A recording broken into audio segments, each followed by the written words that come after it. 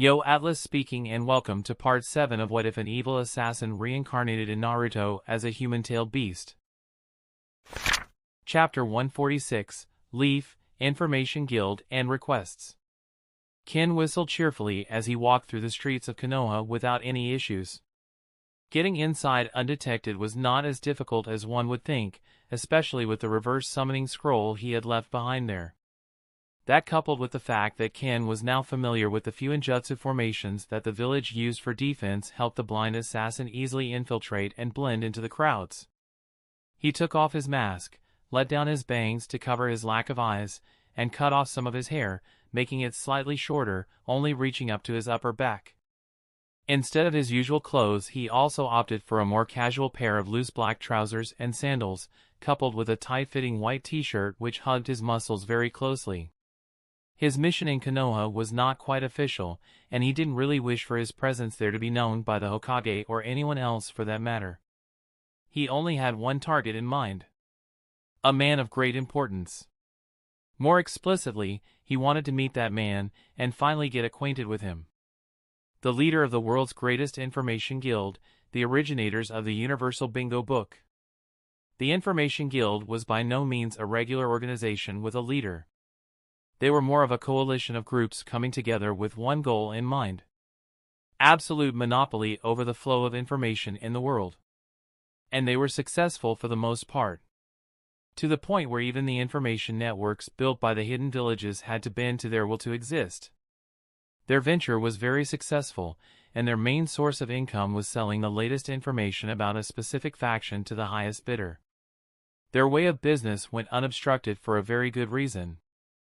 They had money. The Information Guild was comprised of businesses and business owners all over the world. Together they amassed a lot of influence, to the point where there was no one nation willing or capable enough to take them down. At the end of the day, money was a resource that all hidden villages needed to survive, and the only resource that made even nobility bend the knee. In short, by the time anyone thought to do anything about them, they were already far too big to fail. In this world, money speaks, it sets the rules, and it ultimately moves the world. The universal currency is already well established within the elemental nations, so even if one side won't accept your money for some reason, another sure as hell will. In the end, the one refusing would be the one losing, as they would also lose future business with the guild. To Ken, it was all a balancing act. He had managed to achieve a high level of political and physical power already, but what he wanted now was to achieve the last missing piece, or rather pieces, of the puzzle. Information and money. Well, it was mostly about the information, as the Brotherhood was quite profitable overall. And Ken knew that the man he was about to meet could provide him with both under the right circumstances. The Information Guild didn't have a leader per se, but they did have a figurehead. Someone who pulled the strings and acted as a mediator between all of the factions. It was one man that could be called a technical leader, though he wasn't one in name. The building he resided in was simple. A place mostly made out of wood and paper. The name of the establishment was written down on flaps of fabric at the front of the shop, and in ink so thick that even Ken could feel and read it. Ramen Ichiraku. A very unassuming place, a small ramen shop, quick and delicious, and rather well known to locals. Ken had spent plenty of years trying to track the man inside down. But he had never gotten far. Only recently was he able to finally find a crack in the Information Guild's network and extract more information about their inner workings. It still cost him quite a sum of money, as he needed to grease the right hands, but it would all be worth it if he were to succeed. As the information he had received dictated, Ken proceeded to walk into the ramen shop whilst whistling a very particular tune. As soon as he sat down at the stool that was only 2 inches taller than the rest, he turned his head towards the middle-aged man who was dressed in a regular cook's garb. "What'll it be, sir?" The man, the owner of the establishment, asked with a welcoming smile. His features were still quite young, his eyes seemed to be closed most of the time. It was a bit ironic that the man whose eyes saw the most in the world mostly kept his actual eyes closed. Ken didn't lament on that for too long, however, as he had a few more steps and instructions to follow. "Well, I'm still not quite sure. I am quite new to this place." What would you recommend, boss? The blind assassin gave the owner a warm smile as he tapped a very specific tune on the wooden table in front of him. Oh, a newcomer? I would recommend starting with the very basics. How about a regular bowl of ramen and some sake to start you off? Also, you can call me Tucci, no need for the honorifics, haha. The owner didn't react outwardly at all to Ken's signals and seemed to just continue the conversation normally. That does sound delicious, boss. Say, do you have any Eastern spices on hand? Ken also seemed to continue the conversation normally. He continued tapping onto the wooden table, this time changing the tune accordingly. Oh, I think I do. But they're downstairs and quite hard to look through. You look like a strong lad, care to give me a hand? Tucci gestured at Ken to come around the counter and follow him. Sure thing, boss. As long as I get a good-tasting meal from it. Ken laughed a bit. To an outsider, it sounded as genuine as could be, just a simple positive interaction between a ramen shop owner and a client. The shop owner nodded, then turned and smiled towards a teenage girl. He told her to keep up shop for a few minutes while he took care of things. After that, Ken followed the owner wordlessly, as the two of them entered a side room and started walking down a long flight of stairs towards the basement. As he passed through, Tucci pulled onto some of the torches. He did so in a sequence that Ken found hard to understand. It was a code of sorts, and it worked alongside a mechanism. He knew what the torches did, or rather, he felt what they did. He could feel a slight shift as the mechanical contraption slid open a hidden compartment somewhere at the bottom of the stairs. Tucci was eerily silent throughout the walk, and the two of them eventually descended the stairs and continued to walk forward.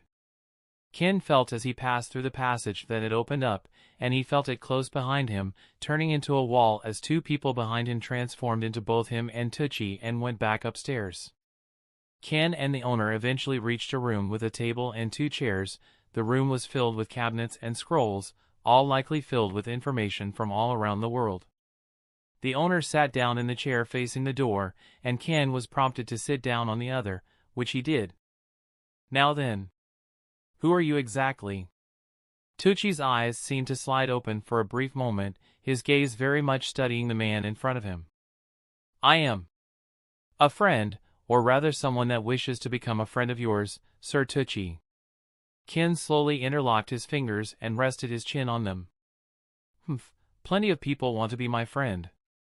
But they at least have the decency to introduce themselves.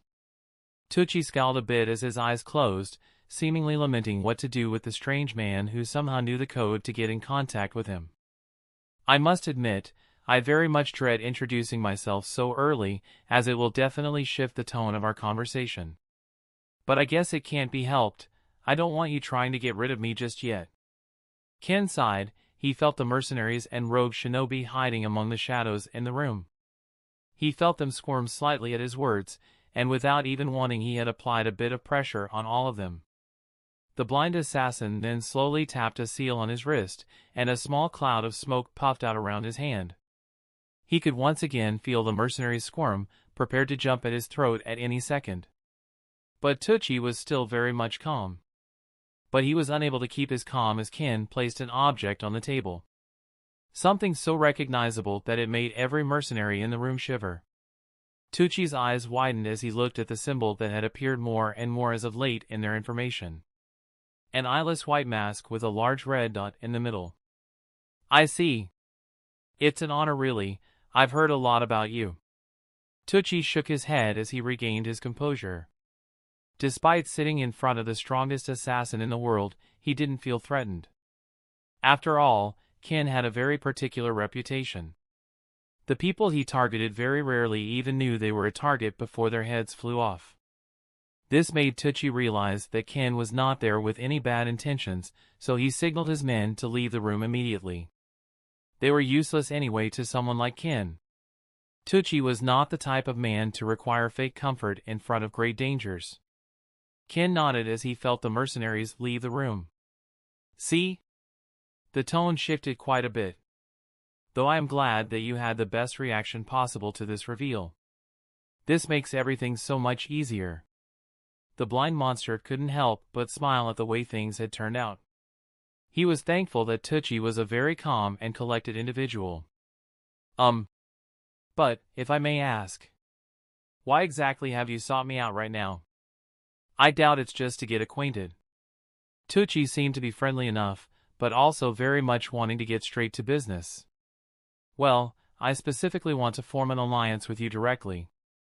I am willing to provide you with any support you may need, within the power of the Three Corners Alliance, in exchange for you supporting us both financially and with information. Ken immediately put his offer on the table, deciding to follow Tucci and get straight to business. Oh? So you have the authority to speak for the entire alliance? Tucci's eyes opened once more, studying the red dot with great interest. I am the one that founded it, the one that set the stage and made it possible.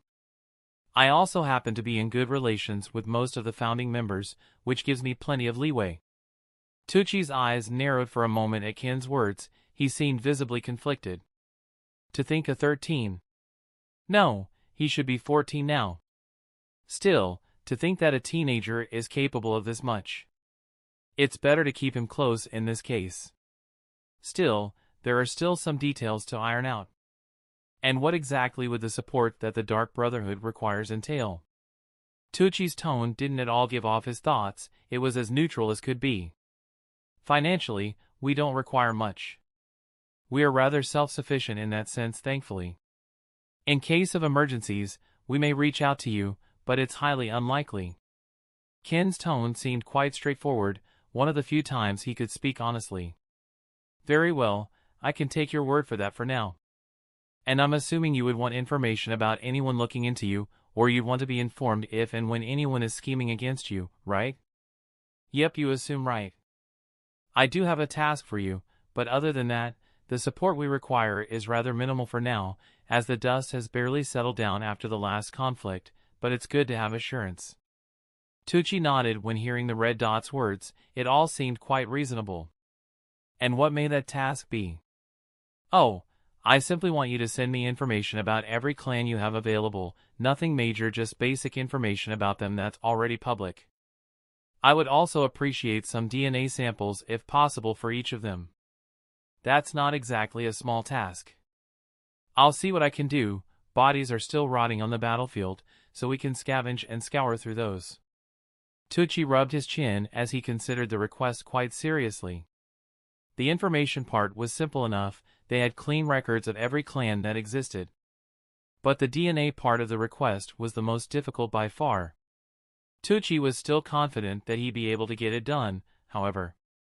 And that was mainly thanks to the fact that Ken hadn't specified any time frame at all. The ramen shop owner was a firm believer in the fact that every problem could be resolved as long as enough money was thrown at it and enough time was invested into it. Well then, are you willing to form this small alliance? Ken smiled as he felt Tucci already musing over the request he had given him. His question was more of a formality at that point by the look of it. Of course I do.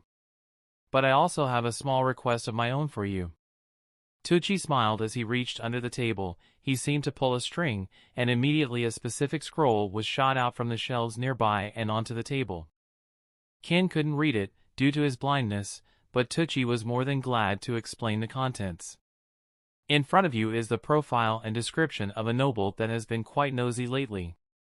He is a man who currently rules over a section of the Land of Fire. I ask that you get rid of him. Tucci slowly unveiled the scroll and started listing some basic details of the target, information crucial for a quiet assassination. The information given was very detailed, extending as far as to mention the shifts and locations of the guards within the estate. The assassination would still be a complex one and had a high rate of probable failure if done by any regular assassin, which was why Tucci was now reaching out to the best of the best. It doesn't sound too difficult. I can sneak in without much issue. Should I make it look like a suicide? No, a suicide sounds a bit inconspicuous. This is a man that's currently in the best position possible, leading a very fulfilling life. Tucci scowled a bit at the last part. He seemed to somewhat disapprove of the noble's way of life. Ken just shrugged. it was the usual pig that used his money and position to do whatever he wanted to those weaker than him. Still, the blind assassin felt the need to continue with his idea. Well, a man that has achieved everything and is in the best position often doesn't have anything to look forward to in life. But fine. I will make it look like an accident. Any other requests? He still relented to Tucci's specifications, as the ramen shop owner was the client in this case. If he didn't want it to look like a suicide, then it wouldn't. Well, I only have one more request. I want the man that leaked information on how to reach me dead. Tucci's voice became a few degrees colder as he spoke that last request. Ken just nodded, already expecting something of that nature. That is only natural. I actually anticipated that you'd want to tie up loose ends, so I can assure you that he is already dead and buried. Ken smiled as he answered the last request. He had paid a large sum for the information, but he had only really paid the family of the informant for them to be able to continue with their lives worry-free. The informant himself was dead and decomposing as soon as Ken got the information he needed. In the first place, the Information Guild would have tracked him down and killed him anyway, as they didn't appreciate any leaks, especially ones of such magnitude. Very well. Tucci smiled once more before sighing and continuing. I appreciate your cooperation. I will wait for the good news in regards to my other request here. Tucci nodded as he watched Ken slowly get up and turn to leave. Good, I'll be seeing you in a few days. Ken nodded and immediately turned into a blur, leaving the village the same way he came in, using reverse summoning. Tucci watched his back disappear with a conflicted gaze. The only thought in his mind being how exactly could a blind man see him at all. Chapter 147, Unfortunate Accident and Grasping Power. The Nobu family was closely tied to the daimyo of the Land of Fire. They resided over a rather wide region of both forest and plain fields. They were the main producers of grain and vegetables for the entirety of the Land of Fire. And their leader was none other than Kojiro. He had ruled over the Nobu clan for decades already. He led a rather easy life, and his hand could reach just about everywhere, which was why he was mad that he couldn't really get much of a lead for the Information Guild. Things could be so much better for him if only he managed to get them in his pocket. He had the money, he had the means, he was just missing a few pieces of the puzzle. The grand halls of the Nobu estate echoed with Kojiro's frustrated footsteps as he paced back and forth in his lavish study.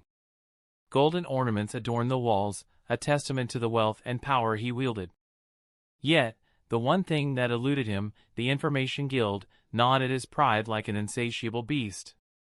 Seated behind a grand mahogany desk, Kojiro tapped his fingers impatiently, his mind concocting schemes to bring the elusive organization under his control. The Information Guild, a coalition of formidable factions, held secrets that could make or break nations. Kojiro yearned for that influence, for the leverage it would provide over his rivals and allies alike. His contemplations were abruptly interrupted by a soft, eerie melody wafting through the air. The room seemed to grow colder as the haunting notes reached Kojiro's ears. It was quiet, and one could easily mistake it as a wind chime. The grand curtains behind him billowed, most likely because Kojiro had cracked the windows leading to his balcony open. He did it to let some air in, but it also made the melodic sound louder. An unsettling silence followed, broken only by the creak of the door. Intrigued, Kojiro leaned forward, his eyes scanning the room. "Who's there?" he demanded, his arrogance momentarily replaced by a trace of uncertainty. The door swung open, revealing a stern-faced guard, his eyes avoiding direct contact with the noble. "Lord Kojiro, urgent matters in the courtyard require your immediate attention." The guard's tone was low and respectful. Kojiro, intrigued and somewhat annoyed by the interruption, rose from his seat. What could possibly be so urgent? "Speak quickly." The guard hesitated for a moment before responding. "A group of bandits has breached the estate perimeter. The gate guards are currently being overwhelmed. We require immediate assistance." Kojiro's frustration turned into a surge of anger. "Bandits? In my estate? Unacceptable. It was simply unheard of. Bandits? Since when did those dirty mountain dwellers dare set foot into his land? He had heard of them becoming more rambunctious as of late, robbing more and more caravans. Was it possible that they had finally gone mad and decided to try their hand at attacking a noble family as well? Humph. Dirty fools. The noble huffed, some steam coming out of his nose. He immediately clapped his fat hands together. In an instant, 4 figures appeared in front of him, all of them wearing black jumpsuits, with their faces covered by masks. They were shinobi in Kojiro's employ, 3 of his strongest. You lot, go and help those incompetent bastards at the main gate. If even one of those dirty bandits sets foot on my pristine red carpet, then I will make sure that your heads are on the chopping block next. Alongside the useless guards that I apparently pay for nothing. Kojiro shouted with vitriol, spit came out of his mouth and dirted his messy beard as he waved his hand and shooed everyone in the room away. Currently, the problem he had was the eerie melody which continued to linger in the air. To the paranoid noble, it simply felt unnaturally rhythmic. Again, it was most likely nothing more than the wind chimes in the courtyard, especially since not even the shinobi he hired reacted to it in any way before they were sent away. With that in mind, he decided to just leave his guard down and sit back at his desk, where his meal awaited him. Of course, it was only customary that food was to be present at his office at all times, food was to be brought to him wherever he went in fact. Yet another decadent rule born from the excess of wealth and affluence. As the stuffed pig sat down on his chair. As its 4 legs creaked under the pressure, his hands reached back towards the food in front of him. He grabbed a drumstick with a smile on his face, his greasy fingers tightening around it as he thought about which of his personal maids he would bed that night. It was then that it happened. It felt almost as if something had entered his mouth, too quick for him to react.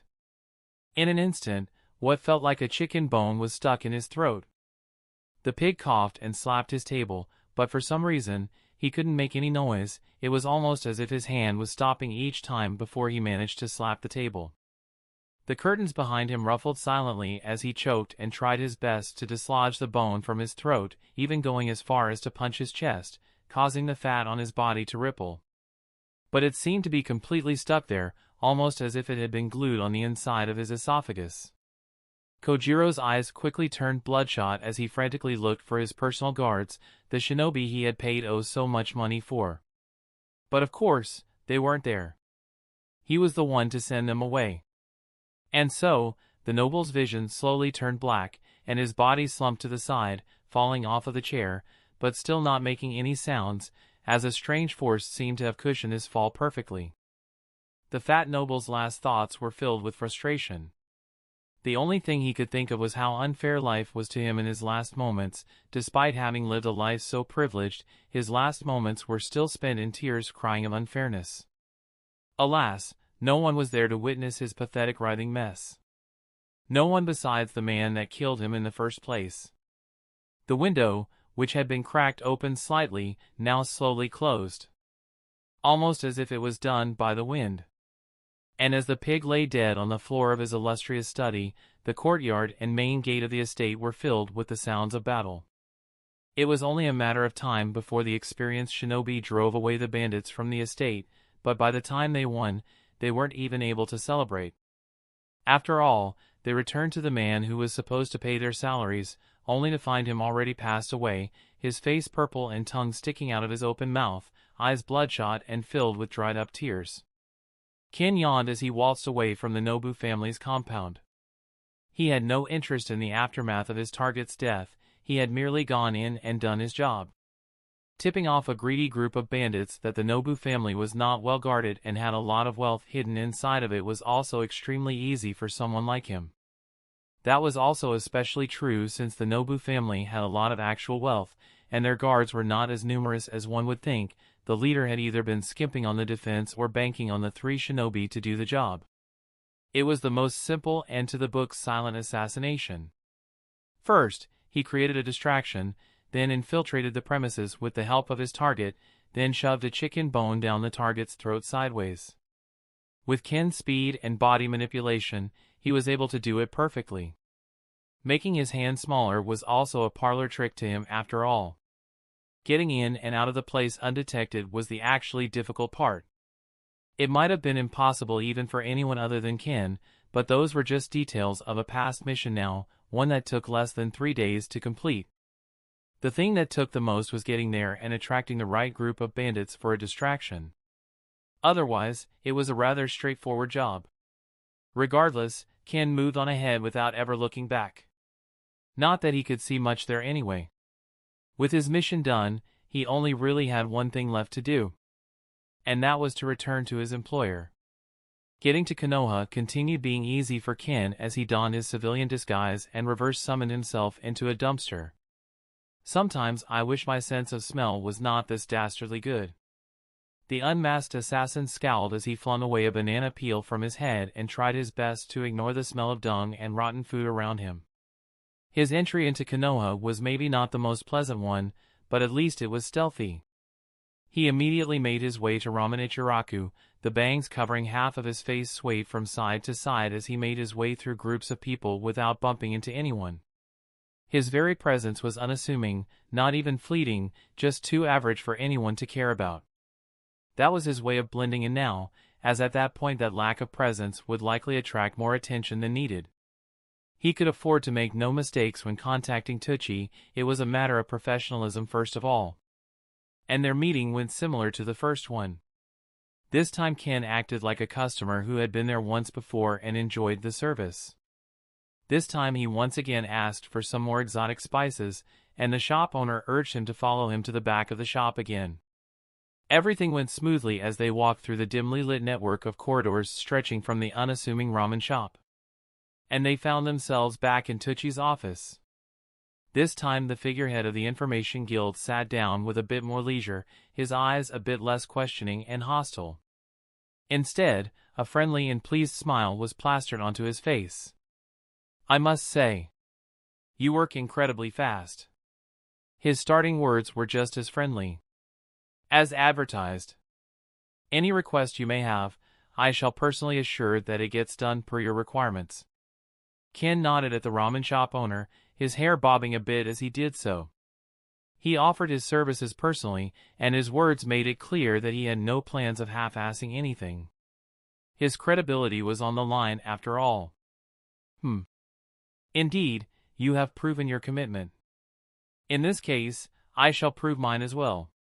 Tucci then clapped his hands, and immediately a number of scrolls shot out from the shelves around them. Ken's senses flared up as around 10 scrolls landed on the table in front of him. "This is about how much we have compiled until now. These are more popular clans that are still very much active in the shinobi world. Information about them isn't difficult to find, and neither was a DNA sample." Ken nodded. He had already somewhat expected that the more popular clans would be easier to collect DNA on. But the Information Guild was large, enormous even. It was only a matter of time before they completed Ken's request properly. "Very well, I am also pleased with your progress. I would even dare say that our partnership is solid at this stage. If you find yourself needing my services again, you know where to find me. Same for completing the rest of my request." Ken slowly swiped the 12 scrolls on the table and stood up. He gave the Information Guild leader a toothy smile and extended his hand. Tucci looked at it for only a minute before smiling a bit and shaking it firmly. "Good. We shall keep in touch. I'll send a few peddlers your way in the following weeks." Ken nodded at the ramen shop owner's words. His stay was a lot shorter this time around, as there wasn't much else to add to their current arrangement. Still, with this alliance secured, Ken was now able to grasp more and more power. It was only a matter of time before his goals fully materialized. Whether or not he could create a permanent peace, or just a very long-lasting one, was still up for debate. But one thing was for sure. There's no stopping me at this point. The daimyo better be prepared. The new recruits were still adjusting to their new lives, and they had barely even started training. And the old recruits were all mostly in their teens by now. Those that weren't still progressed quite a lot mentally, maturing a lot faster due to their environment and past. Their development was important to Ken, which was why he planned to do something he wouldn't have considered in the past. A joint examination of sorts. He had already contacted his allies regarding it as well. The Chunin exams. They were, for regular shinobi, an examination that allowed Chunin to go ahead into the next rank. The exams were swiftly approaching, and plenty of Chunin from all age groups were looking to join them. The shinobi part of the Three Corners Alliance already planned to hold their Chunin exams together, so it wasn't all that difficult for the Dark Brotherhood to join in. He was prompted to select 3 teams of 3 that he'd be willing to send over to participate. It was tough to pick and choose which teams would get to participate. So Ken decided to allow the children themselves to choose. That was the best and least discriminatory way to go about things. In the end, after quite a lot of back and forth, the children came up with 3 teams, all having one figurehead. One team was led by Tatsukio, who was the obvious winner of the Chunin exams already in Ken's lack of eyes. The other team was led by Morita, a strong contender as well, and his teammates were also plenty skilled. Yu was also the leader of a team, although Ken was slightly worried about her going over and killing too many people and souring relations. But Yuami was also in her team, and she was a lot kinder, so Ken was sure things would somehow balance themselves out. The Brotherhood's internal tournament was going to have to wait for now. But Ken was already looking forward to the performance of the children. He decided to also give out some rewards for the participants, all based on performance, of course. But Ken did let it slip that the top spots would receive special attention from him, and that the number 1 contender was going to receive one of the 7 swords that had formerly belonged to the Mist. The Chunin exams were only a month or 2 away, but the teams were already preparing for their departure, aiming to train on the way there. Ken was of course not going to go with them. He was set to meet them there when the time was right. He trusted them enough to allow them to travel alone through the surrounding lands. They all donned coats above their usual black training clothes. They put on white masks as was customary, and they also decided to wear some straw hats. Ken chuckled a bit as he realized that the children looked a lot like Saburo's clones now, just smaller. He did go to the gates of the compound to see them off with a smile on his face. "Take care of yourselves, remember to stay hydrated," Ken said as he slowly studied each child with his enhanced senses. Yeah, we know," Yu slowly stretched as she spoke in a bored tone, her voice slightly altered by her mask. Tatsukio gave her a dirty look, before turning his head towards Ken and smiling warmly underneath his mask. "We appreciate the concern, sir. Thank you for trusting us enough to let us go L-. No need to thank me. If I manage to trust you to fight in a large-scale war, then I can trust you with this much." Ken crossed his arms and chuckled a bit as he waved towards them. Morita didn't speak much, he merely sighed and bowed towards Ken, silently thanking him for the opportunity as well. "Father, how much should we hold back again?" Yuami, the littlest of the group, raised her head as if she was in a classroom. "As much as you want to really. Just don't kill anyone." Lame Yu seemed the only one disappointed by Ken's orders. "Deal with it." But the blind monster wasn't going to just bend the rules for her. Yu humped for a second and seemed to want to talk a bit more, but Tatsukio hopped over to her and gave her a karate chop across the head. "I'm sure she'll behave, sir. Please make sure our new siblings feel welcome in the meantime." "Of course I will. Now then, off you go." Ken waved them off one last time before they all nodded and turned to leave. The one-legged assassin slowly started hopping away with the rest of the group as well, ignoring the frustrated profanities of Yu, who was behaving in a very unladylike manner. Ken sighed as he felt them leave, their morale as high as could be. I wonder when they realize that the exams began the moment they stepped out of the compound. The new recruits were still adjusting to their new lives, and they had barely even started training. And the old recruits were all mostly in their teens by now. Those that weren't still progressed quite a lot mentally, maturing a lot faster due to their environment and past. Their development was important to Ken, which was why he planned to do something he wouldn't have considered in the past.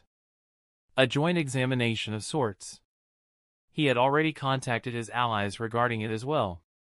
The Chunin exams. They were, for regular shinobi, an examination that allowed Chunin to go ahead into the next rank. The exams were swiftly approaching, and plenty of Chunin from all age groups were looking to join them. The shinobi part of the Three Corners Alliance already planned to hold their Chunin exams together, so it wasn't all that difficult for the Dark Brotherhood to join in. He was prompted to select 3 teams of 3 that he'd be willing to send over to participate. It was tough to pick and choose which teams would get to participate. So Ken decided to allow the children themselves to choose.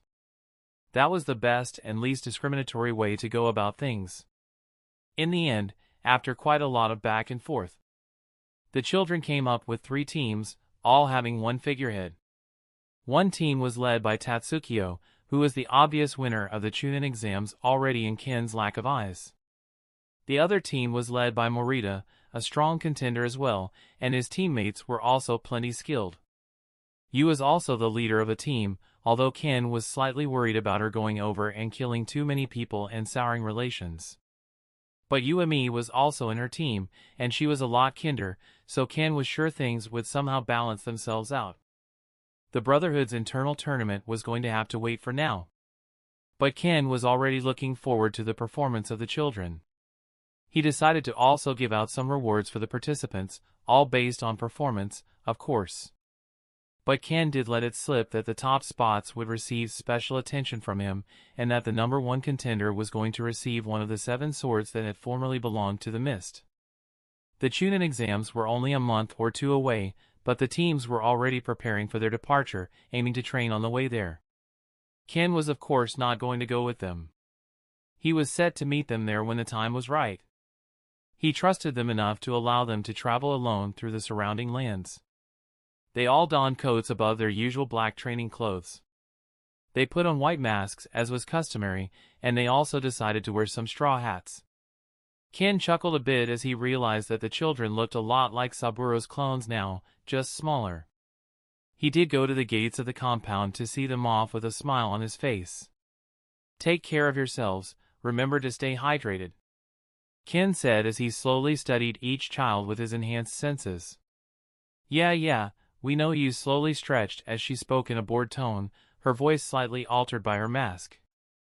Tatsukiyo gave her a dirty look, before turning his head towards Ken and smiling warmly underneath his mask. "We appreciate the concern, sir. Thank you for trusting us enough to let us go all dash. No need to thank me. If I manage to trust you to fight in a large-scale war, then I can trust you with this much." Ken crossed his arms and chuckled a bit as he waved towards them. Morita didn't speak much, he merely sighed and bowed towards Ken, silently thanking him for the opportunity as well. "Father, how much should we hold back again?" Yuami, the littlest of the group, raised her head as if she was in a classroom. "As much as you want to really. Just don't kill anyone." Lame Yu seemed the only one disappointed by Ken's orders. "Deal with it." But the blind monster wasn't going to just bend the rules for her. Yu humped for a second and seemed to want to talk a bit more, but Tatsukiyo hopped over to her and gave her a karate chop across the head. "I'm sure she'll behave, sir. Please make sure our new siblings feel welcome in the meantime." "Of course I will. Now then, off you go." Ken waved them off one last time before they all nodded and turned to leave. The one-legged assassin slowly started hopping away with the rest of the group as well, ignoring the frustrated profanities of Yu, who was behaving in a very unladylike manner. Ken sighed as he felt them leave, their morale as high as could be. I wonder when they realize that the exams began the moment they stepped out of the compound. Chapter 149, First Stage, Obstacles and Last Hurdle. This is so boring. Yu exhaled as her wires tightened around the neck of an unsuspecting victim. Blood spilt out on the ground, and the victim in question fell like a doll that had its strings cut. What else would you expect? They're bandits. Morita scowled a bit as he retrieved his tanto from the chest of a bandit. I expect them to put up a fight, maybe. Yu responded with a scowl of her own. Her condescending tone made it clear that she held no respect for the corpses that she had piled up dismembered. Well, our training prepares us for much worse than bandits, so, understandably, this is easy. One of the members of Tatsukiyo's team spoke up, his features hidden behind a white wooden mask, but his hair was short and spiky. Among his brothers, he was called Bull. Big Brother Bull more specifically. The most gifted amongst them when it came to physical strength, and also one of the oldest among them, having already hit 15. He was much taller than most, and his shoulders were broader than most adults as well. He still fell short of a few inches in comparison to their father/leader, but it wasn't like there wasn't time left for him to grow. He was ranked number 4 among the other children, right behind you, who was now firmly cemented on 3rd place. Well, I wouldn't really say it was easy. It just was. Remember, Father always makes a point that we should treat all fights as if our lives are in danger. Momo, a member of Yu's team, was the one to speak up now, her tone a lot more placid and calm. Her orange hair flowed down to her lower back. She was among the oldest girls in the bunch too, being around 15, as well. She was not as strong or as flexible as Yu, but she was a lot better with Jinjutsu than all of her siblings. Well, Father would likely not even stop to fight with bandits. He's far too fast for some highwaymen. Tatsukio sighed as he slowly hopped over to his team and started helping them collect their projectiles. Father's speed is certainly great, but he may have stopped, even if just to observe the bandits or take them down. They were organized, a bit too well for random bandits. Yumi sighed as she closed her eyes slightly and pulled her hand out of Bandit's chest. Her strength was at this point a bit above that of Bull when she was in Sage mode. But she couldn't maintain Sage mode for more than 5 minutes. Surprisingly, she was able to enter Sage mode quite quickly as well, needing to concentrate on it only for around 1 minute. She had progressed a lot, easily able to use Senjutsu in combat consistently. No one that faced her stood much of a chance. But she wasn't the only one to notice how organized the bandits were. The bandits that had attacked them were not explicitly skilled, but they were numerous and seemed to move in proper formations. Even as many of them died, they didn't even break formation as one might expect bandits to do. The younglings felt that the situation was quite odd. This is intriguing. Morita sighed as he crossed his arms and looked around a bit. Then he seemed to notice something strange. He immediately crouched and picked up the dismembered head of one of the bandits.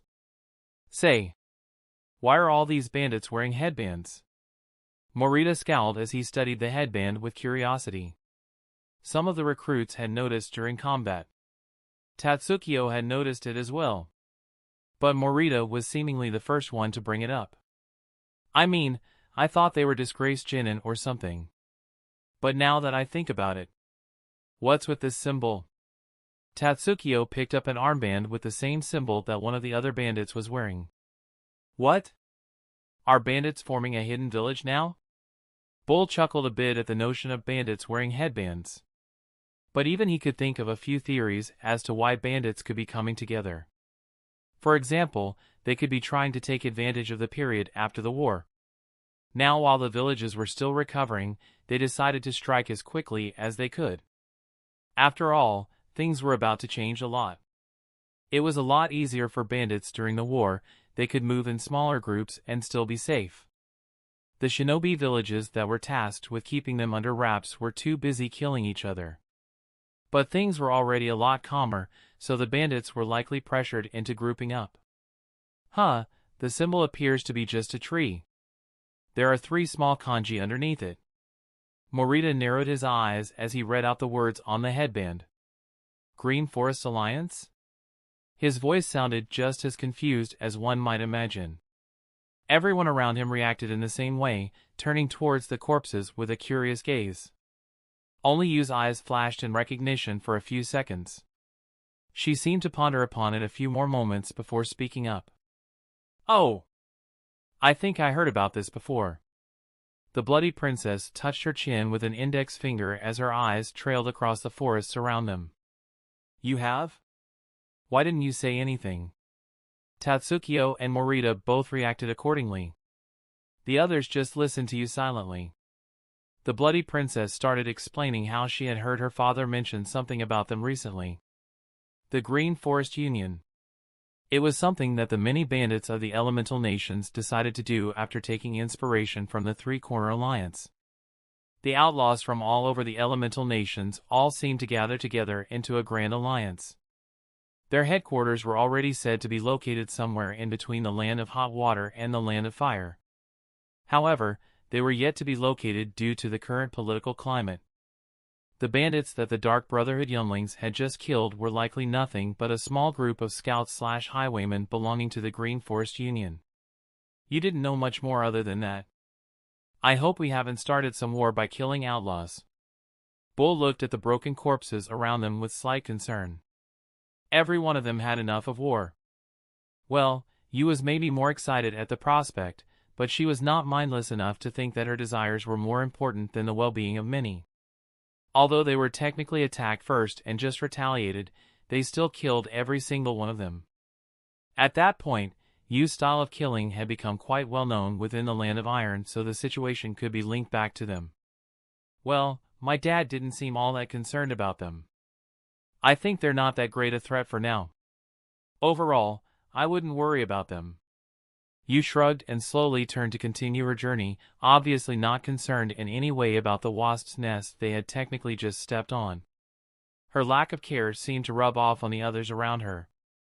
But Morita and Tatsukio both shared a rather foreboding look. As the others were also continuing their journey, the duo seemed to have a silent understanding in that instant. Better to keep an eye out for them. Morita slowly shifted his mask to the side, then brought his hands together, swiftly made a few hand seals. Fire style, fireball jutsu. In an instant, a continuous stream of fire in the shape of a large sphere came out of his mouth. The piled-up bodies were engulfed immediately, and the smell of burning flesh immediately filled their surroundings. Bleg smells like burning pig. This stench better not cling to my hair. You seemed less than happy with Morita's actions, but Tatsukio was quick to scowl at her. We don't want this to be linked back to us, you, deal with it. The one-legged devil started hopping away as well before taking one last glance at the burning pile of bodies to make sure they were all engulfed. But Morita had already made sure to turn everything to ash. The stream of flames only stopped when everything had turned to charcoal and crumbled even further. Soon after that, Morita turned to leave alongside his siblings. Unbeknownst to them, further on the side just in the clearing that they had passed, was a man shrouded in shadows wearing a fox mask. Slowly and methodically, he wrote down in his notebook. His notes included every action that the group had taken. Every word they spoke, every breath they took. Everything was noted down and graded. And it wasn't just for the three groups of the Dark Brotherhood. Each squad that was participating was being tracked in the very same way. Along the journey to Konoha were several obstacles set up by the Umbu. This particular one saw it fit to sell some prime intel about there being a secret cargo being ferried along on that route by a very rich and careful merchant. The Green Forest Union obviously took the bait. At least the group that had shown up did anyway. Regardless, the way that the Dark Brotherhood attendees had handled the matter earned them quite a few points in the eyes of the Umbu in charge of them. Especially since they were mindful of the Brotherhood and doing things for its well-being. He did contemplate deducting a few points from you due to her words and attitude at times, but her actions seemed to contradict them. Essentially, the girl liked to talk smack but was quite careful and methodical about the way she did things, so the Umbu ended up not deducting any points. Eventually, he closed his notebook and blended back into the shadows, following the group further through their trials. It was an arduous journey. Each squad from each village was strictly being scored under similar metrics during their travels. The Chunin teams of Konoha that were participating in the Chunin exams this year were also given missions further from the village for them to participate in the task. Their overseers were their Jonin teachers, of course. Besides bandits, among the various hurdles they faced was the wildlife that was a lot more aggressive than usual thanks to the Umbu's interference. There were some scenes left for them to investigate, one of a broken-down carriage and some corpses. There were tracks leading into the woods, and towards a cave that was booby-trapped. On that hurdle, the Dark Brotherhood examinees once again proved their deductive strength and reasoning by simply stumbling upon the scene but choosing not to engage much with the tracks and simply continue on their way to their mission. They didn't follow the obvious tracks as it was none of their business. They were, at the end of the day, assassins with a task. And the Umbu leading them found that commendable. The most commendable was the fact that most of the members of the squads were just silently listening to orders from their leaders. Thanks to that, everything went smoothly. Until they got to the last hurdle. As the group of 9 Dark Brotherhood recruits dashed through the forest, they immediately noticed a clearing in front of them, with a pebbled road. All of them appeared confused for a second. Morita immediately signaled for them all to stop, which they did. They then quickly checked their maps and tried to find their current location. Tatsukio helped with that by jumping as high as he could and getting a good view of their surroundings. There shouldn't be any road here, Mortia muttered before looking at the road once more. It appeared to start from the forest, and it led to somewhere off to the side, just outside their line of sight. The group silently looked at each other, and they slowly crept up along the road, not quite stepping on it. And eventually, they ran into it. An unmapped village? Chapter 150, Village, Plans and Infiltration. An unmapped village? Tatsukio eyed the structures in front of him with a weary gaze. In front of them stood what seemed to be a small gated community with a rickety wooden fence surrounding what looked to be a small village. Thatch huts and wooden homes built in the same place spoke a bit about the history of the group that had settled there. The huts that were not destroyed meant that the people there had moved in not so far ago. They looked like structures one would use for a temporary home, and there were some wooden houses still unfinished. They were likely war refugees or nomads who decided to move into a remote region where not many were likely to pass to avoid carnage and contact with the outside world. But why would they set up a cobblestone road if that was the case? Not only was the road set up, there were also guards stationed at the gate and patrolling the village. The guards in question were lightly armored, wearing mostly tree barks for protection and carrying around pitchforks and sickles for weapons. Despite that, it still felt strangely organized for just a group of nomads or war refugees. Their ideas of what the village was were all not quite fitting with each other. Their first instinct was just to waltz in and try to ask around for some information. But one train of thought did keep them from doing that. What if this is a trap of sorts? It all feels a bit too strange. Tatsukio was the one to bring up that possibility, and immediately all of them became weary. Their journey to Konoha was already suspiciously eventful. They expected to mostly pass by trees and look at mushrooms in their journey. Tatsukio also felt as if he was being watched at times, though he kept that part to himself. Is it possible that the Green Forest Union is onto us? Of course, the first thought that Tatsukio had was not that the Chunin exam had already started. Instead, he assumed that the eyes he felt on him belonged to some skilled informant. After all, the scope of the Green Forest Union sounded quite large from Yu's explanation despite her lack of concern. It wasn't surprising for a large organization to have skilled people flocking to it. Tatsukio was certainly strong, but there were many shinobi that could easily kill him under the right circumstances, and many that could evade his senses. I say our best choice would be to avoid this place. Yu also felt a bit unnerved by the situation. Her instincts were telling her that the village in front of them was not quite as simple as it looked. But at the same time, we have the chance to gain intel about a future potential enemy. This may be a place where the Green Forest Union resides. Morita seemed to also have made a connection between previous events and what stood in front of them. They had to weigh their options carefully in their current situation. After all, their mission was strictly to go to Konoha and participate in the Chunin exams held there. They felt the need to respect those orders. But at the same time, they felt as if they could bring something of value back to the Brotherhood besides their victory. What would please Father most?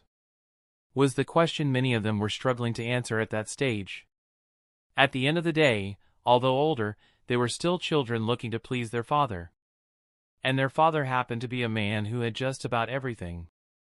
Strength, influence, money, information, allies. There was next to nothing that they could give him to catch his attention. Despite that, he always still paid attention to them. And they wanted to find some way to repay him for that. It was that wish which made them actually step into the village. One team specifically removed their masks and cloaks and donned civilian clothing before walking towards the cobblestone path. It was the team led by Yu, consisting only of girls. Yu wore a very basic medieval dress, with her long blonde hair flowing down her back, giving her a rather cute girl next door vibe. Yu wore a one-piece white sundress, her short black hair only reached up to her neck, and bangs covered her eyes for the most part. She currently looked like a prime example of purity. Momo was dressed a bit more like a traveler, wearing something akin to a merchant's coat and backpack.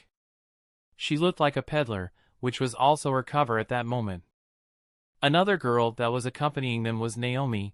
She also had black hair, slightly longer than Yu. Her features were rather sharp and well-defined, and she had very noticeable freckles on her cheeks. She was around 14 and was essentially Yu's #1 fan within the Dark Brotherhood, taking after her in many ways and even trying to copy her fighting style to some extent. Despite only copying Yu, she managed to become number 10 rather easily. And she had squeaked a victory over her siblings to join the current expedition alongside Yu. Although she ended up being in Tatsukio's team, she was at least able to join Yu in this particular mission. In her civilian outfit, she looked similar to Momo, looking like either a peddler or a peddler's assistant. Their team headed toward the village, and to make things less inconspicuous, the two largest among the guys also went with them. Namely, Bull, a muscular 184-meter, 6.0367 feet, teenager, who now dressed like a mercenary would, carrying various pouches and a rather large iron mace on his belt. His short black hair was covered by a leather helmet which cast a small shadow over his eyes. His only visible features were his nose, which was larger than one would expect, and a cross-shaped scar on his cheek. Otherwise, he had a sharp jawline and an intimidating air about him. Accompanying him was a slightly less muscular Akio, a 15-year-old with short brown hair that covered his eyes. He was lanky, only a few centimeters shorter than Bull, standing at a rather impressive 178 meters, 5.8399 feet. A silent and observing young man. He looked more gloomy and lifeless than Bull, but was a kind soul, and cared deeply for all of his siblings. He wore clothing similar to Bull, a leather helmet and pouches covering his lightly armored clothes. His weapon of choice seemed to be a sickle tied to a chain, which was currently hanging from his belt rather menacingly. He didn't have the same dangerous air about him that Bull had, but he made the people around him feel uneasy with just a look. And that uneasiness was likely well warranted, as the young teen was number 5 among his siblings. He and Bull were rather relative in strength. Akio and Bull were to act as guards to an otherwise oblivious group of traveling merchants. Their team headed into the village, while the others all started infiltrating the village through various means. Some chose to hop over the fence in the cover of the night, sticking close to walls and embracing the shadows as part of their bodies. Others chose to dive into the earth and emerge on the other side, removing any chance that they would be seen whilst jumping the fence. All of them were using the technique that their father had taught them. Their heartbeats were almost non-existent, suppressed within their bodies alongside their chakra. It was going to take a highly skilled sensor to be able to sniff them out, and they were hoping that the enemy had no such person among them. Morita and Tatsukio were the most skilled in that technique, so they trusted themselves enough to get a good vantage point at the gate of the village, where more guards were stationed. By the time the infiltrating squad rolled up to the gate, the moonlight was already shining dimly in the sky. "State your business." The wood-armored guards at the gate immediately stopped the group of peddlers. "Greetings!" Bull immediately stepped in front, placing his fist into his palm and bowing slightly in a formal salute. The behavior of a soldier. His loud and brash behavior was quickly contrasted by the next person who spoke. "We are a group of travelers looking for a place to spend the night." Akio was a lot more direct with their intentions, skipping over casual greetings instantly. His cold gaze swept over the gate guards. His glowing green eyes were only slightly visible through the brown bangs of hair covering the upper half of his face. The guards seemed to be rather uneasy at the sight of the two mercenaries. Momo waited for the two of them to take a step back as they seemed to be scaring the guards. With a swagger and a businesslike smile on her face, she stepped forward. My apologies for those two. They feel the need to speak out for us, but aren't quite good at it. We here are a band of small peddlers currently heading for the Land of Fire. We happen to find this village and are wondering if it's possible for you to let us spend the night here? Momo made sure to turn up her charm. Despite her being a tad young, she was still very well developed. Most would not be able to guess her age at first glance, especially since she decided to wear padding for certain features for this particular mission. Men tended to be a lot kinder when speaking to women they found pleasing to the eye. She was the perfect one to lead their team to gain entry into the village. And her strategy seemed to work perfectly, as they were all allowed entry into the village. Bull and Akio were asked to give their weapons to the guards, however, which they did without much hesitation. They had spares and seals hidden within their clothing at the end of the day. They were all led by a few guards towards a larger building, which seemed to be an inn and tavern. Plenty of people were present, men and women of all ages eating and celebrating something. They all became quiet the moment that the newcomers came in. All of them looked towards you and her group with a questioning glance. Momo ignored their gazes for now and merely walked up to what looked to be the owner of the inn and lightly tapped the counter. "Hello there, how much for a night's rest for all of us?" Momo's tone was sickly sweet and friendly. Her demeanor made it hard for the inn owner, a burly man with a thick beard, to act intimidating to her. "Well, for the 6 of you it'll be around 6,000 ryu. We'll have to clean some of the rooms first though." The owner responded, stumbling over his words very briefly before regaining his composure. "That is just fine with us. We'll sit down and maybe order some food in the meantime." Momo reached into a pouch near her back pocket and placed a small cloth bag on the table. "That should be enough to cover our meals as well. We'll just take the house speciality." Momo gave the inn owner one last smile before they all walked towards one of the larger tables and sat on the uncomfortable wooden chairs. They all looked at each other for a minute and silently went over their thoughts. They all made very similar observations, which they discussed over hushed tones and roundabout ways. They spoke as if they were describing a place they had visited in the past, and how it was similar to the village they were in now. For one, the village they found themselves in was nowhere near built. There was a great imbalance in population numbers when it came to gender. There seemed to be a lot more men than women around, and they looked less than friendly. They were all seemingly workers, either tilling dirt and planting corp, or building homes.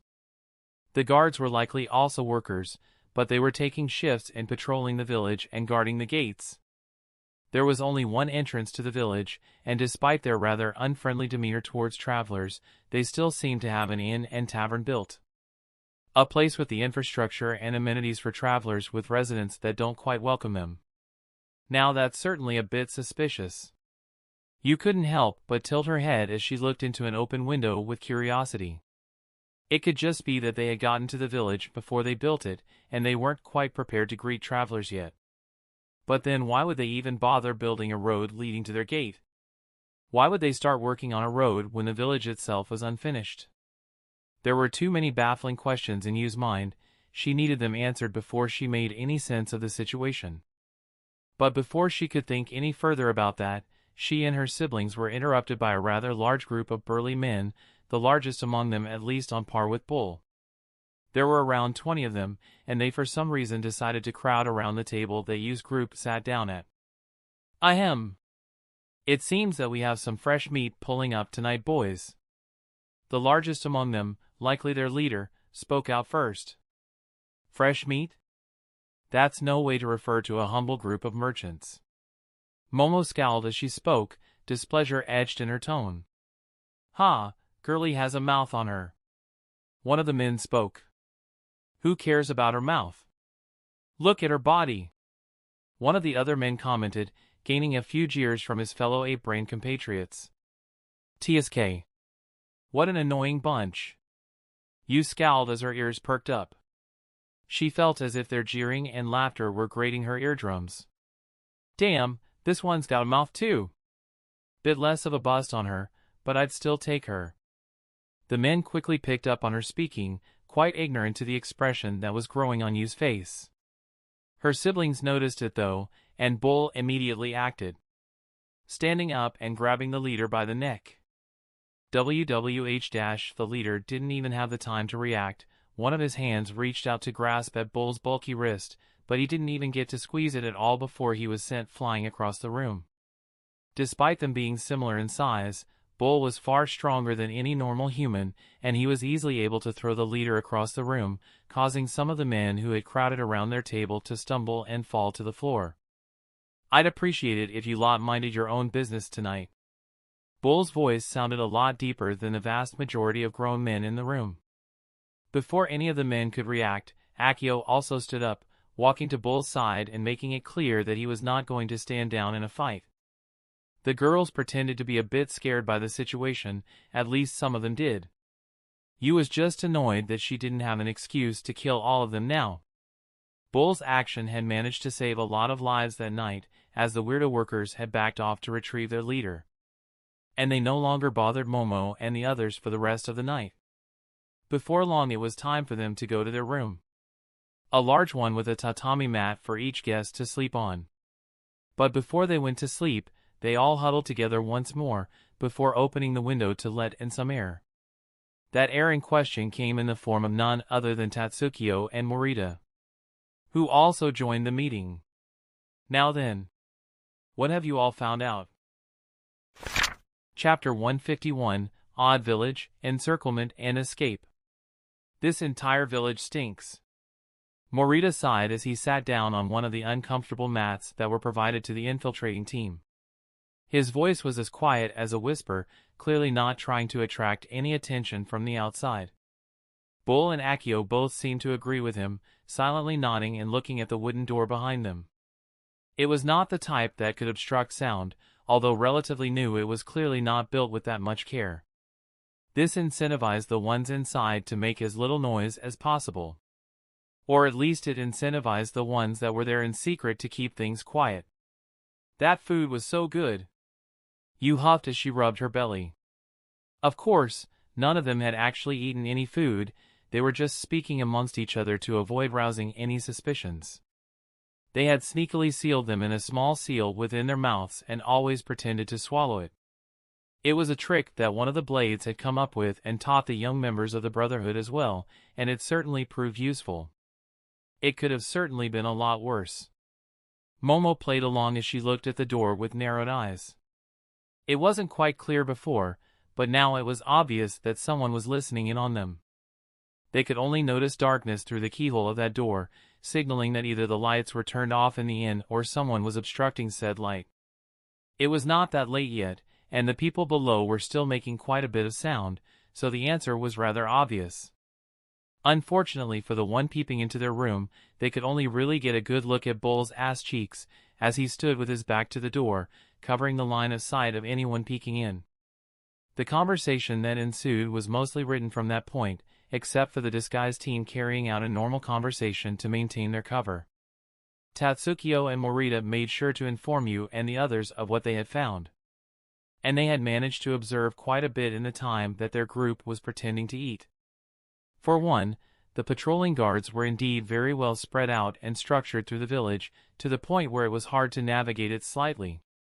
Any one of their weaker/less trained siblings would likely have not been able to sneak around that place undetected. But their structured patrols weren't the only thing of note.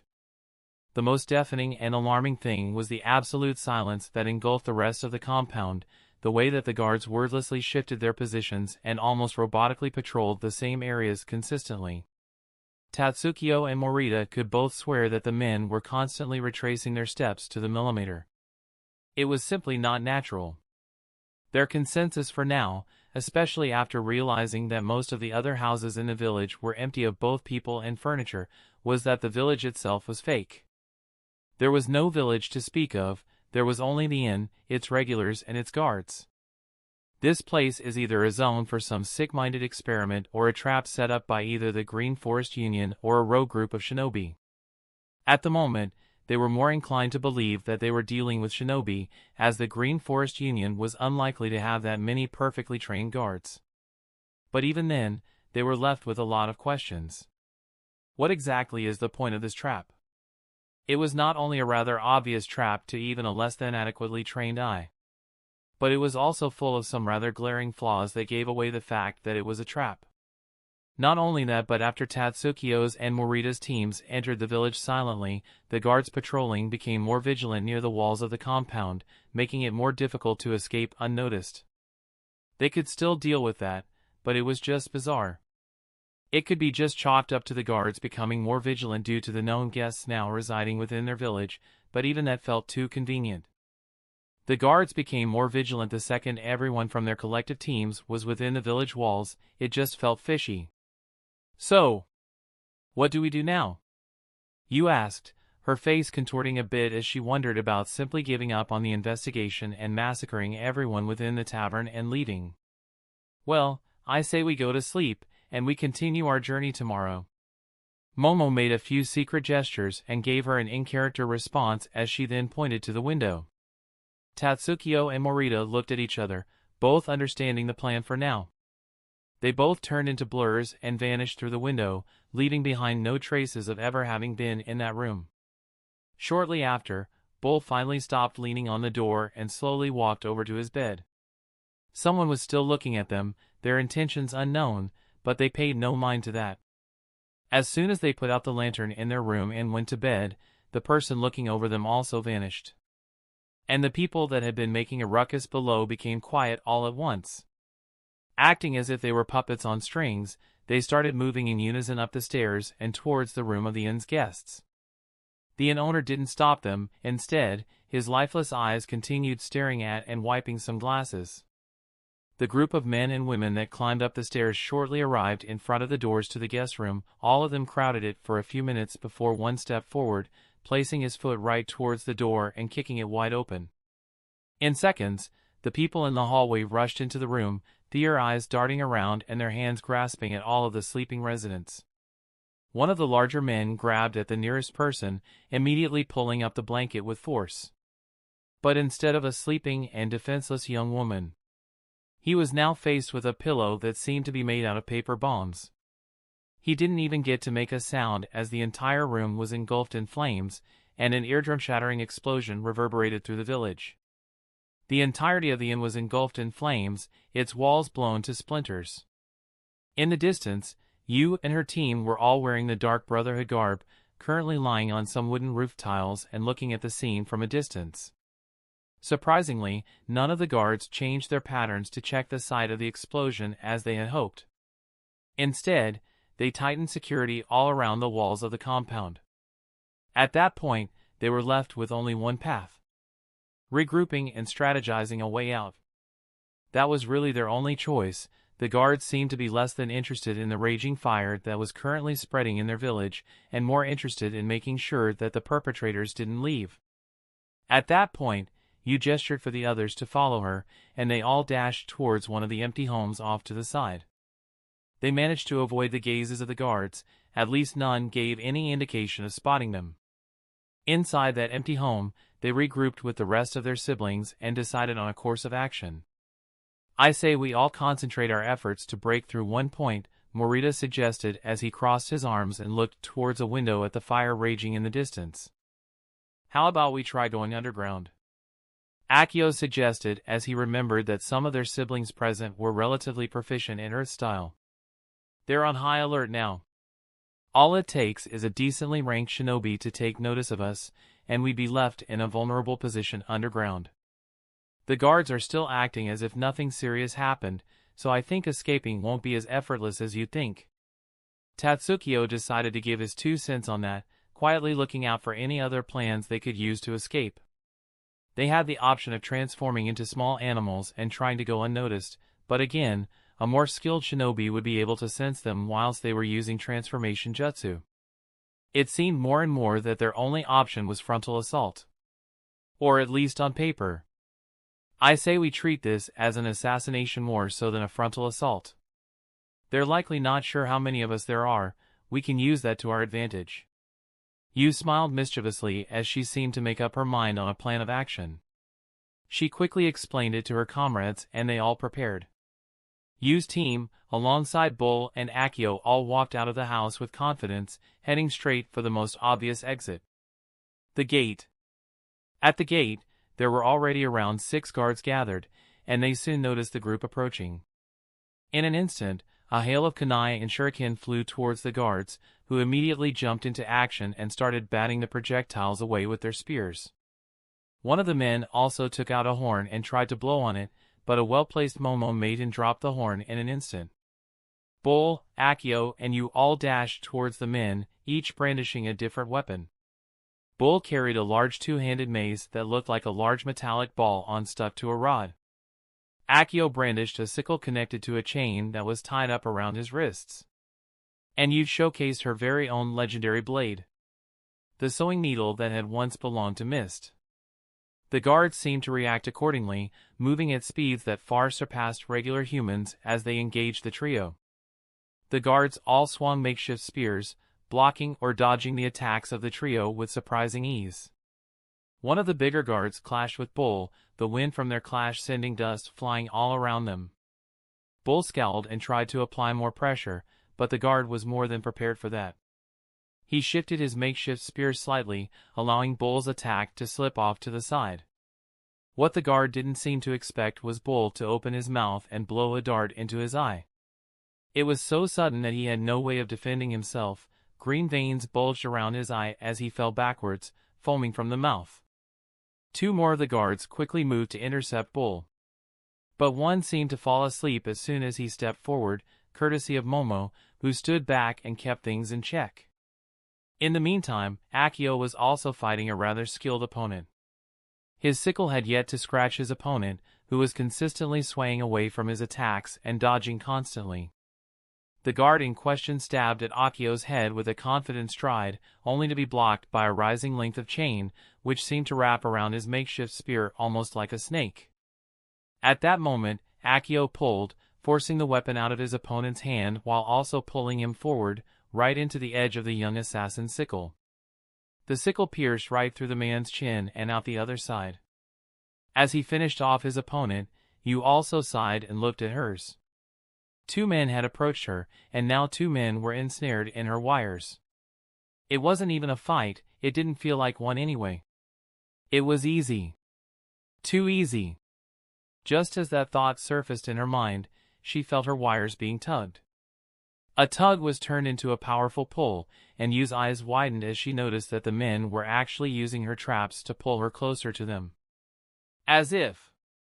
She felt indignant, immediately digging her heels into the ground and clutching her wires tighter. She didn't stop even as her fingers bled. But her opponents were strong, much stronger than her. And they didn't seem to mind the cuts that were constantly forming on their bodies. Just as they were about to pull her into their spears, a few puffs of smoke appeared behind them, and they both felt blades entering their backs. Looking back in their last moments, they couldn't help but observe that some of the projectiles they had deflected before now turned into people. And those people proceeded to take out any other remaining guards swiftly.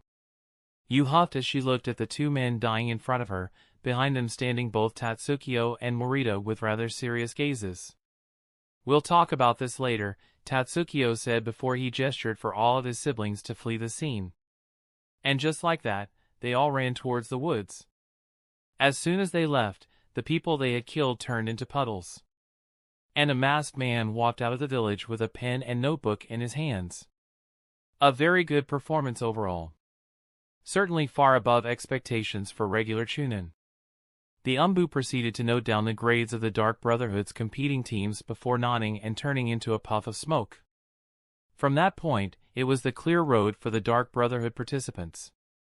Their next stop was Konoha, and the Umbu simply moved forward to await them there. Chapter 152, Plan, Negotiation and Test Results.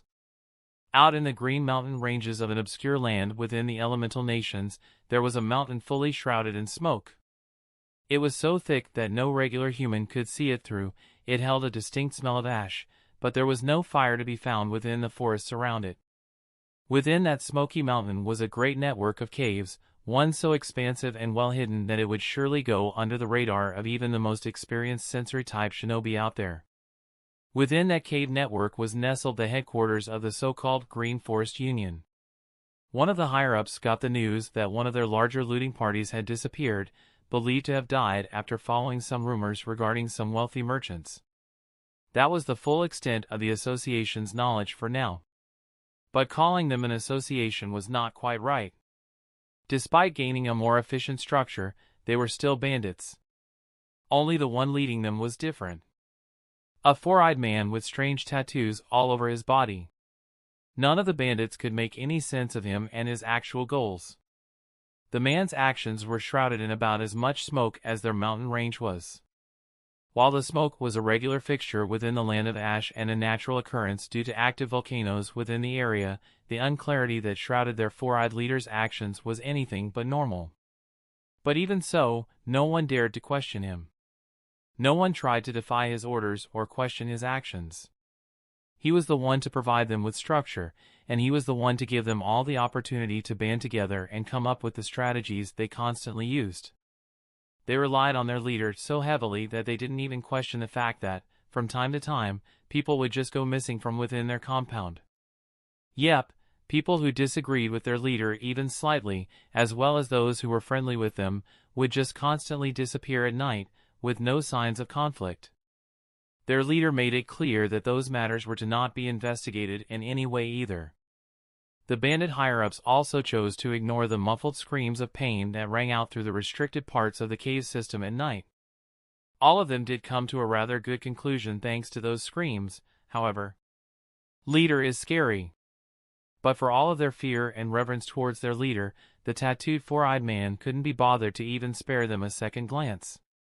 Even now, he was off minding his own business, standing in front of an operating table where one of his captives was currently lying, unconscious and split open. Various seals littered the captive's body on different organs. The leader of the Green Forest Union was none other than Ase Hideaki, former head priest of the Jashin cult and one of the world's last remaining curse technique masters. The man had had it rough after escaping from his main headquarters within the Land of Lightning. Admittedly, he had gotten a bit cocky when deciding to set up his headquarters in such a powerful country. He had figured that the constant war would provide him with a good cover, but it seemed that such things didn't matter at all since they had happened to catch the ire of the Red Dot. Ase had learned about the fact that Ken and the Dark Brotherhood were connected to his downfall, but he was smarter than to get involved with those groups. He only really cared about furthering his research into immortality. He only saw his altercations with the Dark Brotherhood as setbacks at first, and he was content with just continuing his experiments in silence. But after making his most successful immortal in Akira, he had never quite been able to gain the same results. It felt as if he was trying to contain lightning in a bottle, almost as if his previous success was nothing more than a fluke. But at the same time, it wasn't like he had not at all made progress in his research. His projects were in fact becoming more and more successful up to a point. But none could even get close to the near-perfect immortality that he had bestowed upon Akira. The issue he faced now was regarding being stuck facing a rather insurmountable bottleneck in his research. Now, Ase had made some efforts to track down his most successful experiment, as he believed it would serve as a way to break through said bottleneck. It wasn't hard for him to read about the immortal third blade of the Dark Brotherhood. It was clearly his test subject, now free to wander the world and shock others with his brilliant existence. But how exactly do I even go about getting my test subject back? One thing was for sure, Ase wouldn't have been able to get anywhere if he stuck to the cult of Jashin, so he decided to merge it with as many bandits groups as he could find from all over the elemental nations. And thus came the birth of the Green Forest Union. Ase didn't start dreaming about facing the Dark Brotherhood. He instead wanted to get to a point where he had enough power to negotiate with them. But the four-eyed leader didn't yet feel ready to face Ken for said negotiations. He needed a few more experiments by his side just to feel safe when around Ken. At the very least, he wanted a small crumb of assurance that he'd at least be able to escape if things went down. But for now, he was not interested in anything other than furthering his research, so he didn't pay much attention to the ongoing investigations or any squads missing within his newfound organization. Thankfully for the younglings of the Dark Brotherhood, nothing else happened on their way back to Konoha either. They managed to not catch the attention of anyone else during that time. They were only really observed by the Konoha Umbu from a very safe distance. He stuck around to them to make sure they didn't run into any issues, but there was no need for him to interfere with anything. Still, regardless of his safe distance, Tatsukio seemed to be aware that he was watched, something that the Umbu found quite impressive. A young teen already able to sense my presence? I guess the Dark Brotherhood's methods are more impressive than one would expect. But the Umbu was in no way concerned. He was among the best that the Leaf had to offer after all. He was one of Lord Sakumo's most trusted followers, so while the children were skilled, they were still quite some ways away from being able to seamlessly detect him. And when they finally reached the village gates, Umbu finally decided to show himself. He appeared in front of the children, causing all of them to take a step back and become wary. Finally showing yourself. That was all that Tatsukiyo said as he caught a glimpse of the man who had been trailing behind them for so long. Why, of course, I am still quite surprised that my presence was noticed, but it didn't alter the results of the test, so all is fine in the end. The Umbu shook his head before taking out his notebook. Test? Bull asked as he rubbed the back of his head with a bemused expression. Well, I guess it's quite obvious at this point. But our entire journey here was likely part of the exams, right? You looked towards the Umbu for confirmation, which she received instantly. Indeed. I am pleased to inform you that you have all passed this first part of the exams. Just getting here usually means passing, but you folks were quite impressive. For the most part anyway. The Umbu silently started going through his notes once more. You are all already at least at the level of fully fledged Chunin and everything it seems. From deductive reasoning to character and composure as well as your combat prowess. The challenges you have met along the way were meant to test every aspect that is needed in the life of a shinobi or assassin in your case. I mean, those were some interesting challenges. Did you just set up a village for us to destroy midway? And people to kill? Morita seemed a bit confused, feeling that the test had gone a bit too far. Well, the people within that village were either clones or convicted inmates waiting for their deaths placed under Jinjutsu to follow orders. The Umbu seemed amused by the group's question.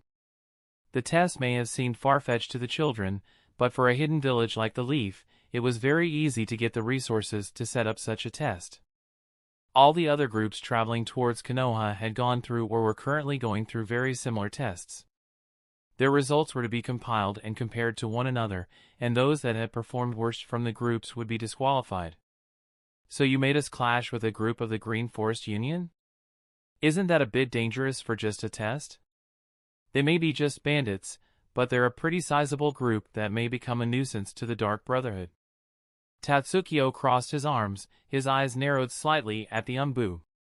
That was to test your awareness of the world stage, as well as your ability to act for the greater good of the organization you represent. Not all of you were informed, sure, but you had someone to share that information with you, so as a group, I can say that you've passed here. Had you failed to cover your tracks properly, I would have made sure to burn everything there myself. The Umbu started walking towards the village gates and gestured for the masked child assassins to follow him. There are really few things that I can point out as mistakes. Right now the only one to make mistakes was the bloody princess. You scowled when hearing that. She did somewhat expect it, but that didn't mean she was happy. Sure, she had an issue with her temper.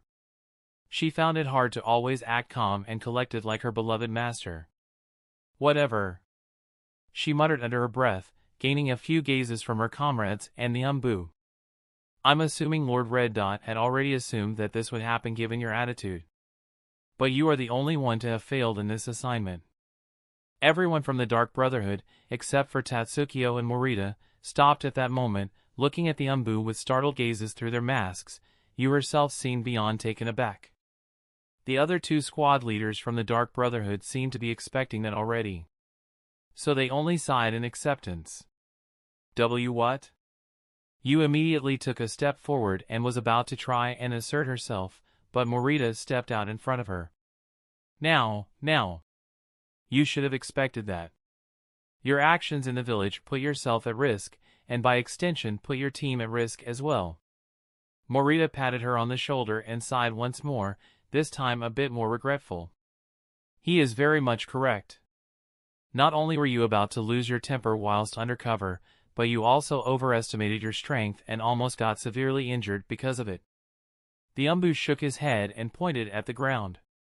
In a real mission, you could prove to be a genuine burden to your team by acting like that. Your strength is certainly decent, and your fighting style and skill are impressive, but that won't be enough to cut it at all times. You seem to become more and more disappointed by the second. That is the only elimination within the Dark Brotherhood teams. As I've said, impressive results overall. You will be led to your accommodations. You will be given around a week till the next round starts. The Umbu led the Dark Brotherhood participants to a nice small compound with quite a few rooms. And what am I supposed to do now? You asked, looking at the compound with a rather unsure gaze. Well, you can remain here to cheer on your comrades. The Umbu gestured for her to go on in as well, before turning into smoke and vanishing from sight. And that concluded the first part of the Chunin exams for the Dark Brotherhood participants. Chapter 153, Temperament, Lessons, and Small Reunion. Ha! A long but quiet sigh left my lips as I stared out the window of my small room. I was not expecting some huge penthouse, but at least I hoped that I get a larger bathroom for myself. Whatever, I got accustomed to living in smaller spaces with the Dark Brotherhood. I guess I'm just not used to staying in other villages yet. Still, I feel as if I've come here for nothing in the first place. I mean, this entire journey was bullshit. We weren't even told that we were being tested, but we were expected to act our best. It just feels unfair. Yep, that's the word. Unfair. And that stupid Umbu had the gall to say that teacher knew I'd fail. As if. Teacher trusts me and knows I'm strong. If anything, I'm sure he'll protest this when he gets here. Yep, I just need to wait for him to show up and this misunderstanding will be cleared up. In the meantime, I should at least continue training. Not like I have anything else to do in this dump of a hidden village. Unbeknownst to you, Ken was already within the Hidden Leaf village. He had seen the entire scene that you had made with the Umbu in charge of her examination. He also knew of her failures in that first phase of the exam. Inexcusable mistakes that could have put her entire team in danger had it not been for the other members of the squad. First, it was Bull, who acted quickly and prevented a large bloodbath from occurring in that inn, which would have ruined their infiltration. Then it was Morita and Tatsukio, who saved her from gaining a grave injury and becoming a burden to the rest of the squad. He couldn't help but become disappointed in her slightly. It seemed that her talent for killing didn't quite extend to a talent for assassination or shinobi work in general. Or it was more fitting to say that her princess-like upbringing affected her attitude and temper towards certain things. Sure, she was the most patient and perfect student Ken could ask for, and acted as nothing but nice around him. But in general, despite her talent and strength, she made for a rather lackluster assassin. Morita and Tatsukio were very good examples of perfect assassins. Both assassins were extremely talented, extremely hardworking and deserving of their ranks within the Brotherhood. They were leaders, born and bred. Bull was also a better assassin than you for the most part, despite his ferocious style of fighting and lackluster stealth skills. His strength was in his body, but his mind didn't fall far behind either. His temperament and patience were far better when compared to you. And patience was crucial for an assassin. Overall, the Brotherhood had plenty of great prospects, and they were all abiding by Ken's teachings for the most part when out on missions, even mock missions. You was the only example that Ken could find. She often went on a limb and started doing her own way. And it often endangered her needlessly. Now, against easy opponents like bandits, it wasn't such a big deal. It was a mistake, sure, but it was not life-threatening. She could afford to show off and display her art when fighting nameless goons and bandits who didn't know which end of their swords to hold on to. The problem came along when she started displaying her attitude in more serious fights. In the war, Ken had to learn that Yu's life was saved at least twice by the Raikage before all of the children were told to no longer engage in the war and retreat further into the ruined compound. The Raikage helped a lot more of the children than just Yu. He had essentially crushed all the runts of the Shinobi Alliance with his bare hands whilst he was resting after fighting a tailed beast. But Yu was the strongest among the children that the Raikage had to help, and that in itself spoke volumes of her carelessness. What a mess. At least this Chunin exam will be a good lesson for her. People weaker than her will be advancing without any issues, while she's stuck watching on the sidelines. Strength is not everything in the world. That is a lesson that she needs to learn urgently before she gets herself killed. The blind assassin did feel that he was lacking, to not have been able to instill that lesson into her properly. But it was not exactly a lesson that could be taught easily either. You always nodded her head and agreed with him on anything he said. She always looked to please him and keep up appearances. If she knew that, besides the Umbu, Ken was also observing them during their journey, then she likely would have acted her very best, acted like the best assassin in the world would want her to act. But that was the exact reason why Ken decided to observe their exams. He needed to know just how bad the situation had gotten with her. It seemed that the older she grew, the more arrogant she became. Teenagers and their hormones. I'll admit that I was uncontrollable at that age, but still. I'll have to address her flaws next time when I meet her officially.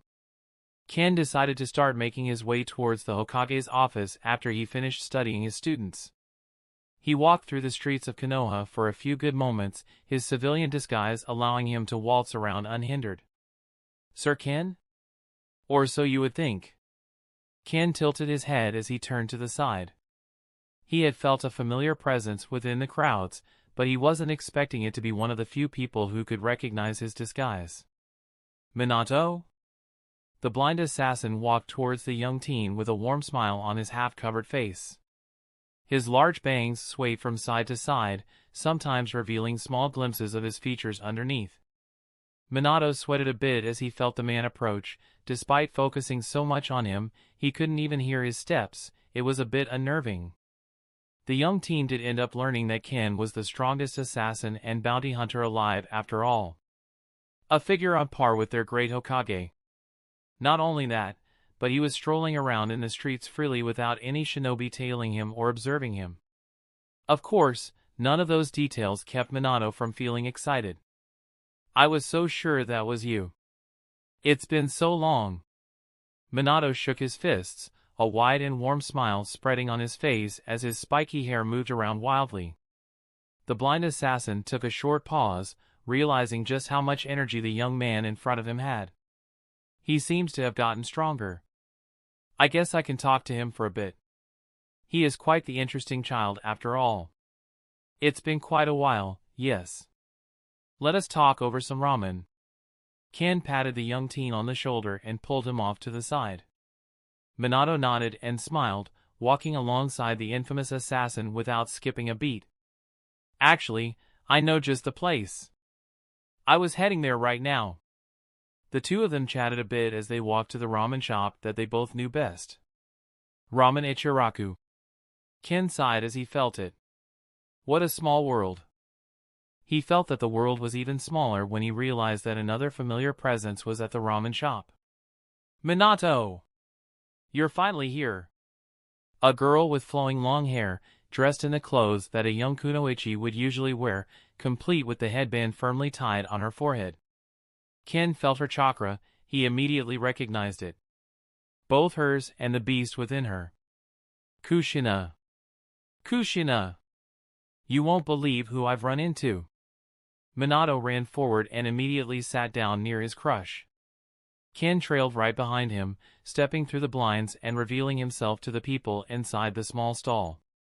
Kushina seemed to size him up for a moment, displaying some suspicion and disappointment. It didn't take long for her to recognize Ken though, and her suspicion immediately turned to happiness. Oh! It's Lord Ken. She sat up and ran to the bounty hunter with excitement. She seemed to want to hug him at first, but stopped herself right before that, standing in front of him and bowing slightly without saying anything. That's certainly a reaction. What are you doing? Ken asked as he felt emotions swirling within the young girl. Thank you! She shouted as she continued bowing her head. For what? Ken tilted his head, confused for a moment. For keeping your promise and telling my brother to visit me. She affirmed, her gaze still fixed on the ground and her emotions still like a whirlwind within her. Despite her being filled with thankfulness and positivity, Ken could also feel another source of emotion within her, and that was only filled with malice and hate, all directed towards him. Why does the nine-tailed beast hate me? Kyuki, 8 tails, seemed just fine with my presence. Ken pondered that for a few moments, before realizing that Kushina was still in front of him, bowing her head. Oh! Girl, just raise your head. There is no need for this. I am relatively friendly with your clan. I had no reason to refuse your request. Ken immediately placed his hands on the girl's shoulders and pulled her up, shaking her a bit before turning her around and pointing towards the chair she had been previously sitting on. Thanks anyway. I mean, you didn't need to help me, but you decided to do so anyway. So I appreciate it. Ken sighed and just shook his head, muttering a short "you're welcome" then before walking up to a stool beside Minato and sitting down. Kushina nodded her head and went back to her seat. The shop owner looked at Ken for a few seconds but didn't react to him outwardly in any way. Minato immediately ordered a bowl of ramen for each of them, saying that it was on him. Still, I wasn't expecting to run into you here. The little girl sighed as she turned her head towards Minato. Then, under her breath, Ken managed to hear something else as well. I mean, it was supposed to be a date. At that moment, Ken's head snapped towards Minato. Kid. Say, did you perhaps plan to meet up with Kushina here before running into me? The blind assassin felt the need to confirm that. I mean, yeah. She just returned from a mission and I figured we'd spend some time together. But running into you was great. She wanted to thank you for a while now. Minato exclaimed as he looked back at Kushina, who nodded. Well, there's not exactly any need for me to stick around in that case. Ken slowly stood up, patting his shoulders and nodding towards the shop owner. Wait. I figured we could spend some time together. Chat a bit, you know? Minato didn't seem to want his friend to leave just yet. Kid, I hate to break it to you, but I dislike being the third wheel on a date. Ken tilted his head at the boy's insistence and decided to just be straightforward about it. Date? Minato's tone was filled with confusion, and instantly Ken felt the atmosphere turning. The ramen shop owner also stopped cooking for a moment to look over at the boy with a concerned gaze. Kushina stood there, with a stiff smile on her face. Ken now felt the girl's emotions match that of the tailed beast trapped within her. I honestly feel bad for this kid. He's just that oblivious, isn't he? And here I thought he was a romantic, going out of his way to track her down and save her. Look kid, the point is, I ain't sticking around. You can spend some quality time with Kushina, yeah? Ken clapped his hands and turned around to leave. But I already ordered you a bowl. Don't care. Ken walked off without saying anything else, and Minato seemed to become a bit discouraged. It's fine, Minato. Kushina immediately moved to comfort him, patting his back. Oh. Right. I forgot that you eat a lot. I guess it's fine then. The shop owner then looked at the boy with a bit of pity, before shaking his head. Needless to say, Minato went from being patted on the back, to being punched in the face.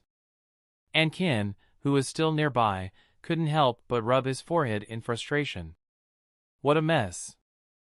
I feel sorry for the little Jinchuriki at this rate. Ken shook his head and decided to head elsewhere, taking his stroll further away from those embarrassing scenes. I'll go and rest somewhat soon. I still have that meeting with the Hokage in the morning. Chapter 154, A Village's Situation, Meeting and Ties. The Hokage took another huff of his long tobacco pipe. His tired gaze washed over the large and expansive leaf village as he stood at the window with one hand behind his back. Many weeks had passed by, yet he still felt restless. Somehow he felt that the village elders were breathing down his neck more and more after Danzo had been disposed of. Hiruzen truly disliked having to kill his old comrade, but at the same time not killing Danzo would have brought more and more issues to the Leaf. After all, he had bared his fangs against Ken and the Dark Brotherhood, and that in itself had the potential to bring about the end of the Leaf Village. It was clear that it wasn't just the Dark Brotherhood they would have been up against, but the Cloud and the Land of Iron as well. The Leaf was strong, the strongest hidden village even, but their walls were not strong enough to stop such rising tides. It was tragic in the Hokage's eyes, but at the end of the day, the Leaf took priority over any personal relationship. And that was why Hiruzen joined the Three-Corner Alliance, joining hands with the people that would have otherwise been a danger to the Leaf. The Hokage still needed quite a bit of time to come to terms with losing his friend, but the world had to continue moving on. Lord Hokage. As the candlelight flickered on the Hokage's desk, a figure rose from the faint shadow it created. An Umbu with spiky white hair, a wolf mask, with his body mostly covered in a long coat, hiding his features. Sakumo. Are they here already? The Hokage glanced back at his Umbu captain, the man who was now in charge of management for the current first phase of the Chunin exams. The White Fang was certainly overqualified for the job, but as they were currently in times of peace they could afford to give him such a task. There was also the fact that this was the first joint exam of the Alliance, and the Leaf had to make sure that everything went as smoothly as possible. Yes, Lord Hokage. The leaders of the Alliance are also here. Lord Ken has also been located and interacted with our Jinchuriki earlier this week. Sakumo had already received all the reports necessary. After the last debacle, Kushina was constantly under surveillance by several Umbu. And while they didn't recognize Ken at first, Minato and Kushina calling him by name was enough for them to realize who they were looking at. One of the Umbu reported that Ken had turned his head towards one of them and nodded, so it was safe to assume that the Dark Brotherhood leader was announcing his arrival as well. Well, it's concerning that he's managed to infiltrate so easily. I wonder if it's space-time ninjutsu. Hiruzen immediately speculated, his hand moving from his back to his beard, stroking it in contemplation. He didn't even bother to worry about their prized Jinchuriki being near Ken since they were allies, and Ken had already saved her in the past. If anything, she was 10 times safer with him around. But it was concerning that the assassin could come and go wherever he pleased. It's possible that he is using space-time ninjutsu of some sort. It is better to ask him in person since it could be an exploitable hole within our defenses as well. Sakumo seemed to be quite curious as well, but his curiosity was laced with a bit of concern. We will ask him soon. Call the leaders for a meeting, and make sure everything is perfect with the following stages of the exam as well. The Hokage waved off the Umbu captain's concern and sent him forward to continue his mission. Sakumo nodded and vanished to continue his job. They could not afford to skimp on any expenses, they needed everything to be perfect. Of course, although the Hokage called it the first phase of the Chunin exams, the other two were going to be a lot more straightforward and simple to plan. One would be a written examination questioning the shinobi on their general knowledge of the world, and the other would be a tournament, deciding the 3 Chunin that were to be promoted to Chunin. Of course, the top 3 were going to be promoted in the tournament, but those who had distinguished themselves properly were also going to get a chance to get promoted through missions afterwards. That was the arrangement that the villages had come up with. After all, the war had drained them all quite a bit and they needed to get their forces back on track. The Chunin exams needed to no longer be the only way for Chunin to be promoted. From that point onwards, it all needed to be dependent on performance. A village like the Leaf needed to have at least around 1,000 shinobi over the level of Chunin constantly doing C-rank and B-rank missions in order to sustain itself. The Leaf had a total of around 2,700 shinobi, ranging from Chunin to Umbu. Most Umbu were out on a mission for the village, so they were not really generating revenue as they were generating security. Aside from Umbu, Chunin squads were also constantly patrolling the village streets and keeping the peace. This left the active shinobi going out of the village on missions to be a bit under 2,000, over half of which were not even Chunin. The ranks of Chunin varied in strength, of course, but each year dozens upon dozens of children graduated from the academy, which contributed to the number of shinobi in the village. But only a few Chunin were promoted each year, which was where the discrepancy in numbers came along. It didn't help that there were quite a lot of people who simply didn't have the talent to rise above the rank of Chunin. Overall, To run a large village like the Leaf consistently without war, they needed to rely on something more than just missions. Which was the subject of the current meeting between the leaders of the Three-Corner Alliance. The Hokage strode forward confidently, walking through the long and winded hallways of the Hokage building. He eventually reached a wooden double door, which he opened up with both hands, smoking pipe still in his mouth. Inside was a rather large and well-lit meeting room, with the leaders of the Three-Corner Alliance all already waiting at the table. The Land of Iron was represented by Mifune, the Dark Brotherhood of course by Ken. The Reikage had personally come as well, and Yorihiko was in the village specifically to be there for his daughter, but he also attended the meeting. All of the people present were dressed in formal clothing, each Kage wearing the attire showcasing their status, hats included. The Reikage now wore a rather sizable golden cuff on his only wrist. He wore a very simple vest and a pair of loose black pants and sandals underneath his white Kage coat. The Uzukage's attire was similar to that of a regular shinobi, with the large symbol of the whirlpool on his back, covered only by the two large blades that were sheathed on his back. Mifune, the samurai general, wore his armor, with the symbol of the Land of Iron proudly placed on his chest. He didn't wear any hat, he only wore a bandana with the Land of Iron symbol. His regular-looking katana was resting on his belt, like usual. And Ken wore his usual attire as well, a mask with a large red dot in the middle. He was quietly sitting in a corner, playing with some strings.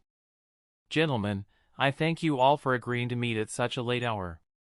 The Hokage eyed everyone present with an appreciative gaze. "It is my pleasure. My daughter spoke fondly of her time in the village, so I am quite pleased with the situation up to this point." Yorihiko, the Uzumaki leader, nodded with a wide smile on his face. Ken and Mifune both nodded, greeting the Hokage formally as well. "No need for the posturing, Lord Hokage. We are all allies at this time, of course, we'd show up." The Reikage was still not on the best of terms with either the Leaf or the Whirlpool. He didn't like acting all friendly with either of them, but they were still allies at the end of the day. No need to put it quite as rudely. We all share a common goal here, and are working together to achieve and maintain it. Ken immediately made sure to put him back in his place. The Reikage was not quite prone to clapping back at the red, so he ended up just grumbling and looking to the side. The Hokage gave Ken an appreciative gaze before deciding to get to the meat of the issue. As some of you may have noticed, missions have been getting less and less frequent. There are still quite a few present, and not quite enough appropriately ranked shinobi to do them, but their number seems to be on a downward trend. The Hokage immediately pointed out the biggest issue, one that they all expected going into their alliance. Foreign noble houses and even the nobility from our lands are more reluctant to give us work now that we've essentially unionized, huh? Ken sighed as he found the situation quite funny. No matter what world he was in, it always seemed to work out in similar ways. We do need to fully stabilize our economic situations. We need to continue building the infrastructure between our lands and establish proper trade routes. Yorihiko crossed his arms and spat out his piece, already knowing that their only real choice was to work harder to establish the trade routes faster. I mean, at some point, the smaller villages around us will be too slumped with work that they can't even achieve, so the nobles will be forced to direct some business our way. The Reikage huffed for a second, quite annoyed at the station at hand. That will take a while and would certainly drain our resources further.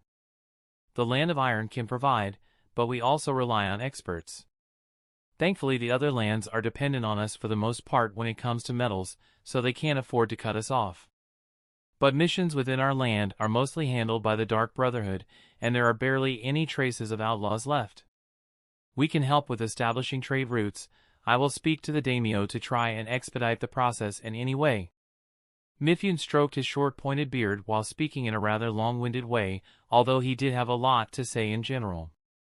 During such meetings, he was the only representative for the entire Land of Iron. Their exports and imports, and their expertise and missions were all his to talk about.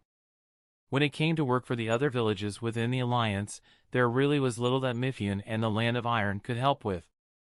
Well, our people won't starve at least, and peaceful times will allow our agriculture to flourish. The nobles won't deny us trade and commerce with our own nation at least. The Hokage sighed, a bit disappointed, but also somewhat expecting to hear that from Mifune. The daimyo of the Land of Fire was not exactly pleased by the Three Corners alliance and the war ending either, but at the very least his land was being defended, so he was willing to at least continue giving some support to their hidden villages.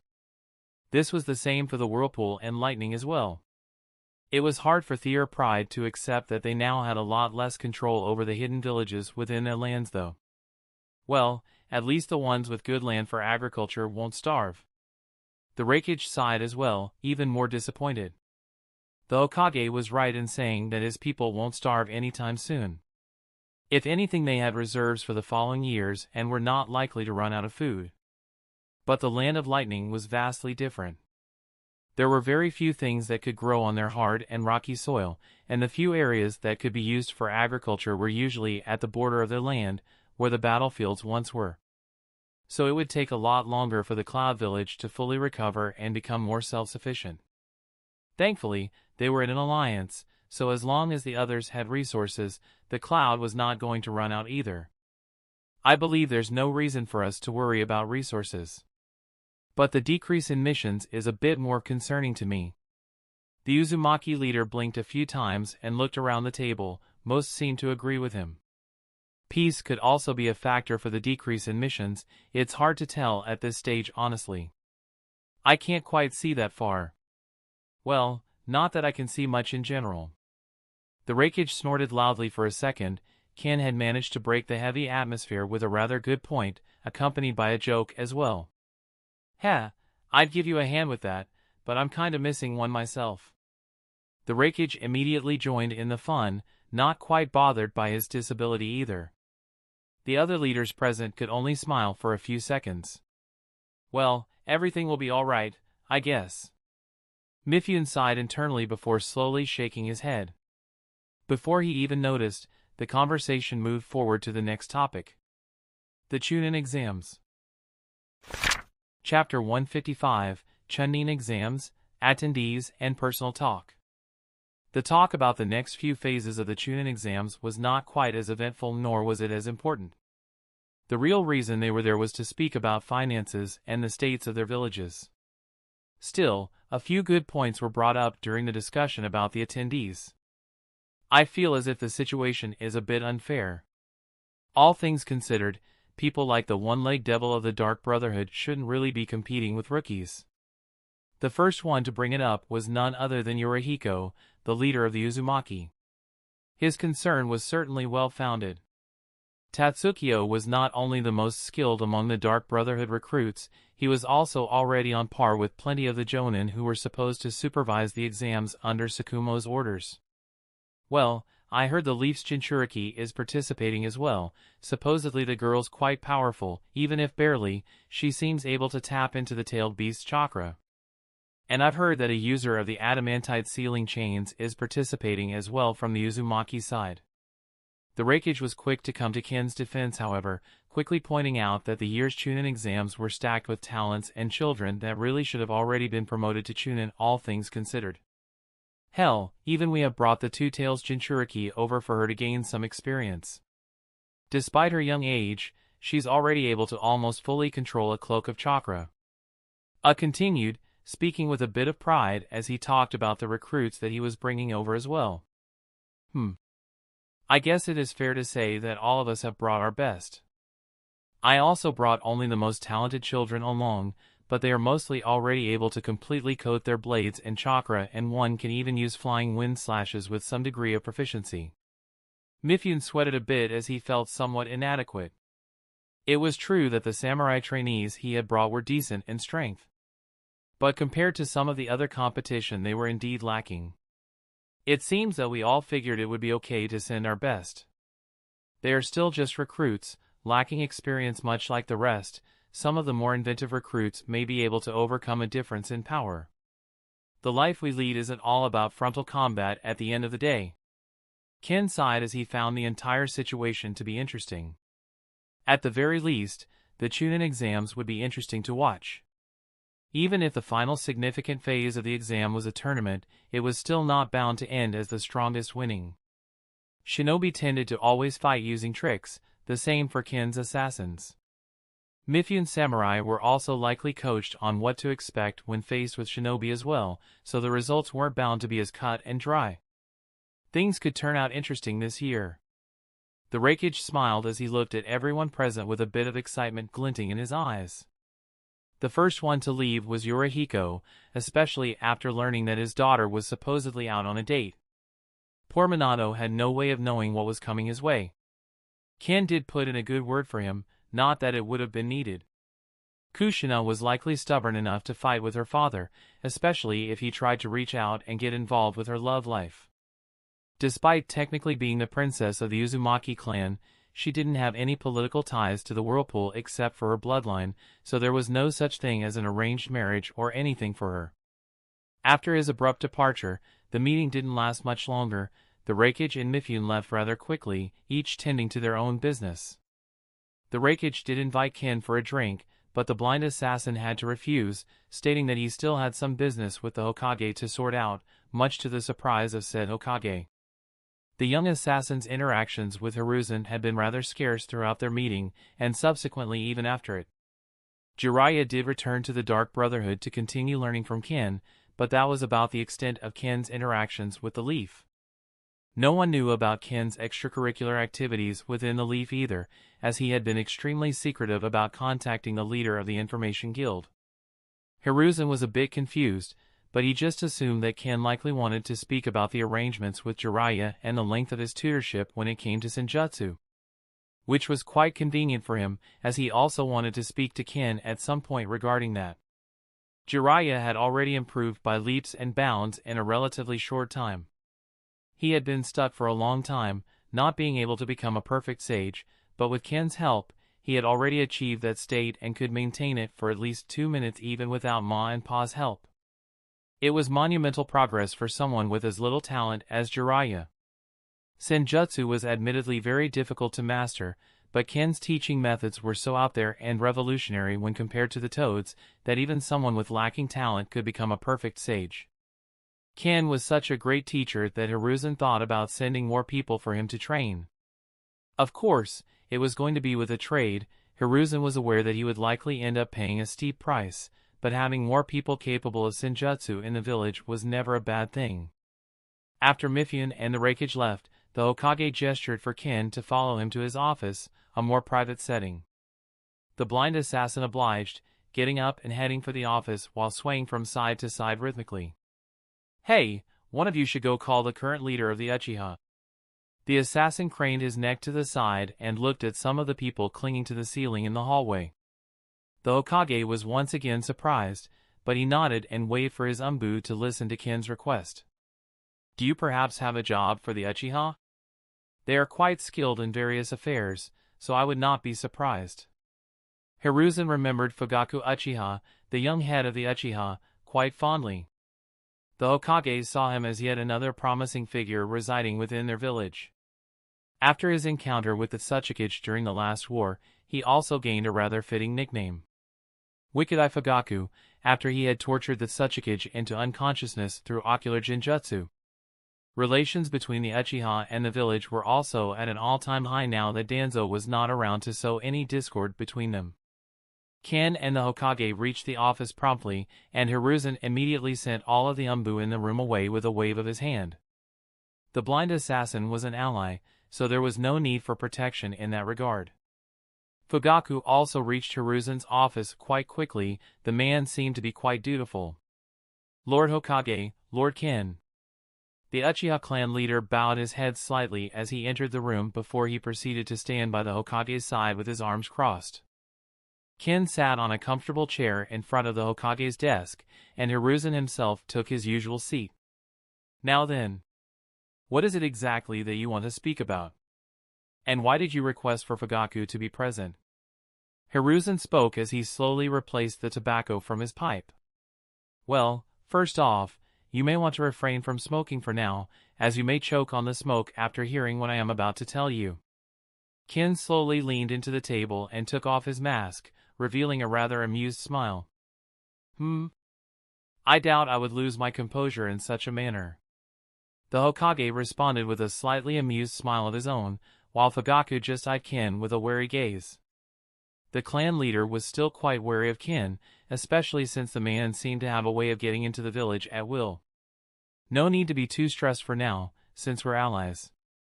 But this is still quite concerning. Alas, there wasn't much the wicked I could do except for listening on as Ken opened his mouth to explain a few things. A small part of my plan that I had not mentioned previously during the war that signaled the founding of our alliance.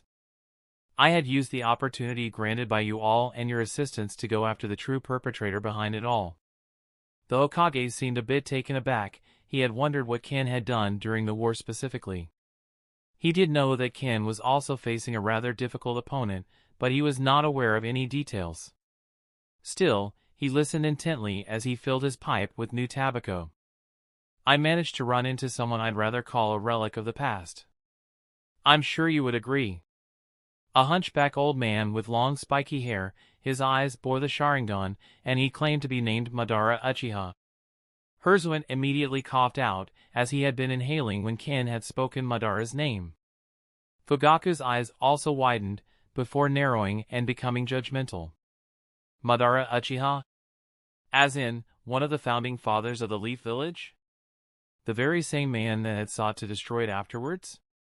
Hiruzen immediately asked for some further clarification. The very same Madara Uchiha. I was unable to find any records of Madara's death, nothing besides the fact that Hashirama had returned to the village injured one day and that he had claimed that Madara was dead. When I visited his supposed grave within the leaf earlier this week, it was also empty. At this point, I am inclined to believe him. Ken spoke in a rather eloquent tone. He had done his research, he had exhausted every avenue that he had when it came to finding out more about how Madara had survived, and how he was still alive to that day. And he had not managed to find much, which was why he found himself in front of the Hokage and Fugaku. And judging by their reactions, Ken doubted that he'd get much more new information from them. So, Madara Uchiha was not only alive but in good enough health to orchestrate such a large-scale war. Hiruzen's entire face seemed to be twisted in discomfort. Well, his health at that time is debatable. He was in no state to fight anyone, let alone someone like me or you. But he was alive and kicking, his vitality seemed to be constantly being replenished by some weird statue or construct that I buried alongside him. Ken crossed his arms and slowly reached into his sleeve, taking out a small scroll. This is all of the information that I could find. It is not much, and that statue is currently still buried there. I figured I would reach out to you for help excavating it. We may also look into and find Madara's body. I can very much confirm that he is dead this time around regardless. Ken placed that scroll on the table and slowly leaned back into his seat, crossing his arms and finally allowing the two men in front of him to speak. That's a lot to take in. Fugaku seemed to also be quite shocked at the turn of events. Hearing about a supposedly long-dead ancestor of the Uchiha clan still lurking in the shadows with ill intentions was certainly concerning. If Madara had gone ahead and somehow turned the entire world against him, he would have brought a lot of trouble to the Uchiha clan as well by extension. Fugaku, as well as the Leaf, were rather fortunate that Ken was the one to actually find Madara. I'll also have to look into this personally. We can talk about excavation afterwards.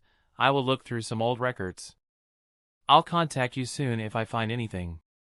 The Hokage sighed and slowly started to look over the information that Ken had given him. It was indeed not a lot, but at the very least he was able to deduce with some confidence that he had spoken to the real Madara. I'll leave the two of you to mull over this information. Maybe the two of you will be able to find out more than I have. We'll keep in touch. Ken then vanished from the room, heading elsewhere to handle a different commotion. Why does you have to start acting up at a time like this? Chapter 156, Concern, Tantrum Spiral, and Punishment. Mifune hummed slightly as he walked through the streets of the Leaf Village. He was closely surveyed by Umbu that worked directly under the Hokage, but they didn't restrict him in any way. They were there mostly to ensure that he was not getting lost. Mifune didn't need protection from anything within the Leaf. They were in allied territory. The Hokage also had no reason to be wary of him, as the Iron had already proved to be a great ally of the Leaf.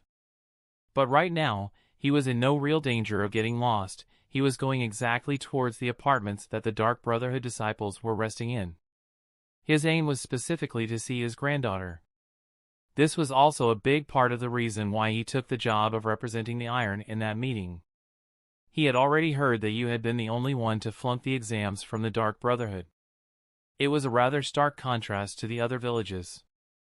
A team had failed from both the Uzumaki and the Leaf. The Cloud also had a team disqualified, and the team of Samurai was forced to return and failed halfway through the exam, with their deaths staged for the rest of the examinees. Clearly, the Dark Brotherhood had sent the highest quality of recruits over.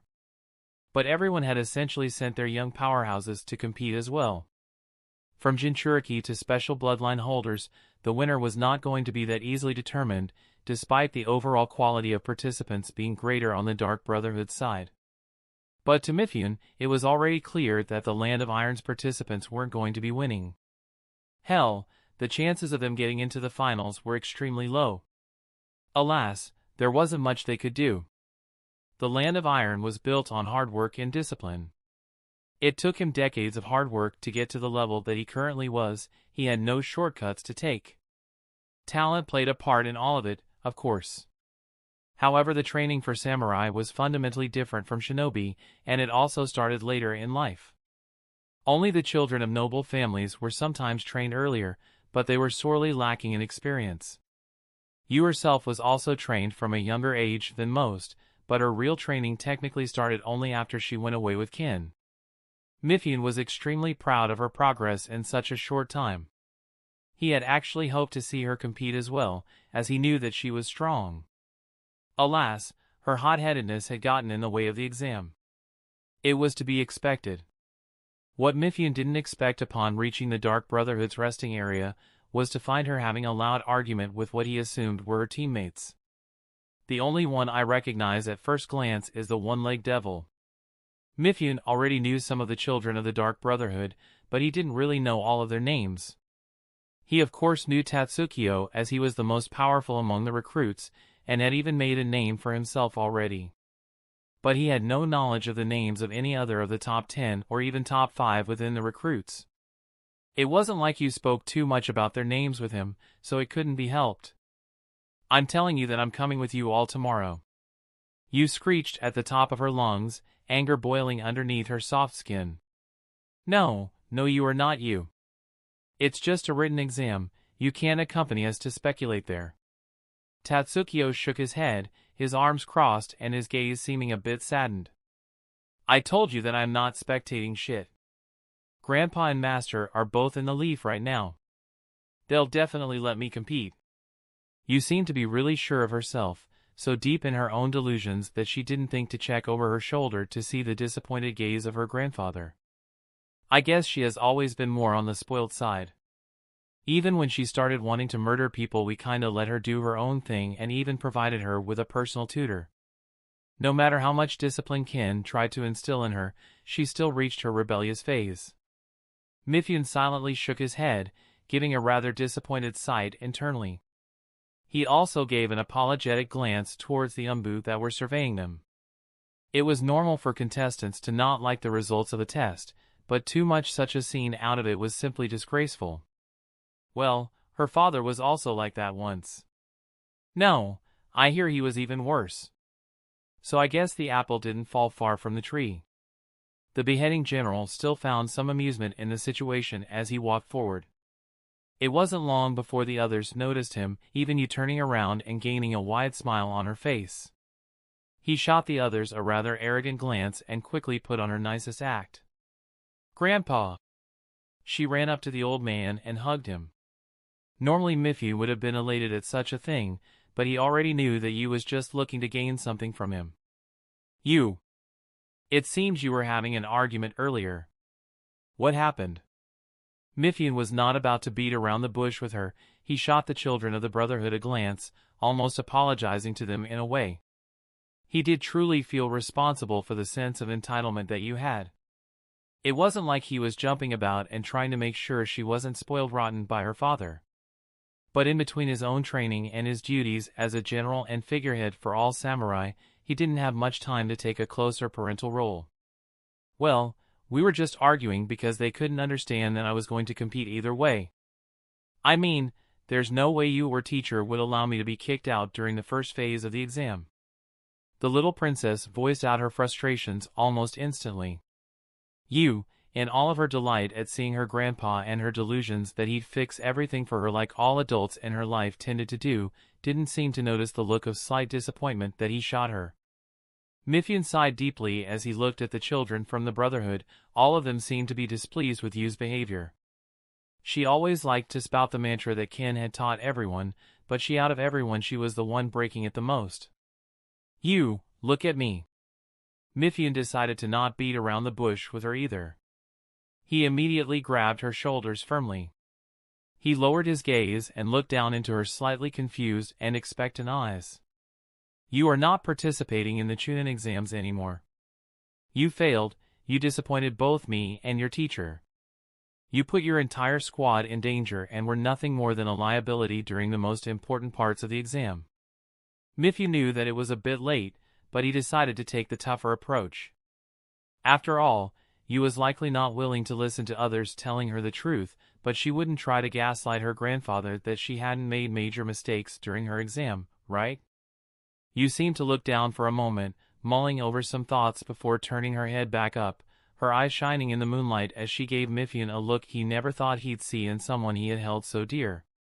"That's not right. You suck, Grandpa. Dad will hear about this, and teacher will surely help me."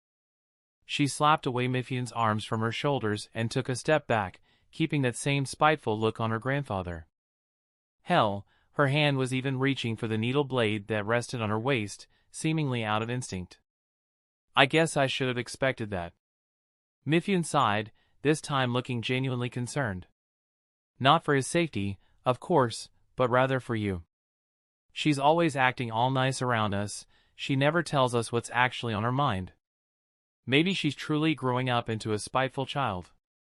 There was no place in the world for a spiteful child. If she was let loose, then she would likely bring about her own demise sooner than anyone could predict. The old general couldn't help but feel disappointed, but this time not in her behavior, but in himself. Sure, he didn't have the time to discipline her, but he could have talked to her Yuichi. He could have talked to Ken. But he didn't. He just figured that everything would be just fine. Ken likely also was too busy with other things to notice. He had 100 other children to look after as well at the end of the day. And he was also apparently constantly plotting behind the scenes to bring about world peace. The Red Dot was an extremely busy man. Or rather teenager. Maybe we sent her away into training a bit too soon. Maybe we should have continued teaching her etiquette, and she would have turned out fine. Or it would have happened as Ken suggested, and her desires eventually got the best of her and she did something stupid. Mifune was truly conflicted, unsure what to make of things, what he could have done to make things better. He was many things in his life. A great warrior, an honorable samurai, a man that many looked up to, but he was ever a father to his own child. He had become some sort of a surrogate grandfather to Yu due to often finding himself by her side. But he didn't have any experience with children of his own. Yu continued to gaze at him with those eyes, and that was about the same time that the teacher also arrived. Looking almost as if he had stepped out of Yu's shadow, his masked face tilted and his long spiky hair flowing in the wind. The children behind Yu noticed him immediately, their gazes lighting up in either awe or reverence. He moved one of his hands, his cloak moving to reveal the pristine blood-red samurai chest plates underneath. The blind assassin immediately grabbed Yu's shoulder. His fingers gripped her shoulder muscles with force. Yu immediately grimaced and was forced to take a knee, her hand shooting up and grabbing Ken's immovable wrist. Mifune forced himself to look away, not wanting to see the slightly pained face of his beloved granddaughter. "Yu, what is the meaning of this tantrum of yours?" Ken's voice was cold, unforgiving. It didn't have the caring tinge that Mifune's had. Teacher. It all a misunderstanding. I didn't fa-. I don't want to hear any more lies from you." Ken immediately interrupted her, knowing that she was likely looking to proclaim her innocence and that she was somehow not deserving of failure on her first exam. You know what you did. You know that without others cleaning up for you, you would have either died or gotten someone else killed in your stead. When the safety of the children within the Brotherhood was concerned, Ken was not quite as friendly towards those who put it at risk. That's not, it was just an exam. No one would have died. But you didn't know that it was an exam at the time. You simply showcased your incompetence in a life or death situation, even if the situation turned out to be a simulation. You was speechless really, she couldn't even begin to try and lash out at her teacher. And by the way, he was forcing her to kneel. It was rather clear that no honey words or sweet lies would make things easier for her. She had gone and done it, made her teacher truly mad at her. And since she blew up at her grandfather, he was also not interfering. Ken scowled underneath his mask as he felt the little princess's emotions twirling. He could sense plenty of them within her, but he couldn't sense any shame or regret. From now on you are no longer allowed to go into any missions. When we get back to the Brotherhood you will be confined to your room, you are no longer allowed to train, and all you will do from now on is read and write. Ken shook his head and decided to hit you exactly where it hurt her most. Missions were always an outlet for her, a way for her to display her art. Teacher. That's too much. The princess immediately retorted, her eyes watering a bit as Ken let go of her shoulders and she turned around to face him. If you are going to behave like a child, then you are going to be punished like one too. You will be reading books about how one should conduct himself in society and writing everything you have learned. I will task Tasho to periodically check on your progress. But for how long do I have to do that? You asked as her tone took a rather drastic turn. She couldn't bring herself to act spiteful or angry with her teacher. Unlike Mifune, if she bared her fangs at Ken then he just ripped them out. He was the one who gave her fangs in the first place after all. Until I am satisfied enough with your behavior. And no, you will not be allowed to go visit your father or Mifune during this period. Ken then pointed to the apartment rooms behind him. Now get back to bed. He didn't even give her a chance to respond, not that he would have cared to hear her opinion on her punishment anyway. He needed to take a harder stance on her behavior as it had already spiraled out of control. You seemed to tear up even more, before shaking her head and running to her room while crying. Ken sighed as soon as she left, and Mifune also looked at her apartment as the door closed behind her. Sorry that you had to bear with that, children. I may have underestimated how difficult it would be to raise a child born in nobility. Ken then addressed the other children, who seemed to not blame him at all. No, it is completely fine, father. Rather, I am a bit worried about her. Tatsukiyo sighed as he also looked at the others, who seemed to share his sentiment.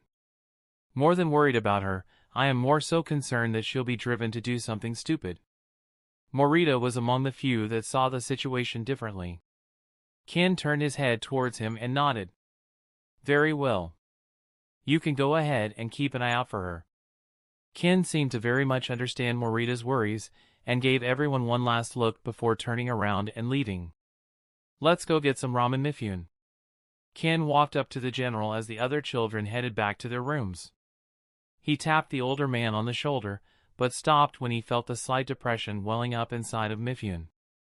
After all, having his granddaughter almost point a weapon at him was no pleasant experience. Or rather, let's get something to drink. The blind assassin immediately changed the destination and dragged the samurai along. This is going to be a longer night than I had anticipated. Chapter 157, Drinking, Trouble and Reputation. Mifune released a deep sigh as he looked at the bottom of the sake bottle in front of him. His mind was running in circles as he came to terms with the situation from earlier. He tried his best to wrap his mind around what you could have been thinking or feeling. And through it all, Ken was by his side, mask off and drink in hand. You know, I rarely ever see you be this relaxed. Mifune remarked, his cheeks slightly red due to excessive drinking.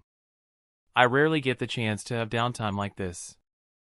I certainly don't drink often, or at all usually. Ken shook his head as he slowly traced the corners of his glass with his nail. Mifune didn't really stop to think that he was essentially drinking alcohol with a minor, and the tavern owner who was serving them was certainly not going to refuse Ken's order despite seemingly knowing who he was. The night was rather quiet at the tavern thanks to Ken and Mifune being there. No one really dared to make a scene. Both the beheading general and the red dot were in one place. When they entered, the entire tavern stood still. Ken was wearing his mask, and Mifune was not hiding his face in any way. They were both recognizable, especially since plenty of people knew about the Chunin exams were taking place in Konoha, and leaders from the Three Corners Alliance were present. Even one of the two leaders would have been enough to make any two-bit troublemaker piss his pants. So no one really wanted to gain the attention of the two. Thankfully for them, neither Ken nor Mifune spared any glances at the people around them. Not that Ken could spare any glances to anyone. Ken, despite your youth, you have a lot more experience than I do when it comes to raising children, it seems. What is your take on this? What could be going through her mind? Mifune tapped his palm on the table in front of him, prompting the bartender to bring him another bottle of sake, which he proceeded to pour into his empty porcelain glass. I'm sure you've thought of this already. Entitlement befitting of an exceedingly young and spoiled princess. But it's just a product of her upbringing. In hindsight, I could have done a better job to iron out those behaviors during her earlier years. Ken just heaved a sigh and took one more sip from his small cup. He did acknowledge that he took part of the blame in how she had turned out. And he was going to at least try to set her straight with some punitive action. Of course, he expected a lot of pushback since she was already at the age where being rebellious was popular among puberty-experiencing children. But Ken was confident that he could deal with any tantrum spiral that she could throw at him. He had hoped for her to even become a blade one day after all. It was the reason why he allowed her to keep the new Hibari, the sewing needle. But as things stood, Morita and Tatsukiyo were both shaping up to become sharp blades long before her. Funnily enough, despite not receiving much one-on-one training from Ken, Morita had managed to still rank above you by a rather good margin. The gap between the second and third ranks within the numbered was quite monumental in Ken's lack of eyes. It just went to show how much you slacked off when it came to training. She was infinitely more talented than Mortia, yet she couldn't get even a slight advantage when fighting him, even with the new Hibari. She was diligent and worked hard compared to some, but when it came down to it, she didn't put in enough work to stand out. Her natural talents were lifting her. No. There's no point in tossing blame around anyway. It's nice that you are willing to take responsibility, but at the end of the day, her upbringing is solely on us. Me and Yuichi both pampered her too much. Mifune bit his lips slightly as he spoke, likely sobering himself up using a slight tinge of pain. One of the many methods a man like him could afford to drink with. A man of his stature didn't have the luxury of becoming a drunken mess, lest he brought shame to the entire land of iron. Ken had no such reservations, however. He didn't have to fear shaming the Dark Brotherhood at any rate. But he also didn't have to worry too much about getting drunk. His regeneration didn't help with his resistance, but his brain was hardly affected by the alcohol he drank. He drank bottles upon bottles, piling them up on the bar in front of him. Each time he became even slightly dizzy, his mind recovered. I'll handle her. I doubt she's going to act up here again. The blind assassin yawned. Strangely, drinking did seem to remind him that he was still technically human. He suddenly felt like going to sleep for a while. Almost as if it was contagious, Mifune yawned as well. Well then. I'll trust you with this. I don't think I can face her for now anyway. I'll be going to get some sleep. Mifune shook his head and slowly stood up. He reached into his clothes and pulled out a moderately sized pouch. He shook it slightly, making it clear that it was filled with Ryo. It's on me this time. The general nodded towards the tavern owner and turned to leave. I'll buy the next one then. Have a nice rest. Ken laughed a bit as he gave the departing samurai one last smile. Ken sighed as the general left the bar. He turned in his stool and wondered whether or not to continue drinking alone for a while. The momentary buzz in his mind told him that it was a good idea, but at the same time, he also felt like it was a waste of time. As he sat and contemplated that, a rather rowdy bunch seemed to be loudly proclaiming their exploits whilst kicking open the door to the bar. "Hey, watch it!" The tavern owner was not quite pleased with the new shoe mark on his wooden door, but the men who had come in were not quite bothered by him. "Haha. Can't believe that mission was so easy. God, I love peaceful times." It was just a group of young adult shinobi stuck at the Chunin level for now, and they were led by a Chunin, who was even older than them. I know, right? Just hunting some measly dogs is much easier than going out to war. Ken could tell that they weren't particularly skilled just by their constitution. It was clear that they weren't all that keen on training, their hands lacked any calluses, and they weren't particularly filled with chakra either. The dogs they were referring to were also likely actual animals and not humans. Ken could smell the blood of some wolves on them. With a barely perceptible tilt of his head, Ken signaled to the tavern owner and the umbu trailing him, subtly conveying his disinterest in the newcomer's antics. The tavern owner, catching the cue, promptly brought Ken another bottle of sake, prioritizing his comfort over dealing with the rowdy group. After all, making sure that nothing perked the Red Dot's ire was a lot more important than tending to some troublemakers. "Thank you," Ken muttered as he slowly reached for the next bottle and gripped it loosely. "Oi, boss! We want some liquor as well. Bring us a few bottles." The Chunin leading the team immediately spoke up as he sat down only one chair away from Ken. His associates sat down on the other side. "We're out of harder stuff. I'll restock tomorrow. I can provide you with some meat in the meantime." The tavern owner slowly walked over to the counter in front of Ken and started cleaning up the stacked bottles. "Bah! Who wants that horse piss?" One of the Chunin sneered as they now also noticed the man that stood beside them, as well as the pile of bottles in front of him and the last bottle in his hand. The Chunin immediately turned his gaze to that as well, and he immediately analyzed Ken to the best of his limited ability. Without his mask, no one could really link Ken to the Red Dot. There was never any proper description of his face, just like his height seemed to always be different depending on the nation that reported it. Ken was a strangely public, yet also strangely mysterious man. And his strength wasn't something that could be gouged by a Chunin. So the team leader had little chance. To him, Ken just looked like a creepy traveler dressed in a long coat and wearing some red samurai plates underneath his coat. And well, he felt like showing off to his team members for a bit. And so, he stood up, continuously looking at Ken with a mischievous grin. "Seems there is one last bottle left." The Chunin sneered as he reached over to Ken. The tavern owner immediately froze upon noticing that, and before anyone could even blink, the Chunin had 3 swords pointed at him. The grown man was suspended in place, all the blood and excitement drained from his figure as he was now faced with 3 umbus silently threatening his life.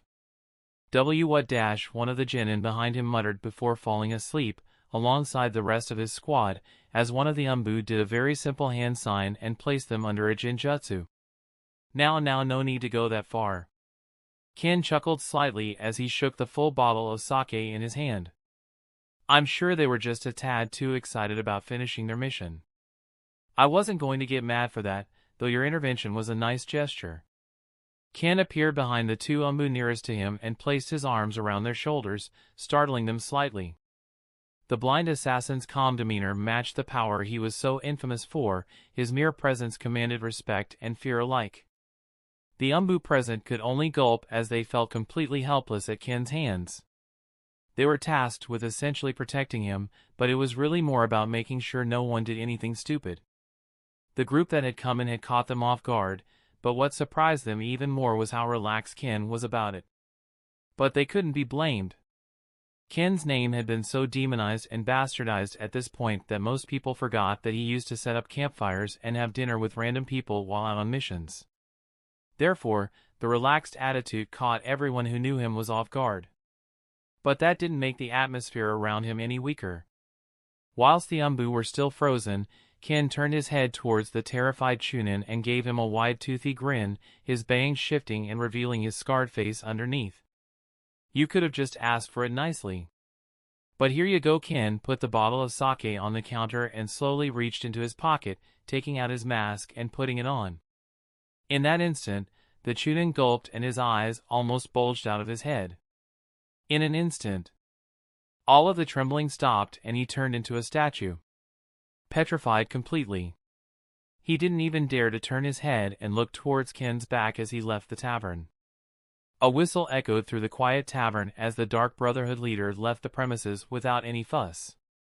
The Umbu followed suit, not bothering to interact with the Chunin and his team any longer, though they were surely going to report the situation to the Hokage. But at that point, the Chunin really didn't care anymore. He was just happy to be alive. Chapter 158, Exams, Impressions, and Tournament. The written exam was a rather trivial affair for the children who had already passed through the strenuous first phase of the Chunin exams. It was not meant to be an eliminatory exam either, as individual knowledge could be learnt and developed through time. They just needed a basic understanding of the shinobi world to pass it. Getting full marks, however, was another beast entirely. Throughout the entire tenure of shinobi and assassins that attended that year, only 2 of them managed to get full marks. One of them was Morita, and the other one was Yujito Ni, the young two-tailed Jinchuriki of the Cloud. Ni was a rather quiet and brooding young girl, not even 11 years old, yet already participating in the Chunin exams.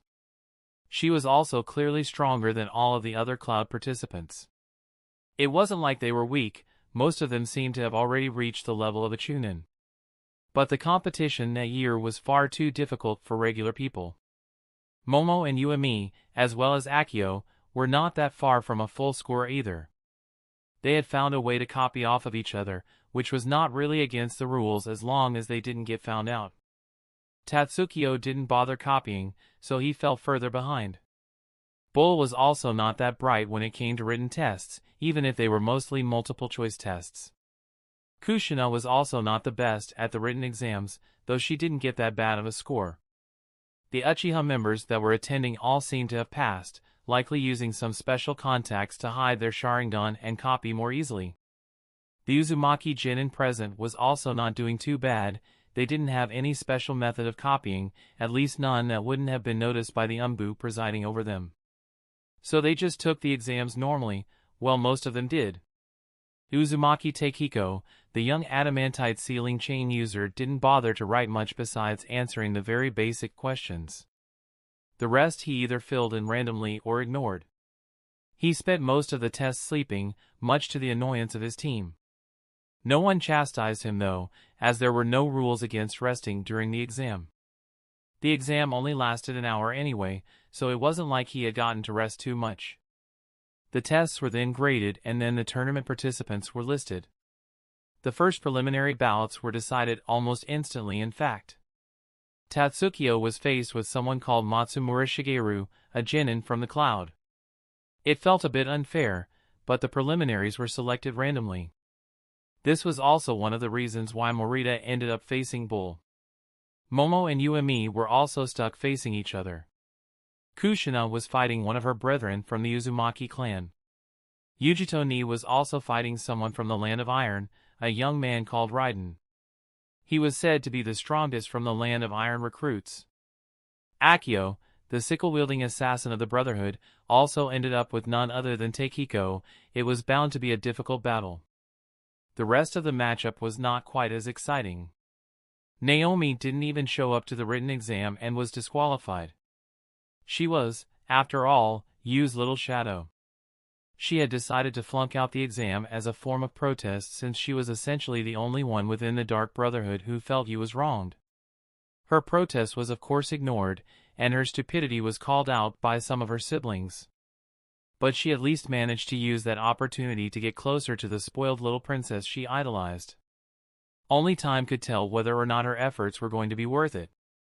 For now, though, her protest was not that effective in making Ken reconsider Yu's disqualification. After the tests were graded quickly with the help of shadow clones, the participants were directed towards a large underground arena where the preliminaries were to happen.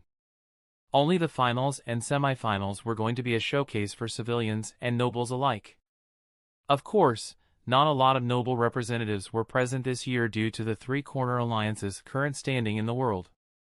Ken, Yorihiko, Hiruzen and Mifune were all present in that underground area, all sitting on the sides, sitting on the most comfortable chairs that the Hokage could find.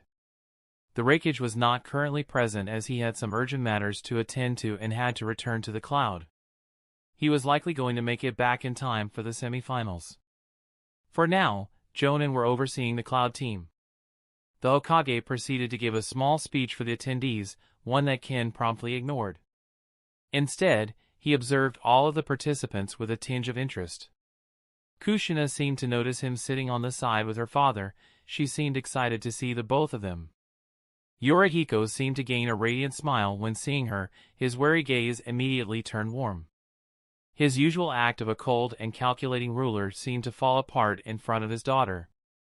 Of course, Yujito Ni also noticed the leaders in front of them. Her eyes were immediately drawn to the masked assassin who leisurely rested on a large chair. So that's the Red, huh? She couldn't help but feel a bit conflicted. For a man that was rumored to be so brooding and ominous, he seemed quite ordinary in person. But that ordinary feeling made me somewhat fearful. All of the other leaders present seemed to exude power and pressure befitting their titles, all of them except Ken. The blind assassin was considered the strongest among them, but his presence seemed fleeting. If Ni took her eyes off of him, then she likely would not even be able to tell that he was still among them.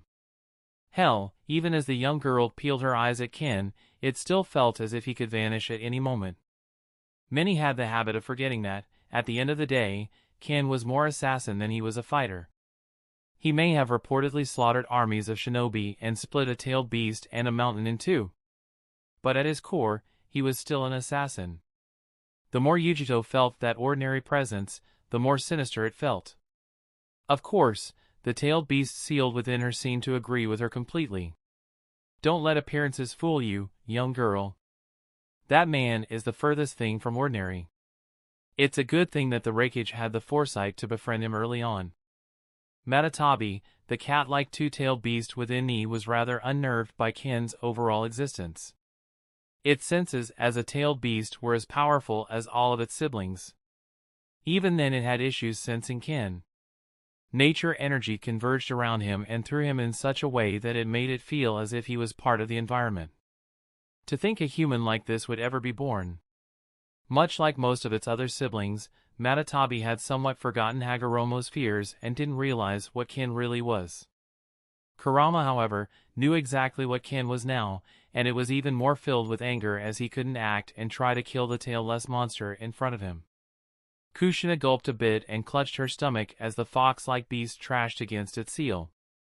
But it wasn't going to break out. If it was that easy, then it would have broken out a long time ago. The Hokage eventually ended his speech, encouraging the next generation to do its best and letting them know that they were destined to inherit the will of fire or something. Ken was only half listening, curious about the whole will of fire situation. But he didn't get much context from the Hokage's words. And the fights proceeded after that. All of the participants and accompanying Jonin stood on a platform to the side of the arena, and the leaders continued sitting in the same place. The first fight was that of Tatsukiyo. The one-legged assassin hopped down to the arena and stood in place, awaiting his opponent. Matsumura Shigeru didn't make him wait too long. The young man jumped down and immediately took out a rather unexpected weapon. A large metallic rod. I've heard plenty about you, one-legged devil. I can't afford to go easy on you. Matsumura muttered as his entire body tensed up. The young genin of the cloud was a rather tall and burly teen. Certainly above others his age. He had blonde hair and slightly tanned skin, a common trait shared among his comrades.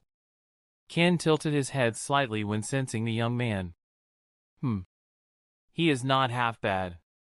The assassin felt that the metallic rod wielder was a child who took his training seriously. His callous hands and sturdy stance spoke for themselves. Mifune seemed to have a similar opinion to Ken. It seems the Jinchuriki wasn't the only notable participant from the cloud. The general couldn't help but smile when seeing the spirited young man preparing for battle. But that smile fell just as quickly. It's just a shame that he got such an unlucky matchup. As soon as the referee shouted, "Go," Matsumura dashed forward, thrusting his metallic rod forward as it sparked with lightning. Tatsukiyo blinked a few times underneath his mask, a bit shocked at his opponent's speed.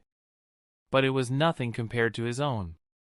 Tatsukiyo immediately turned into a blur, as the tip of Matsumura's rod just barely scratched the assassin's afterimage before it faded away. In an instant, the Cloud Chunin turned around and took a large swing with his rod, aiming to close off any opening he may have left behind him. This forced Tatsukiyo to hop backwards for a second, seemingly giving Matsumura a slight opening. The Chunin's hands moved unnaturally fast as he pointed his palm towards the assassin. Lightning release, Panther. In an instant, a panther-like construct rushed out of the Chunin's palm, its speed greatly surpassing that of any regular Chunin or even Chunin. Unfortunately for Matsumura, he was not exactly facing a regular Chunin. Even though he was technically still in midair, Tatsuki seemed to move his leg in an odd way, finding his foothold in the air as he became a blur once more, dodging the jutsu and rushing towards Matsumura. The Cloud Chunin tried to move quickly, thrusting the lightning rod forward and trying to pierce Tatsukiyo. But his rod only pierced yet another afterimage. No hard feelings. The Cloud Chunin didn't even get to react before he felt a palm on his abdomen. Wind release, Twister Palm. In an instant, Matsumura felt himself flying backwards, as a tornado emerged from Tatsukiyo's palm and sent him hurtling towards one of the walls of the arena.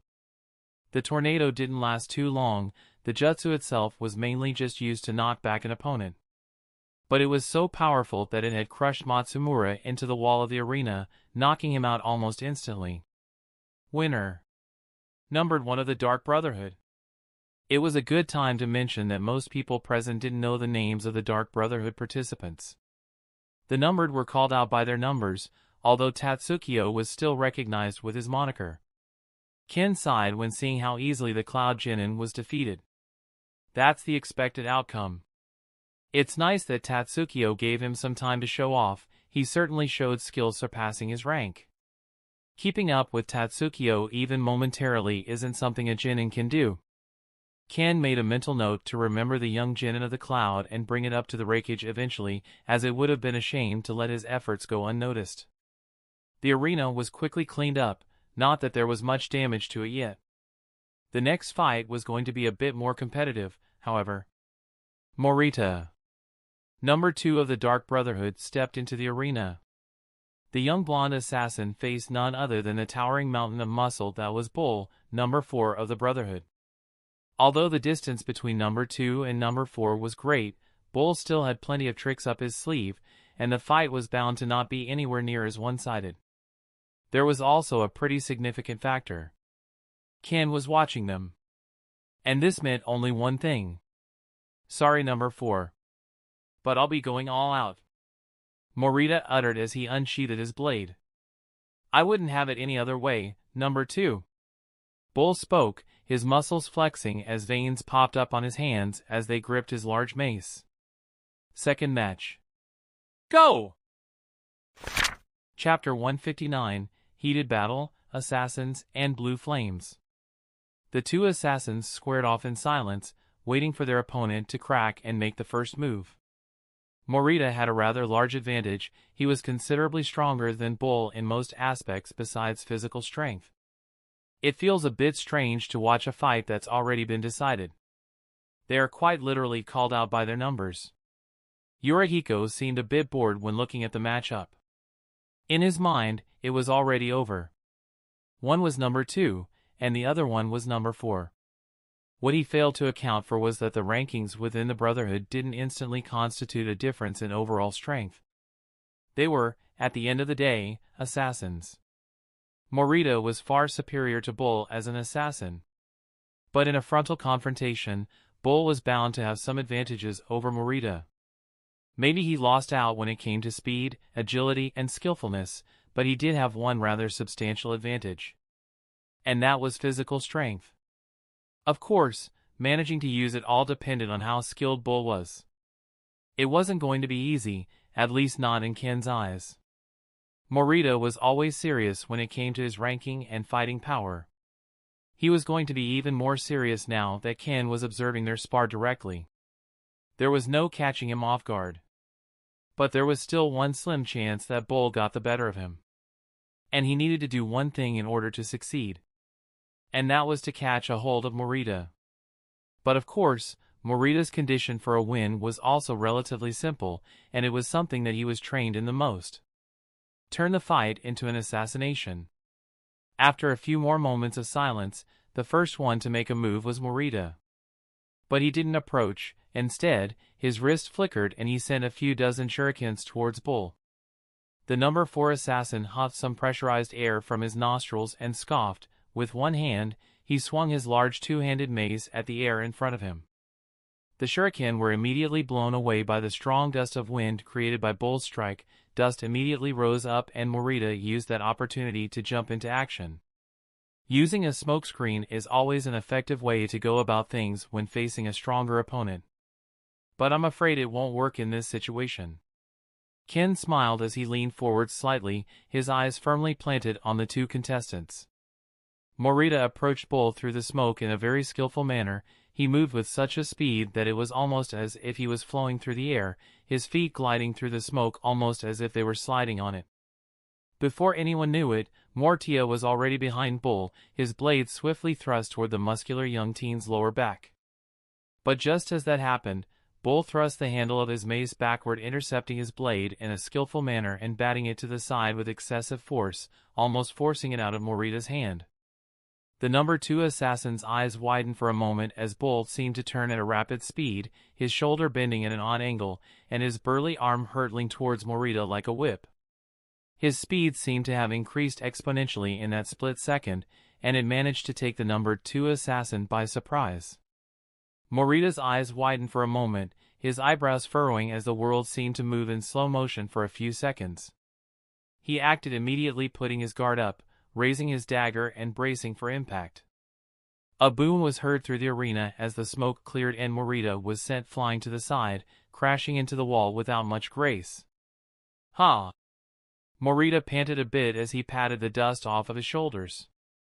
Looking down, his blade was bent, its edge completely broken and ruined.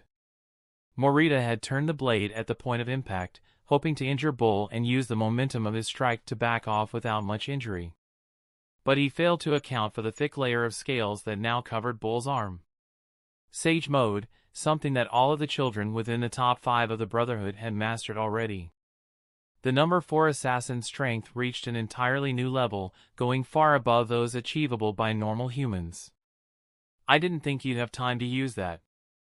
The blonde assassin narrowed his eyes before reaching for his wrist and taking out another blade. As well as a kunai. I can't afford to go easy on you, brother. I'm serious about winning this.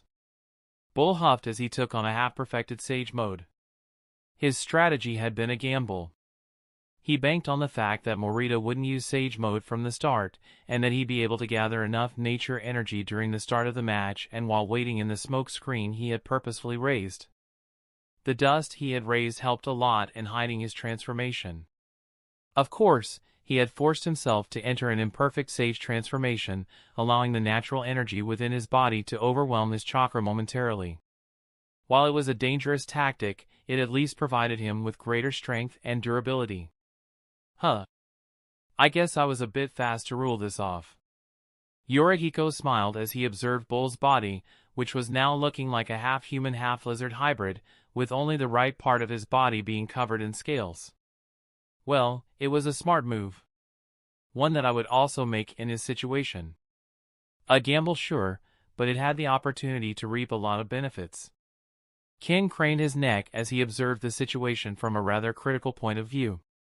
Had the opportunity? You may want to get your lack of eyes checked, Ken. Number 2 appears to have taken quite a bit of damage. Mifune smiled and stroked his beard, getting a bit fired up watching such an interesting matchup. No, it failed. 2 was hit, but most of the damage was mitigated, and although overwhelmed, he didn't even get any broken bones. The Hokage squinted a bit, also noticing what Ken was referring to. He didn't know the children of the Brotherhood that well, but he was called the teacher for a reason. His analytical ability was unmatched when it came to fighting styles and techniques.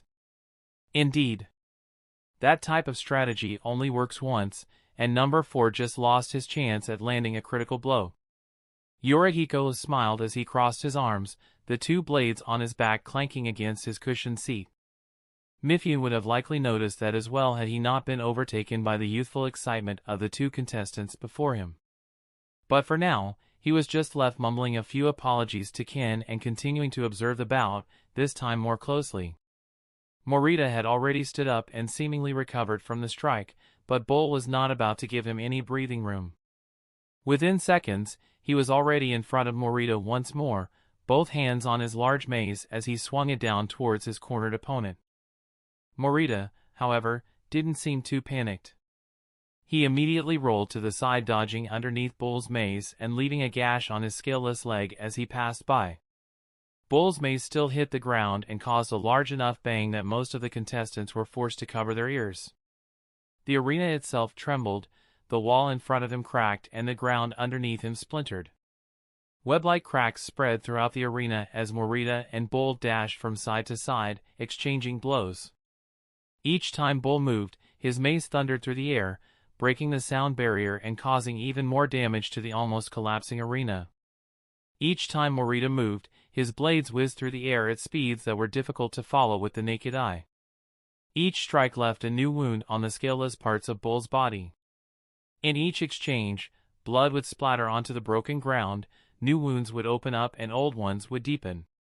Eventually, it all came to a close, not with a loud bang, but with a metallic clang and bone-chilling silence.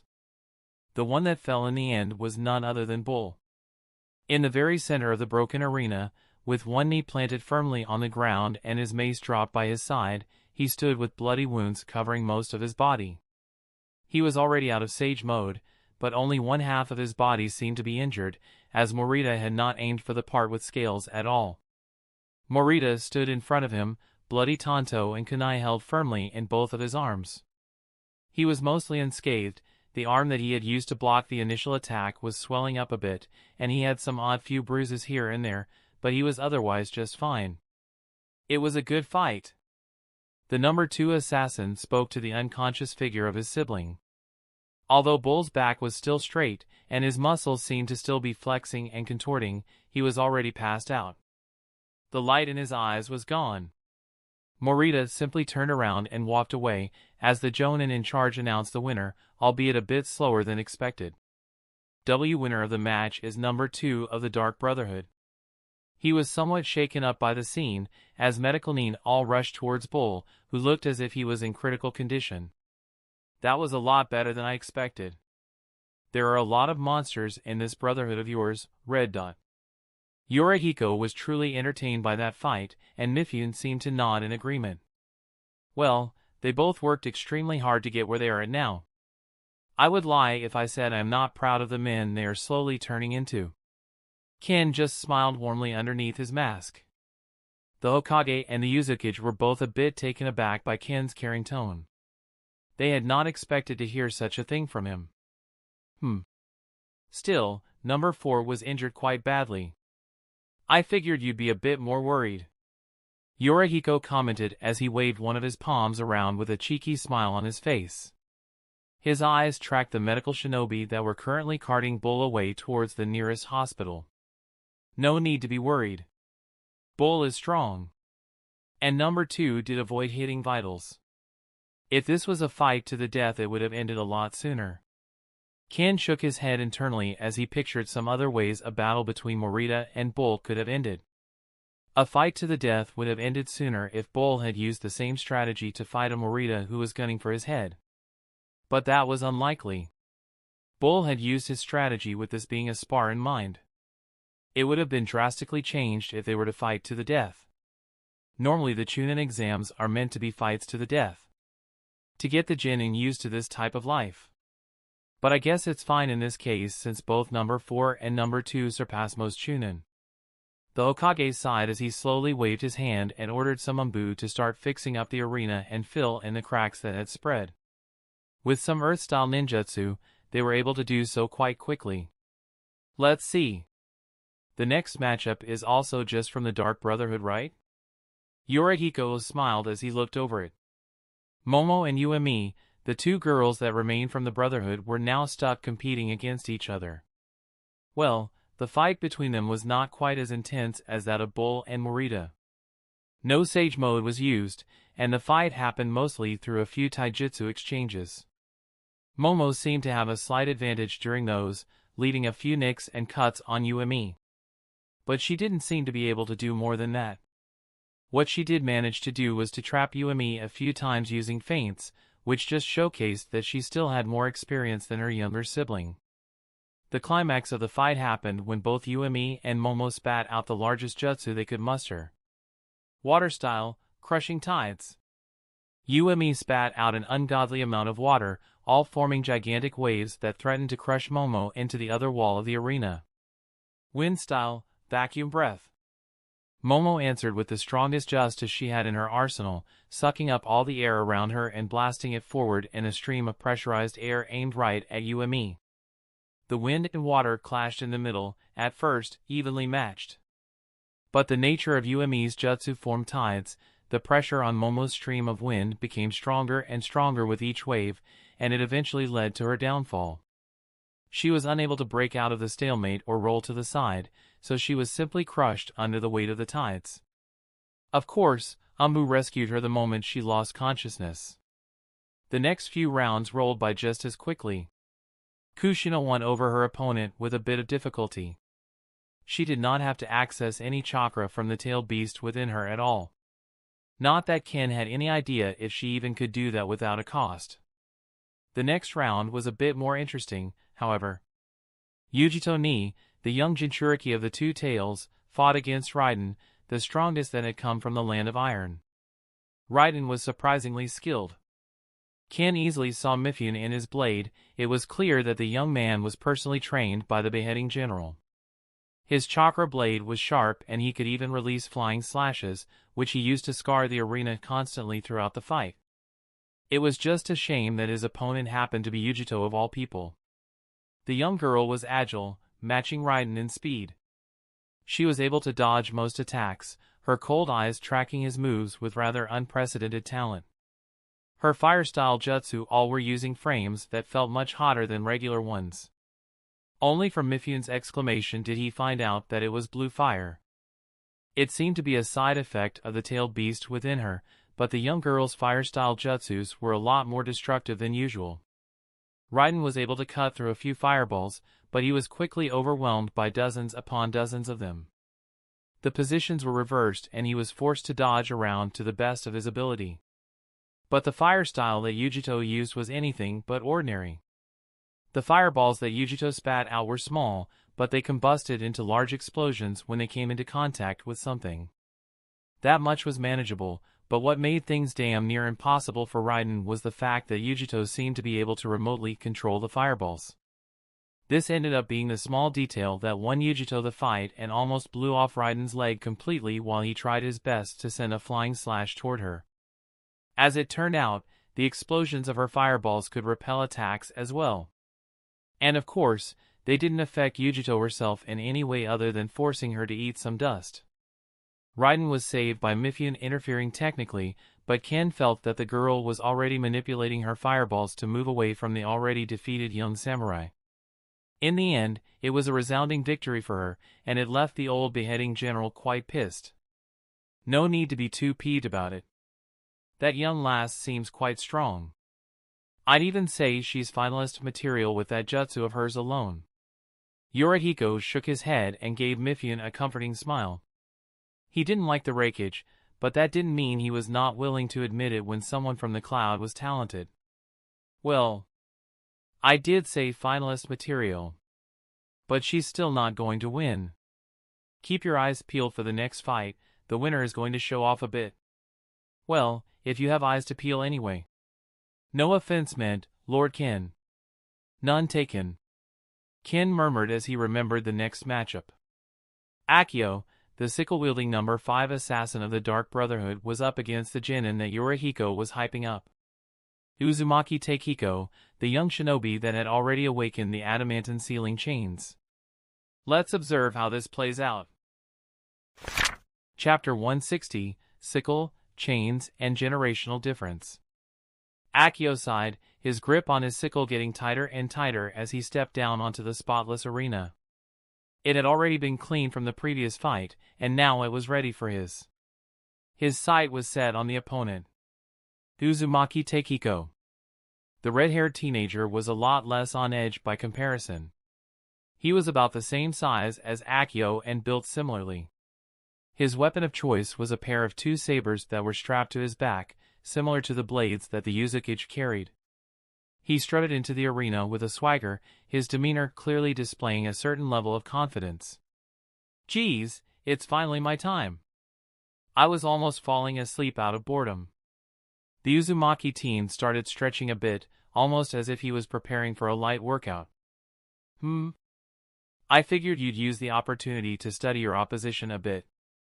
Akio was not usually talkative, but in such situations, he needed a better understanding of his opponent.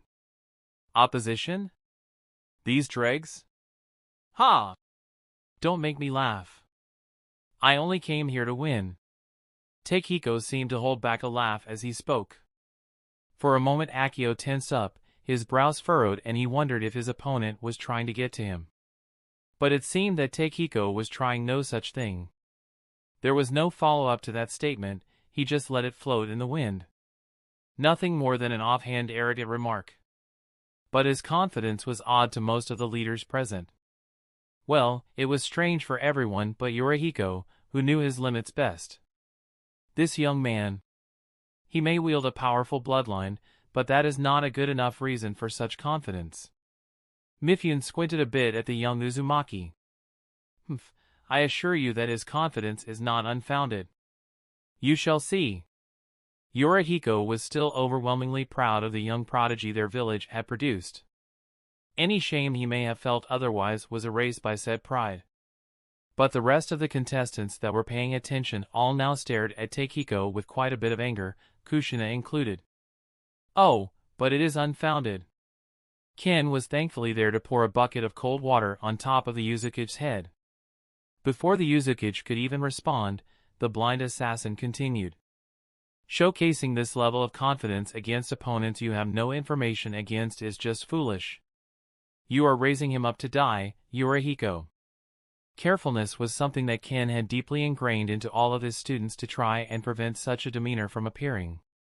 Not even Tatsukio, someone who was leagues above all of his peers, showcased that type of confidence. Sure, Yu was somewhat similar to the Uzumaki child, but she was essentially the one failed student that Ken had. TSK. We do have an idea of number 5's strength. We did see number 2 and 4 duke it out earlier. But you'll understand where his confidence comes from when the fight starts. He couldn't quite argue against Ken, as he respected the assassin's opinion. He hadn't forgotten the helping hand that Ken had extended towards him. In a sense, the survival of the Uzumaki clan was inherently due to Ken's interference during what would have been the start of the Second Shinboi War. Currently, Yorihiko was the only person to really know what had happened during that part of history. And he was willing to take that secret to his grave. It really was the least that he could do. But that didn't mean he was not the least bit annoyed that his Whirlpool village needed an outsider to assist it. Now, he wanted to showcase to him, as well as the other leaders of the Three Corners Alliance, that the Uzumaki were strong. He felt the need to prove himself in a sense. As even during the previous war his Uzumaki village had only gotten the chance to fight some dregs when coming to the Dark Brotherhood's assistance. Even if it was a large number of dregs, it was still nothing to brag about. He needed something better. The future generation of his clan overwhelming all others was a good way to go about this. Of course, no matter how great a talent he could foster, it was nothing compared to Ken. But at least he could come up with someone better than all of the people under the blind assassin. And that talent he found was none other than Takehiko.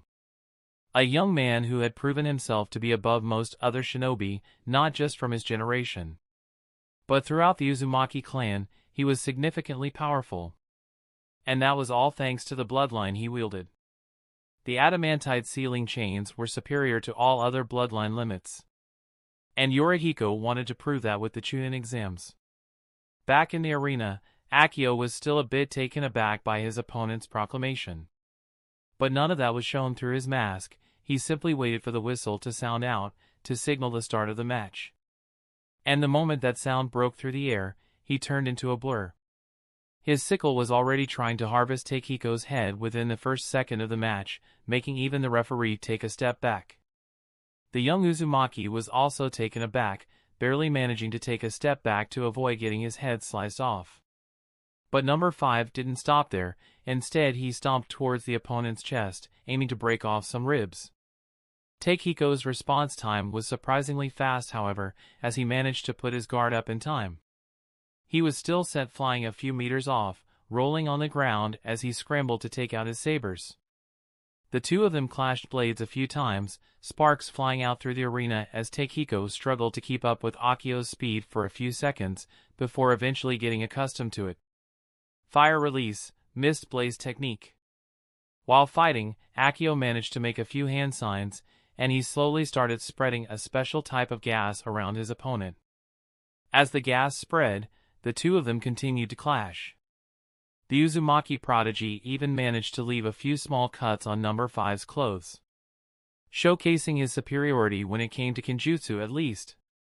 But as the invisible gas spread out around him more, Takehiko couldn't help but start covering his face, holding his breath as he felt that the gas which had been spread out was poisonous in some way. But oh, how wrong he was. Akio was not going to give him any time to figure that out, however. He immediately made a few hand signs and brought a finger to his mouth. Fire style, blazing dragon. The young assassin immediately spat out a gigantic flaming dragon from his mouth. It twirled around in the air and headed straight for Takehiko. The moment the spark from the dragon came in contact with the gas that had already been spread around him, it sparked into a flame. A gigantic explosion shook the entire arena, causing most of the other contestants present to shield their eyes from the smoke. The ranks within the Brotherhood are not only calculated based off of strength, Yorihiko. Ken smiled underneath his mask as he slowly rested his chin onto his open palm. Well, that does make sense since you're all assassins, not shinobi. But how would this number 5 rank when it comes to actual fighting strength? The Uzuki's interest was piqued. He was still confident in his prodigy, but he was not one to ignore the truth in front of him. Competition was going to be fierce. If I was to give an estimate, then he is similar in overall fighting power with number 4. He just specializes in different things. Ken already knew that Bull and Akio were similar in both strength and skill. But the stark difference between them was their fighting style. One specializes in brute force and taijutsu, the other in agility and ninjutsu. The Hokage had also already noticed the difference between the two. It was relatively obvious at the end of the day. The Uzuki mumbled a bit as he pondered on those words. The scene in front of them all was still shrouded in smoke.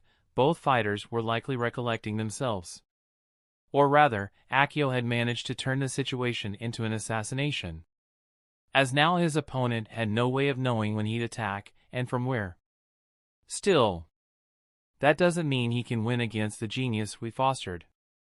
Yorihiko's confidence was still not faltering. In an instant, Ken tilted his head. A loud clang was heard from the gigantic cloud of smoke, then the sound of chains unfurling and stretching rang out throughout the arena. In an instant, the smoke was blasted away by the sheer strength of the chains.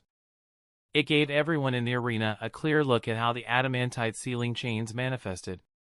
A dozen golden chains had sprouted out of Takehiko's back as he panted. They whipped around the arena and broke everything in sight along with blowing away the smoke. Kushina couldn't help but sweat when seeing them. So that's our families. She had not awakened her bloodline limit yet. It was unknown if she even would. But seeing it in action did make her a bit fearful. Aside from Fuinjutsu, the adamantite ceiling chains were the greatest strength of the Uzumaki. A skilled user could even tie down a tailed beast momentarily. A dozen users could indefinitely seal one in place. As a bloodline, the chains could only really be matched by the Sharingan of the Uchiha and the Byakugan of the Hyuga. The only one among the leaders to be slightly impressed by those chains was Mifune. But Ken had already seen a much more skilled user of the Uzumaki bloodline in Uzumaki Kazue, Kushina's older brother. And the Hokage was already well aware of every recorded bloodline. He had also seen it in the past as well. The only thing that he found impressive was that the Uzumaki clan member as young as Takehiko had managed to awaken it.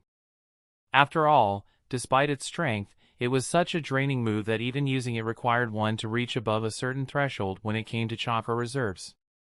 I guess his bloodline is pretty pure. Hiruzen gave Yorihiko a sideways glance as he thought of that, unsure what to think of the conclusion he reached. Akio was however still nowhere in sight. The adamantite ceiling chains were dancing around madly, breaking everything in sight, burrowing in the ground like snakes and lashing out towards the skies with anger. Coward! Hiding won't help you forever. The young prodigy shouted as he sweated in exertion. Even though he had unlocked his clan's bloodline ability already, that didn't mean he could use it for a prolonged period of time. He had managed to use them in time to avoid more serious injuries during the previous combination jutsu that Akio had used, but he had still received plenty of burns. Those injuries also had their toll on him, and he knew that he would not be able to keep up his current pace forever. In the real world, that would have surely spelt his death against a true assassin, someone like Ken for example. But he was currently in a tournament against others his age. Akio eventually had to strike back at the raging Uzumaki. He burst out of the earth from Takehiko's right side, his sickle covered in flames and aiming to slice open the Uzumaki prodigy's stomach. But Takehiko was expecting it. He turned his head to the side as soon as he felt the earth move. With a simple flick, one of his chains turned and struck the young assassin. It whipped him with force, before wrapping around him in an instant. Checkmate! Takehiko smiled as he made a hand sign and walked up to his opponent with a cocky smile. But before he could gloat further, the opponent he had caught turned into smoke, swapping with a log that had a paper tag on it. The Uzumaki flung the log away in that same instant, the log exploding near the wall of the arena harmlessly. The young Uzumaki then dug his chains into the ground and quickly started vibrating them with force.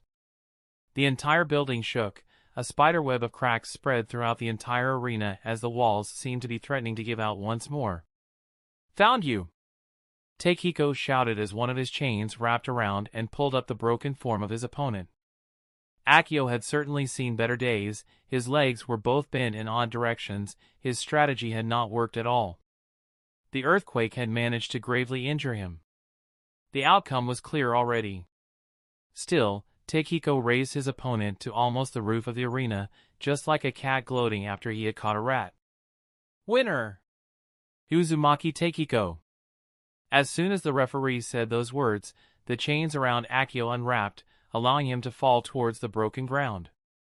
Ken's position became slightly less relaxed as he cracked his neck, almost breaking it from the sound of it. He seemed to be about to stand up, leap and catch Akio.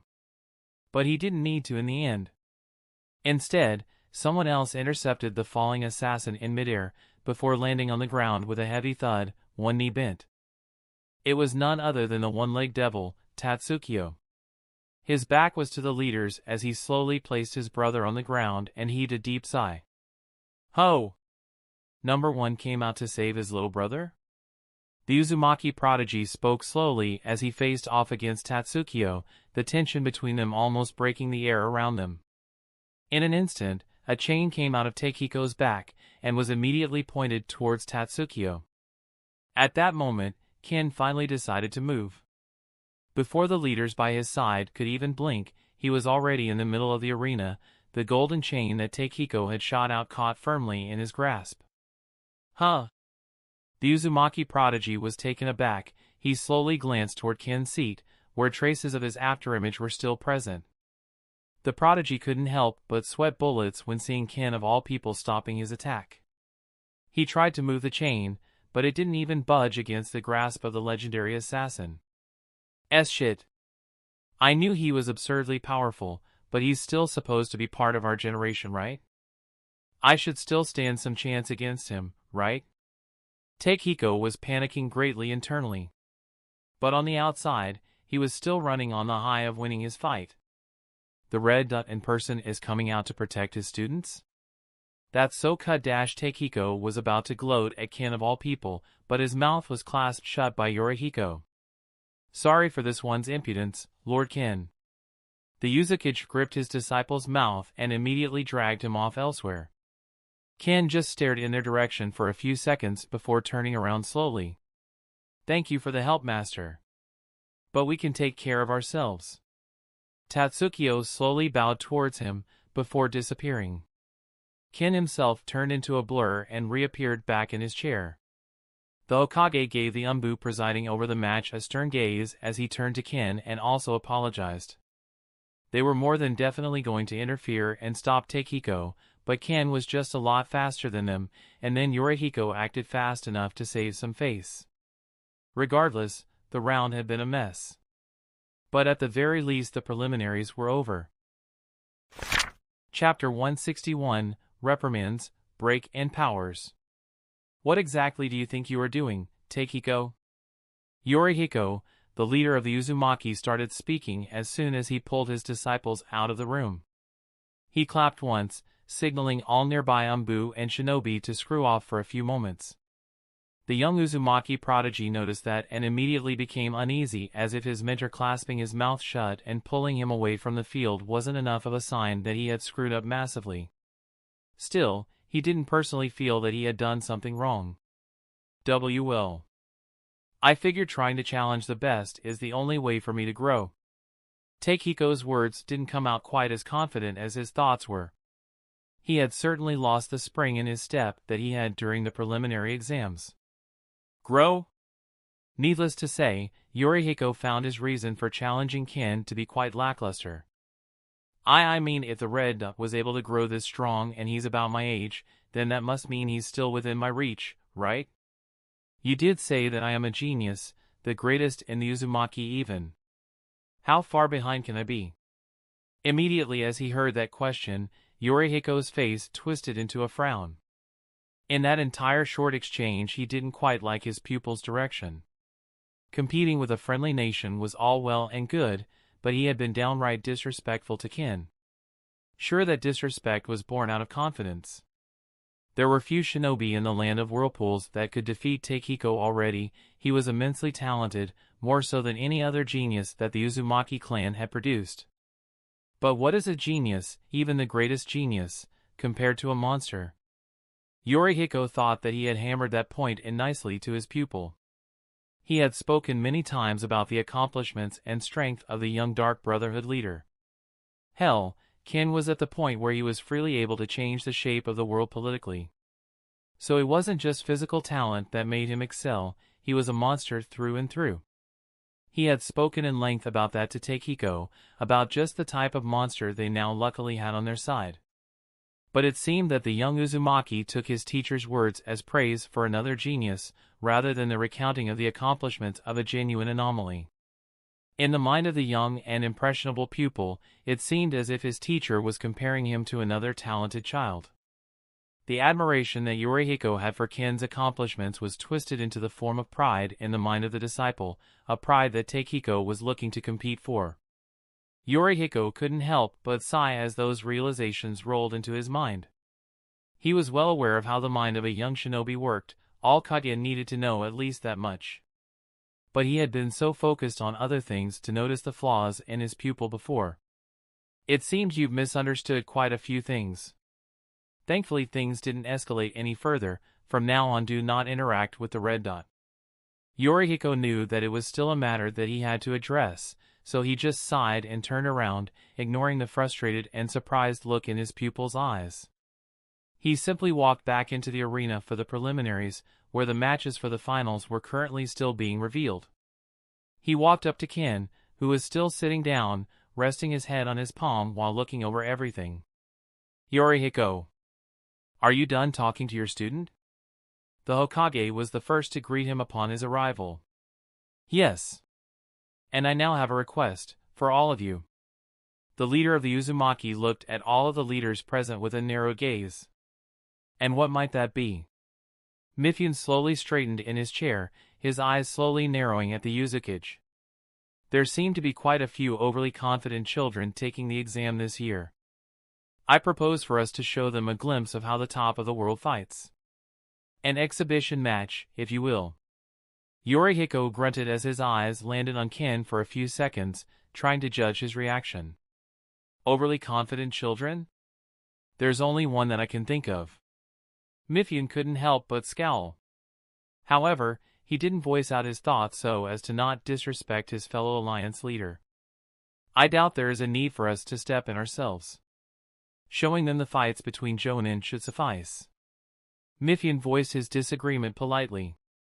I doubt it, most of them have already seen how Jonin fight, they must feel that it's still very much within their reach.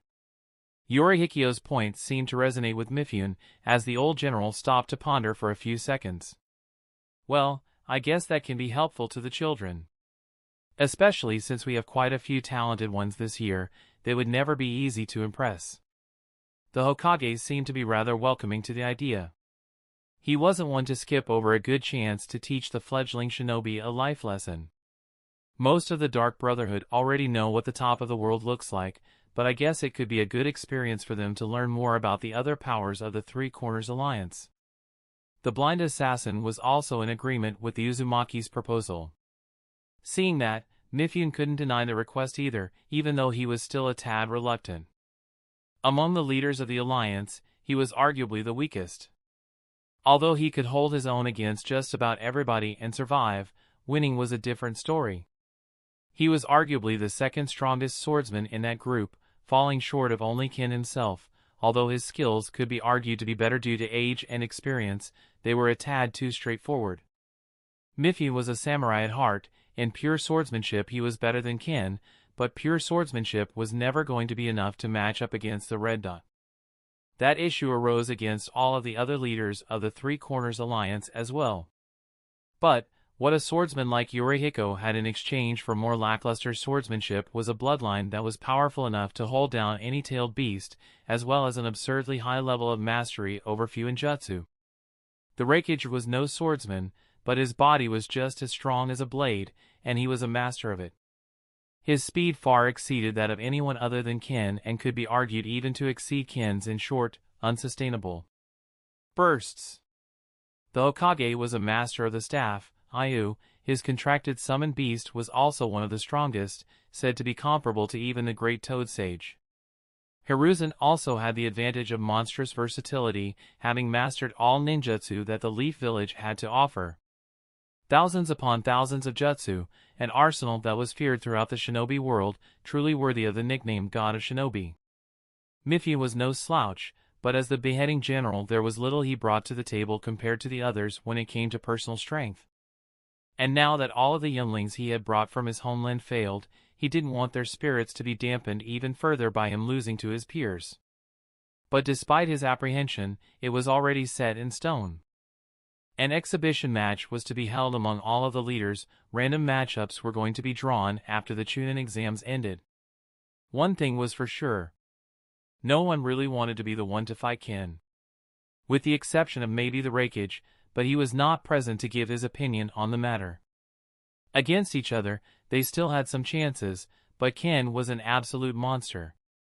They had seen his strength in the past, but he was still young, younger than even some of the contestants in the Chunin exams. He was surely still growing somehow. At this point, would he be comparable to the first Hokage?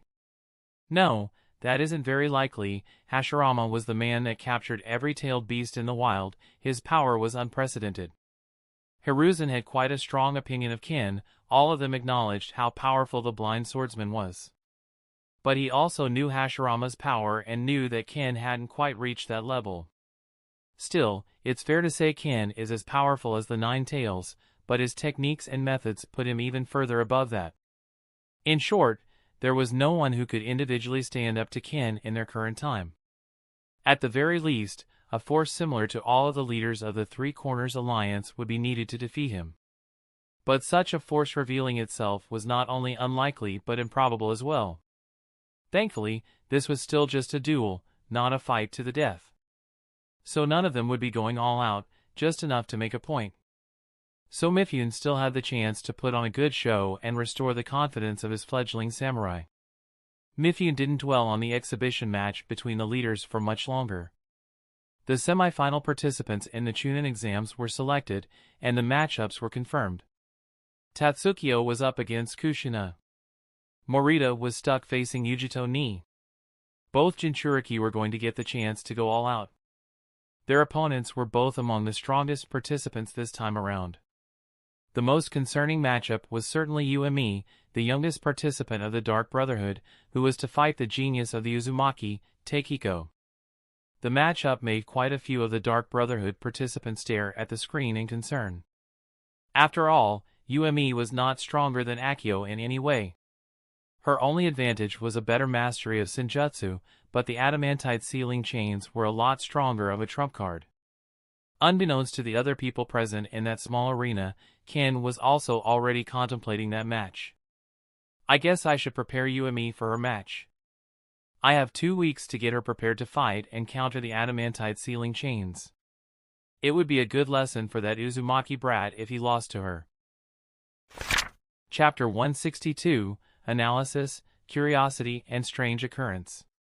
It has certainly been a while since Uemi has become one of my personal pupils. In all honesty, all children of the Brotherhood are my personal pupils. They are all learning techniques that I either created or perfected. But she is one of the few that I have been teaching personally for a while. Her talent for Senjutsu can only really be described as monstrous. Aside from me, there is no one in the Brotherhood able to match her in that aspect. But she is still too green to win against that brat Takiko.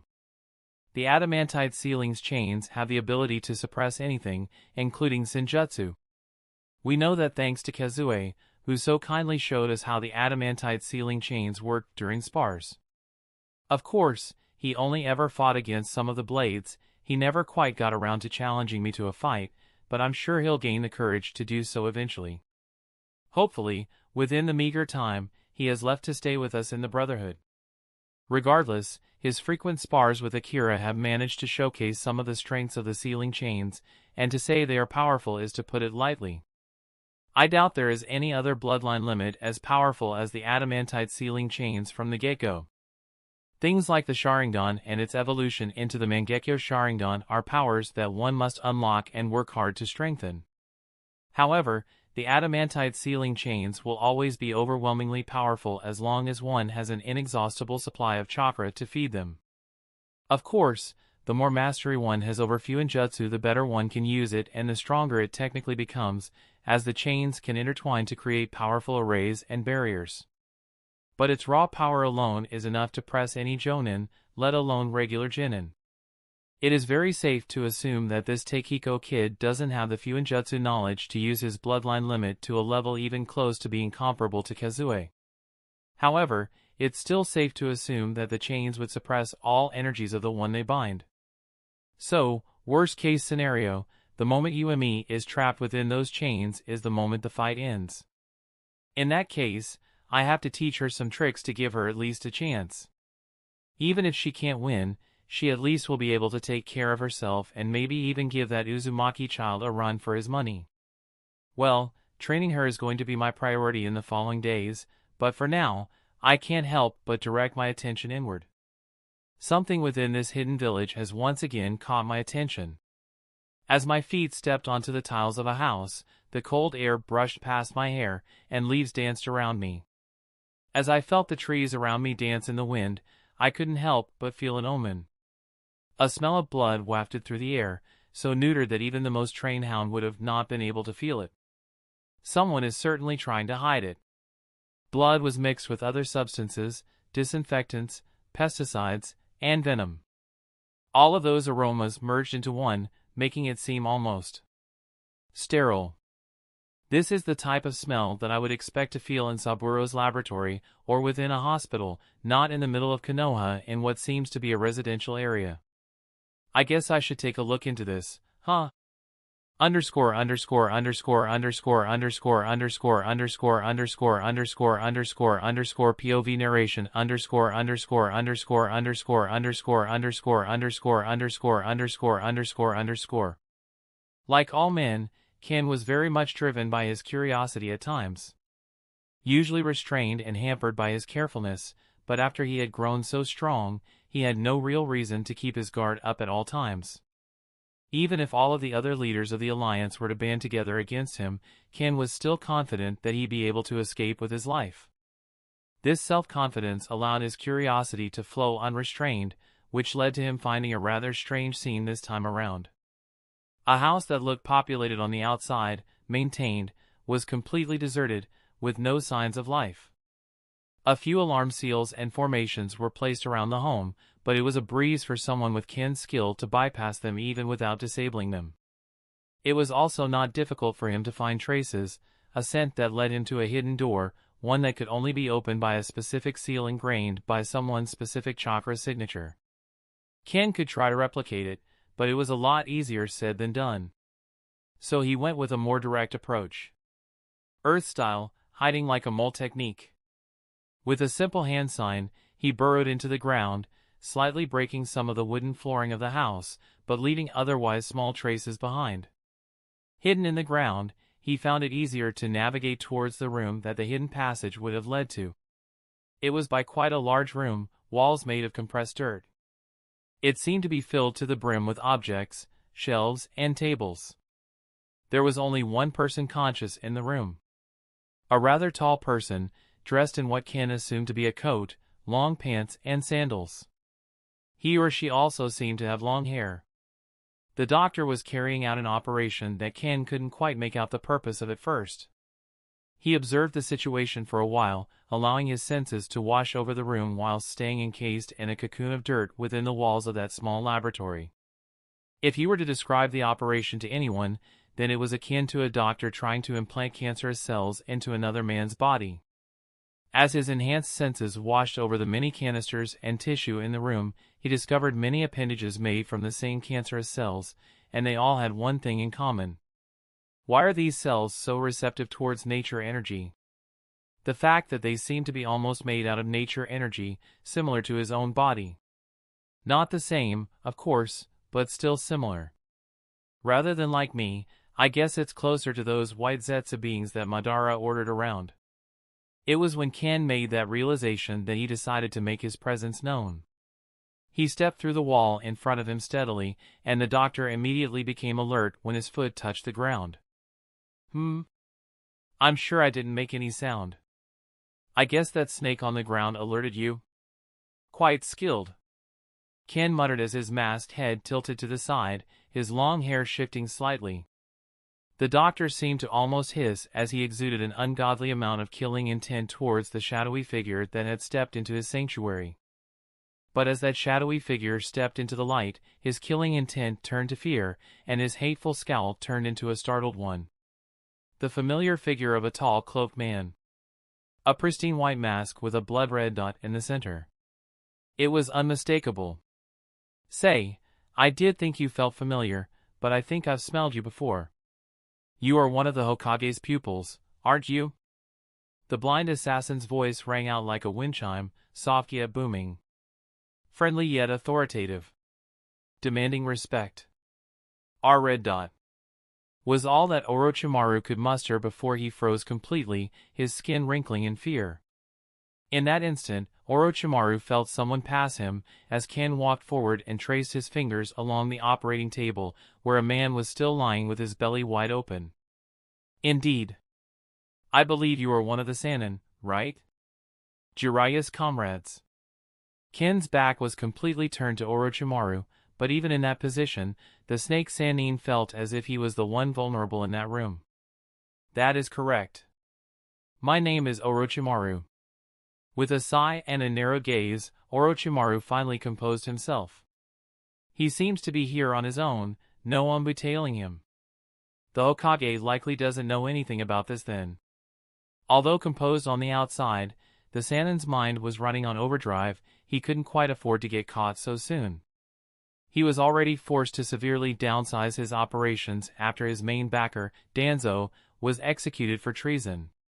His research was at a pivotal point now. He couldn't afford any distractions. So, Orochimaru, would you mind telling me a bit more about this little science project you are conducting here? Although Ken's voice sounded friendly, his face was completely neutral underneath his mask. He examined the victim on the table and determined that it was likely a bandit or outlaw of some sort. Rogu and unkempt features, a lingering smell of grass and leaves, bulky frame and scarred body. Of course, Ken doubted that Orochimaru cared about the man's innocence. The snake Sannin stared at Ken for a moment, as if weighing his options before responding. Well, I am merely working on a hypothesis. Say, Lord Ken, have you ever been interested in attaining immortality? In the end, he decided to lay all of his cards out on the table. He was still somewhat young, and a bit brazen, but he was not foolish. There was no silencing Ken, fighting him was not an option, and sealing him was not something that Orochimaru alone could ever hope to accomplish. The only thing that the snake Sannin could really do was to try and bring Ken to his side. To make the blind assassin see his cause. I can't say I have. Ken lied with a straight face and a smile on his lips. There was no man who never once thought about the concept of immortality and or desired it. Ken had already heard stories about people achieving such a feat, like the hermit who had managed to reach immortality through Jinjutsu.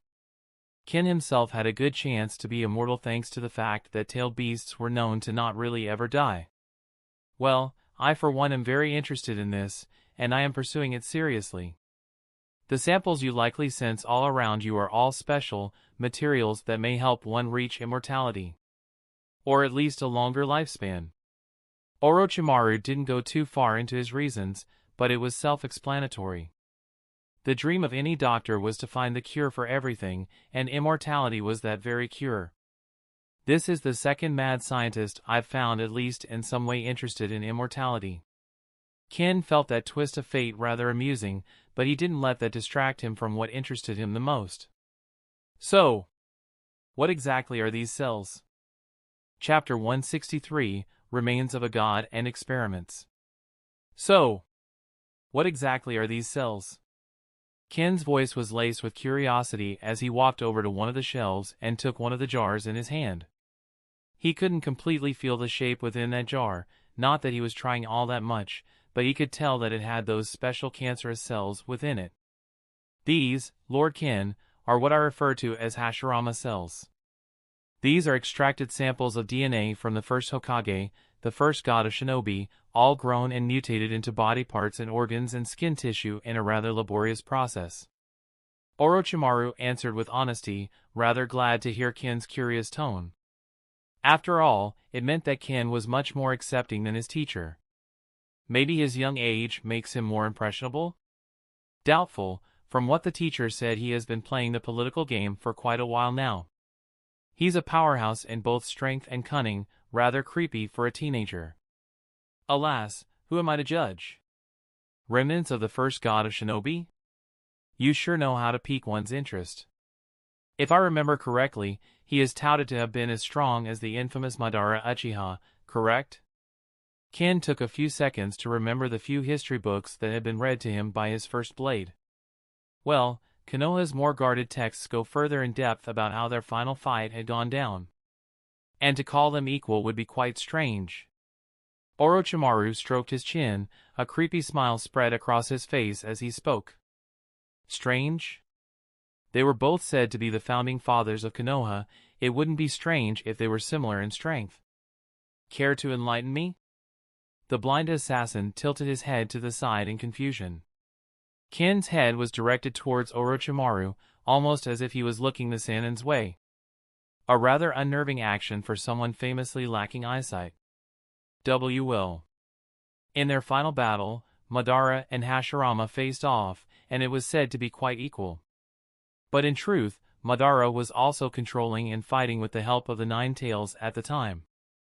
Without the Nine Tails, it could be argued that Madara is a significant bit weaker than the first Hokage, as even with the Nine Tails, Madara still lost. Orochimaru remembered hearing his teacher talk about that fact at some point while he was drunk. Hiruzen had after all been a direct disciple of the second Hokage, Tobirama, Hashirama's younger brother. Tobirama had likely filled his head with quite a lot of ideas regarding both Madara and the Uchiha clan. Thankfully, Hiruzen didn't quite share his late teacher's hatred towards the Uchiha, otherwise, the situation within the village would have been a lot more dire. Orochimaru went on to explain a few more intricacies about the fight between the two legends, thinking that maybe Ken was rather interested in the Leaf's history. Unbeknownst to him, Ken had already somewhat stopped listening. Instead, he directed his attention to the jar in his hands. With the slightest strength applied, the blind monster squeezed the jar in question, and cracks spread throughout the glass's surface for a second. And in the very next second, glass shards flew everywhere in the room. Ken's hand was now directly in contact with the Hashirama cell-created body part, which Ken could now tell was a liver. The organ seemed to almost have a life of its own, as it reacted strangely to Ken's touch. The blind assassin's body was constantly filled with nature energy, and for some reason, it seemed that the Hashirama cells within the liver were trying their damn best to attract the nature energy from their surroundings. Seemed somewhat similar to me, but on a much lesser scale. Orochimaru didn't ask any questions, nor did he make any effort to stop Ken, not even as a glass shard flew by his head and left a thin red line on his cheek. Hashirama cells are wondrous indeed. If an implant is successful, then one is bound to gain an increase in their chakra pool, slight regenerative abilities, and a much greater and enhanced strength. The snake Sannin continued with his explanation, his long tongue coming out of his mouth for a second to lick his bleeding cheek for a second, stemming the blood flow with his saliva. But perhaps the most important factor. A truly successful implant within a compatible patient could lead to them gaining the fabled would release, the bloodline limit which made Hashirama the strongest in history. Ken couldn't help but smile when hearing that. Would release, huh? I may have met some of its offshoots, now that I think about it. The blind swordsman clearly remembered the grass release he had fought against when destroying the village hidden in the grass. Of course, grass release was nothing but a pale imitation of wood release, not even coming close to a fraction of the original's power. Ken was well aware of that. Hell, the hidden scroll containing the grass village's techniques was still with the Dark Brotherhood. How couldn't he know? One of Akira/the Third Blade's many contributions to the Brotherhood. Still, from what Ken could feel, Hashirama's cells were much weaker than his own. If he were to try and implant some to gain with style, then he would likely make his actual body and nature energy control weaker. It was not a trade-off that Ken was willing to make. He did consider if it could help some of his children in the Brotherhood, but he needed to know a bit more about the procedure first. And how often is a compatible host found, and what is the success rate of the operation? It was only at that question that Orochimaru went silent. He scratched the back of his head for a second before sighing. Well, the operation can be successful, but results may vary depending on the person as well. If one is incompatible, then the body would reject the Hashirama cells, leading to a rather bad case of necrosis, as the body would essentially start trying to fight the cells. That usually leads to the death of the test subject. That drawback immediately took that idea out of Ken's head. The only person that he knew they could risk for something like that was Akira, and that was just because the Third Blade was bound to survive one way or another. Even then, it was not like Akira was guaranteed to be compatible with the cells. If he wasn't, he'd still suffer a lot. Before Ken could comment that he had lost interest in the surgery, Orochimaru continued.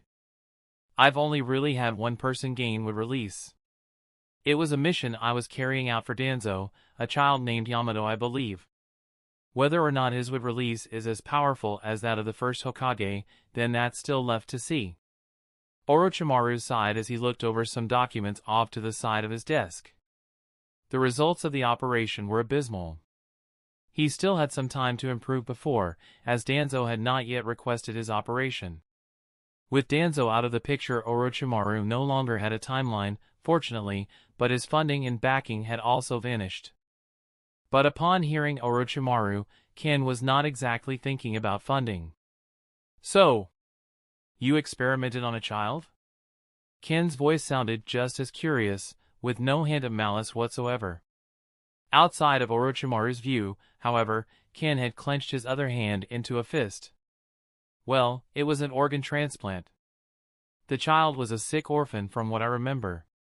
He was strangely compatible with Hashirama cells. I believe the new organ helped better his health, although that was not exactly the purpose of the experiment, I admit. Orochimaru was as honest as he could be. He truly hadn't cared about curing the boy in question. It just so happened that the two things aligned, and Orochimaru accidentally helped the young child and saved his life. Unbeknownst to him, that small twist of fate also had now saved his life, as Ken nodded with a smile and unclenched his fist. The Hashirama cells on his arm were still acting strangely. Ken just placed the liver on a shelf and shook his head. It feels odd holding a disembodied organ that feels so alive. Ken sighed and slowly turned towards other shelves. Says the assassin that had once ripped the still beating hearts of others from their chests. Of course, Orochimaru refrained from commenting. He still very much valued his own skin. Ken looked over a few of the other shelves before walking back towards the door. He only stopped when he reached Orochimaru. He patted the snake Sannin's shoulder as he left him with some parting words. Well, it seems that everything is normal here then. Make sure not to harm innocents in your research. You'll be in trouble if I find out you do so from now on. If you ever require funding, don't hesitate to seek me out whenever I get back to the Dark Brotherhood after the Chunin exams. With that, the assassin vanished, and Orochimaru was finally able to take a deep breath and sigh in relief. Despite explaining things so earnestly to Ken, he was a tad too afraid to even breathe loudly in his presence. His offer is nice, but if I am ever to talk to him in the future, I have to be prepared to at least hold my own in case negotiations break down. I guess I should start experimenting on myself now. And just like that, the immortality-obsessed Sannin got back to work. Ken walked out of the hidden laboratory without making any sounds, and he left the premises undetected just as he had come in. He also had to get to work now. Teaching UME had to take priority. Chapter 164, Arena, Atmosphere, and First Fight Start. Countless voices and cheers bled together as the arena started filling with people of all backgrounds, all potential investors taking an interest in the youth of the hidden villages. The Chunin exams were not just a chance for the children in the hidden villages to rise up the ranks and gain more benefits. The final stage of the exam was always a vehicle for said hidden villages to showcase their power and flex on competition. It was always good to showcase their prosperity through their youth, and this year was indeed stacked. Ken and the other leaders of the Alliance all stood on the highest seat, overlooking the large arena with a greater vantage point. Not that Ken could appreciate the view in any way. I can't wait to see who wins. Competition's pretty tight this year, Hiruzen said as he slowly sat down, rearranging his red Kage hat with a smile. Well, the most likely candidate to win would be the number one of the Brotherhood, the one-legged devil. We have yet to see his limits, despite the fact that he had fought a rather tough opponent in the preliminaries. The one to respond was a tall man with spiky white hair, wearing a regular Jonin's garb with a red headband. Strapped to his back was a blade. It was none other than Tsukumo, the White Fan of the Leaf. He had a rather good impression of Tatsukiyo/No. 1, as their fighting styles were somewhat similar. He also had a great amount of respect for a person with enough mental fortitude to manage to turn an otherwise debilitating disability into a weapon. Well, Kushina and Yujito both have decent chances as well. They both can use chakra from their tailed beasts without losing control. Yujito especially seems to have already gained plenty of experience using the two-tailed beast's powers. Mifune also knew that the one-legged devil was the one likely to win, but he didn't want to write off the other competitors so quickly. Heh, that brat number 2 also seemed pretty decent, didn't he? And then there's that haughty kid from the Uzumaki. Those annoying chains sure give him a decent advantage. The Reikage also had quite a few people in mind for the number 1 spot in the Chunin exams. It was only a matter of circumstance. It almost felt as if the competition could go in any direction. He knew firsthand how annoying the adamantite ceiling chains were. Whilst he wasn't there to see Takehiko use them in person, he was still briefed on the outcome. I am still confident that Takehiko can win this for our Uzumaki clan. But I guess we'll have to wait and see. Yorihiko's confidence was still unshaken. Ken's senses washed over him for a second, and the blind assassin couldn't help but feel a tinge of pity. You really have no idea what's about to happen. I almost feel bad for you. In his lack of eyes, even if Ume lost to the Uzumaki prodigy, he would lose to both Morita and Tatsukio, and that was something simply unavoidable. Number 1 and 2 were way ahead in their training when compared to Ume. In fact, if she were to face either of them, it wouldn't even be a fight. This was not the case when she was faced with Takehiko. Despite being written off by the other leaders already, the little girl had a decent chance of putting up a good fight, maybe even winning under the right circumstances, especially after Ken's training. The leaders of the alliance continued conversing with one another for a while. Much like the many people in the audience below, they were there to enjoy a good show. They were not competing with one another anymore, so they didn't have much stress at the prospect of fighting for the support and interest of investors. Through financial and political ties, those worries were all but annihilated. The Three Corners Alliance leaders had become a rather close-knit group, even if Yorihiko and the Raikage still didn't quite get along that well. The jovial atmosphere contained, the bustling sounds of endless conversations were almost grating to Ken's rather sensitive ears. But thankfully, everyone hushed down the very moment the announcer's voice was broadcasted throughout the arena. First fight of the day. Number 1 of the Dark Brotherhood facing off against Uzumaki Kushina of the Leaf Village. The two competitors walked out into the barren field. They had a lot of space, and the arena gave little opportunity for assassinations, as it was meant to be a dome for straightforward battle. It was not exactly the Dark Brotherhood's specialty, but Tatsukio / Number 1 could still manage. He walked into the arena, his relaxed smile hidden underneath his mask, most of his body hidden within a long coat, obscuring his hands and making it hard for his opponent to tell what his next move would be. Kushina also stepped out in the arena at around the same time. Her deep red hair billowed in the wind, her outfit resembled that of a true kunoichi, and she wore the symbol of the leaf proudly on her forehead. The start of the match was announced, but neither party acted instantly.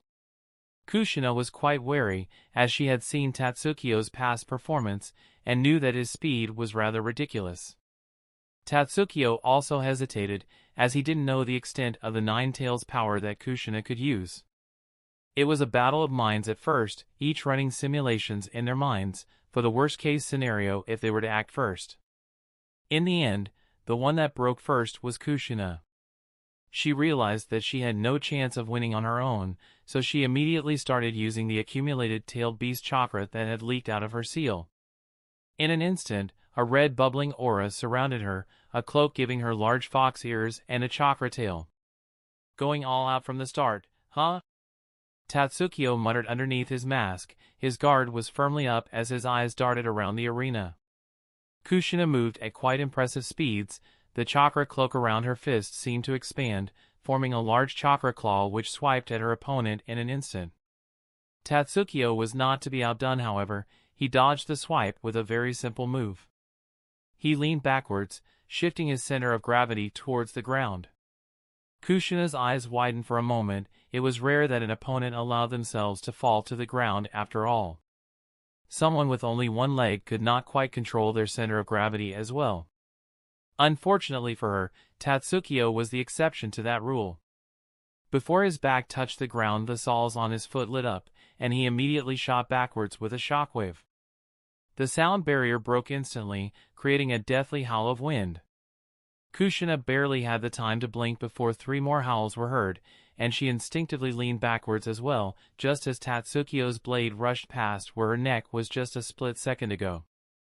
Kushina felt the tip of that blade graze her neck as she relied on her instincts to reel back and roll away. Earlier, in that short time span, Tatsukio had used his flash step to swerve to the right thrice, ending up with his blade almost sliding into Kushina's throat. Had it not been for her chakra code alerting her of the blade in that split second, she would have certainly been taken out. The young Jinchuriki grabbed her throat with a slightly frustrated gaze, a thin red line present there. That was too close for comfort. The scratch didn't bleed, as her chakra cloak provided her with regenerative abilities as well, but it was still concerning, especially for Yorihiko, who had gripped the railing in front of him so hard that it cracked. Ken, I hope your children understand that these are not supposed to be matches to the death. His words were filled with anger, and poorly suppressed killing intent too. Calm down, Tatsukiyo knows when and how to hold back.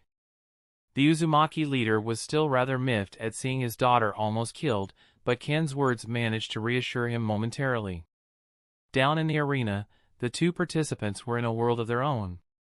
Kushina's gaze gained a serious and dangerous glint, whilst Tatsukiyo looked at her with acknowledgement.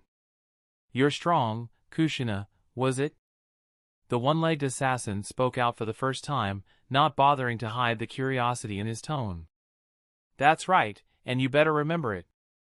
I'm the one that will become the first woman Hokage." Her boisterous voice reverberated throughout the arena, as she immediately punched the ground with both hands, digging her fists into it. Immediately, the one-legged devil shot towards Kushina like a bullet, breaking the sound barrier once more. This time, however, his path was intercepted by a large churka claw that sprouted out from the ground right in his path.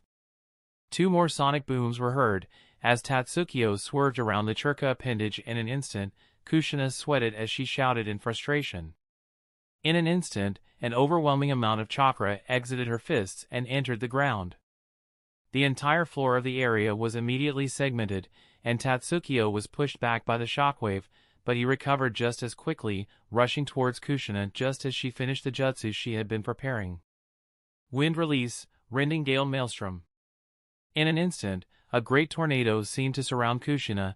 It spun in such a way that it pushed everything away into the corners of the arena. Rocks were picked up from the segmented ground, and they were thrown like bullets all over the arena. An S-rank ninjutsu powered by a tailed beast's chakra. Seems Kushina has grown a lot. Ken mused for a second, as the chaos below was almost destroying every wall of the arena through sheer force. How will you respond to that, Tatsukiyo? Chapter 165, Winner, Calling Dibs, and Second Fight. How will you respond to that, Tatsukiyo? Ken's senses focused on his star pupil, tracking him around the arena as he danced around the dangerous winds, sweat dripping from every pore in his body. Even though Tatsukiyo was strong, he was now dealing with an attack that may as well have been dished out by a Kage. An S-rank jutsu powered by the chakra of a tailed beast was not something that anyone would take on easily. It would even be annoying to deal with for some of the alliance leaders present. After all, not everyone was like the Raikage, who could likely just stroll into the middle of the cyclone. Currently, the winds were so chaotic that many Jonin had to step up and put extra walls around the arena, extending it further as they tried to contain the damage as much as possible and protect the viewers. Eventually, the attack ended and the battered extra walls were taken down. After that, it only took a few moments for the gigantic cloud of dust to clear up, only to reveal a scarred and ruined arena. Maybe it was a mistake to have this fight be the first one? Didn't know Kushina had that in her, honestly. Ken was genuinely impressed, but unfortunately, pulling off one powerful jutsu had not been enough to win the bout. As the dust cleared up, the winner was revealed, the last person who was still conscious, albeit kneeling on the ground on his one knee. It was none other than Tatsukiyo, looking like a wee mess. His robes were shredded apart, his mask was cracked and half missing, and his body was filled with cuts and bruises. The powerful winds had not been kind to him, but in the end, he had managed to withstand them. He then took advantage of the smoke to swiftly take Kushina out, knocking her out in the instant the cyclone around her disappeared with a chop to the neck. His body was filled with injuries that were bound to leave deep scars, but that was fine. They were going to serve as nice reminders of that battle. Needless to say, the crowd of potential investors were all left flabbergasted. It was clear that many expected Kushina to win after pulling off that jutsu, but at the end of the day, Tatsukiyo was just more experienced than her. The number one of the Dark Brotherhood was both older and had already seen an all-out war. His speed was also a speciality and an advantage he held over all of his competition. He was able to leverage all of those to survive and win in the end. Your daughter is pretty amazing. Grudges and pride be damned, even the Raikage couldn't help but mutter that out as he stroked his beard. Yorihiko was filled with pride as he looked at the unconscious form of his daughter. It was a shame she didn't win, but at least she wasn't badly injured. The Hokage and Mifune were both seemingly stunned at the display. It was likely the first time they had seen a child use such a powerful jutsu. Indeed, Kushina had not just impressed Ken, all of the leaders present were shocked at her display. Sure, she had left her guard down after that large-scale attack, but the fact that she could pull it off in the first place was impressive. She was also smart as she did not give Tatsukio any breaks. Unknowingly she had prevented him from entering Sage mode and ending the fight prematurely. Of course, Tatsukio had also made a mistake by not gathering nature energy in the initial stare-off at the start of the match, but that wasn't inexcusable. Well then, the winner is indeed number 1 of the Dark Brotherhood. The announcer finally got around to doing his job. Ken smiled as he felt the reaction of the other competitors in the Chunin exams. Fear, anxiety, admiration, it was a strange cocktail of emotions. But the most interesting was certainly that of Takiko. Disinterest. Indeed, the Uzumaki prodigy found the bout uninteresting, and the jutsu that had even impressed the Kage didn't seem to garner any reaction from him. To be expected. I guess he's at the age where he thinks he is untouchable. It was inevitable regardless of what Yorihiko did. Overwhelming talent left unmatched for too long would almost always fester into pride and arrogance. It was merely a fact of life. Unfortunately, no more battles were held that day, as they had to both rebuild the broken arena and make sure that it retained structural integrity after withstanding such an attack. Many were disappointed but at the same time glad. They would all need some time to process the scene they had witnessed. What a way to start the semifinals. Sakumo muttered as the arena was clearing out. It could have gone much worse, honestly. Thankfully the jutsu only really spread damage on the ground near the center of the tornado. Miffy mentioned as he looked at the shredded ground and the broken walls of the arena. It will be hard for the next matchups to actually keep this momentum going. I guess we'll see tomorrow. The Reikage slowly stretched his arm and legs as he got up and started walking away. By the way, I call dibs on fighting Ken in the exhibition match, and I won't hear it otherwise. This display's really got my blood boiling. I need a good fight by the end of the week to calm me down. The Reikage's words were acknowledged. The Kage present just nodded. For a moment, Miffy wanted to remind him that they had all agreed to draw slots for the battles, to make them random. But if he wants to fight Ken, then that's better for the rest of us. Maybe I'll get to show off a bit this way too. The next day came by rather quickly, the arena being rebuilt in record time with the help of the Umbu squad led by Sakumo. Earth-style ninjutsu was used all over to patch up the arena, and their architects and builders made plenty of safety checks and assured the Hokage that the arena was indeed stable. And as the Reikage had predicted, the following battles couldn't quite keep the momentum of the last one going. Kushina had really set some unrealistic expectations in the audience, as the most impressive jutsu Chunin could usually perform was a C rank, and maybe a B rank for those looking to actually get to Chunin, and not just competing for the sake of it. Still, some children were able to give quite decent displays of taijutsu, as well as inventive fights using special techniques, like the mind control of the Ino clan, or the shadow manipulation of the Nara clan. Eventually, however, the next big battle came along. Coming up next we have number 2, of the Dark Brotherhood. And Yujito Ni, of the Cloud. The announcer's voice broke the silence, and the expectations of the crowd immediately shot up, many sitting upright in their chairs as soon as the names were announced. Finally, something interesting. The Reikage seemed to be of the same mind as the public. The two competitors walked out. Morita was dressed similarly to Tatsukio, and Yujito Ni wore rather simple clothes, with what seemed to resemble a gray Jonin vest. Yujito was much younger than Morita, to the point where the NR.2 assassin felt a bit bad about the matchup. Still, he was going to show respect to his opponent. I won't be going easy on you, as you have proved yourself by making it this far already. Morita's shoulders moved slightly, his actions hidden underneath his cloak as he seemed to either arm himself or rub his hands together. Yujito didn't respond, instead she merely prepared for battle, slowly lowering her body to the ground and taking on the stance of a tiger. Start! As soon as the signal was given, a flame-like blue aura flared out of Yujito's small body, cloaking her completely. Morita started walking forward as well, marching towards her as the flames surrounding her took a strange form. A flame-like chakra cloak completely covered the young girl's body as she slowly stood up.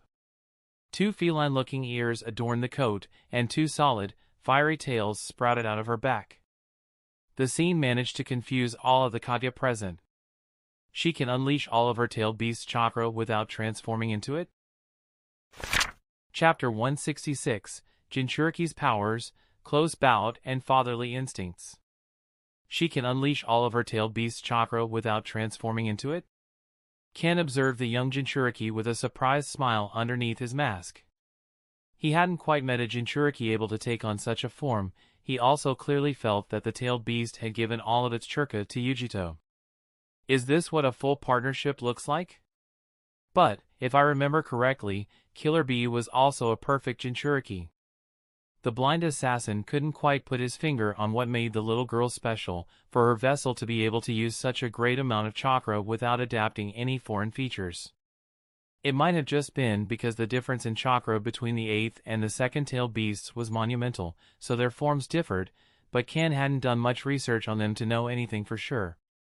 Regardless, her current form was certainly something to behold. She retained all of the nimbleness of a small figure, whilst also wielding the power of a beast. The Cloud really does have great contestants this year. The Hokage muttered. He still remembered Yujito taking out the most talented of the Land of Iron previously, but she hadn't gotten the chance to go all out back then. Now, however, it seemed that she planned to take things seriously from the start. And her opponent was of the same mind. In an instant, black circles formed under his eyes, lines going from the corners of his eyes all the way down to his cheeks. That's Sage Mode? The Raikage muttered as he somewhat recognized the strange energy that was now shrouding Morita. It was the very same that Ken's entire being was made of. Indeed. Most of the top 10 within the Brotherhood have learned sage arts to some degree of mastery. Number 2 in particular is quite talented at it. Although far from the most talented in the top 10, he's certainly the most hardworking. Ken couldn't help but feel a bit of pride and appreciation rise up within him when he felt how perfectly Morita was managing to maintain his sage mode. And the next clashes also put a lot of things into perspective for everyone else in the arena. These semifinalists. They shouldn't be competing for the Chunin rank at all.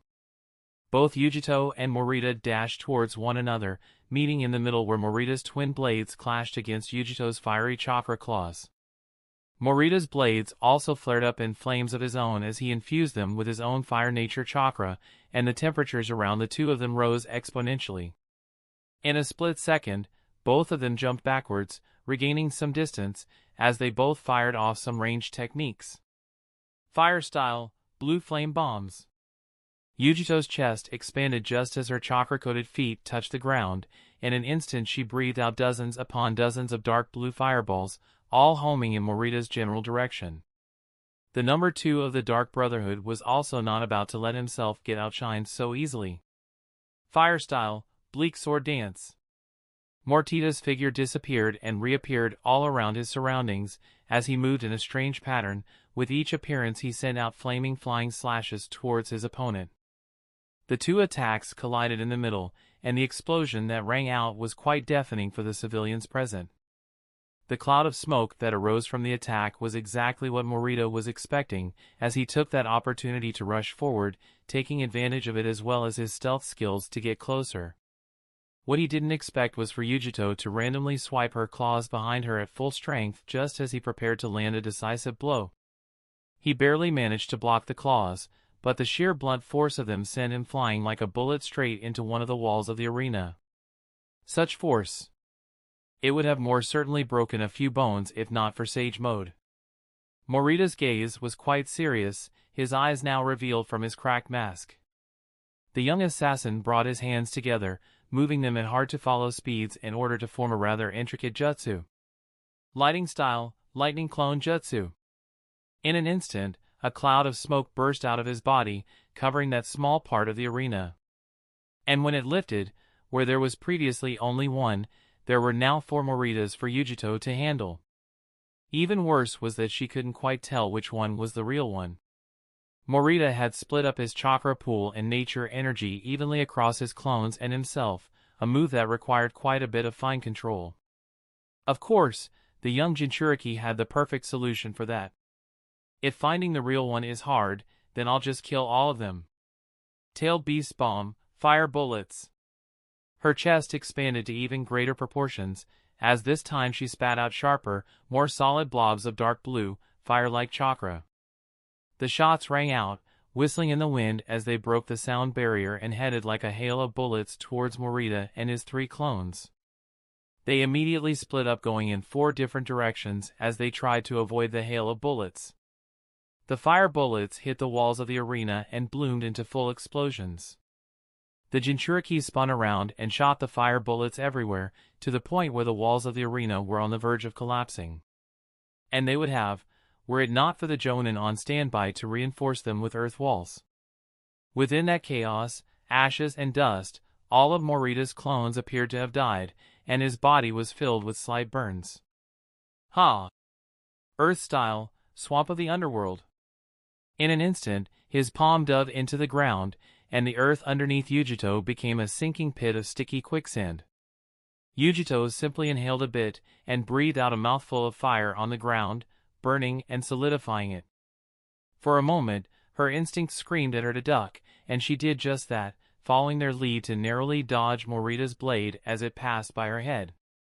But just as she was about to turn and swipe her claws at the still airborne assassin, his body exploded into a gigantic net of lighting.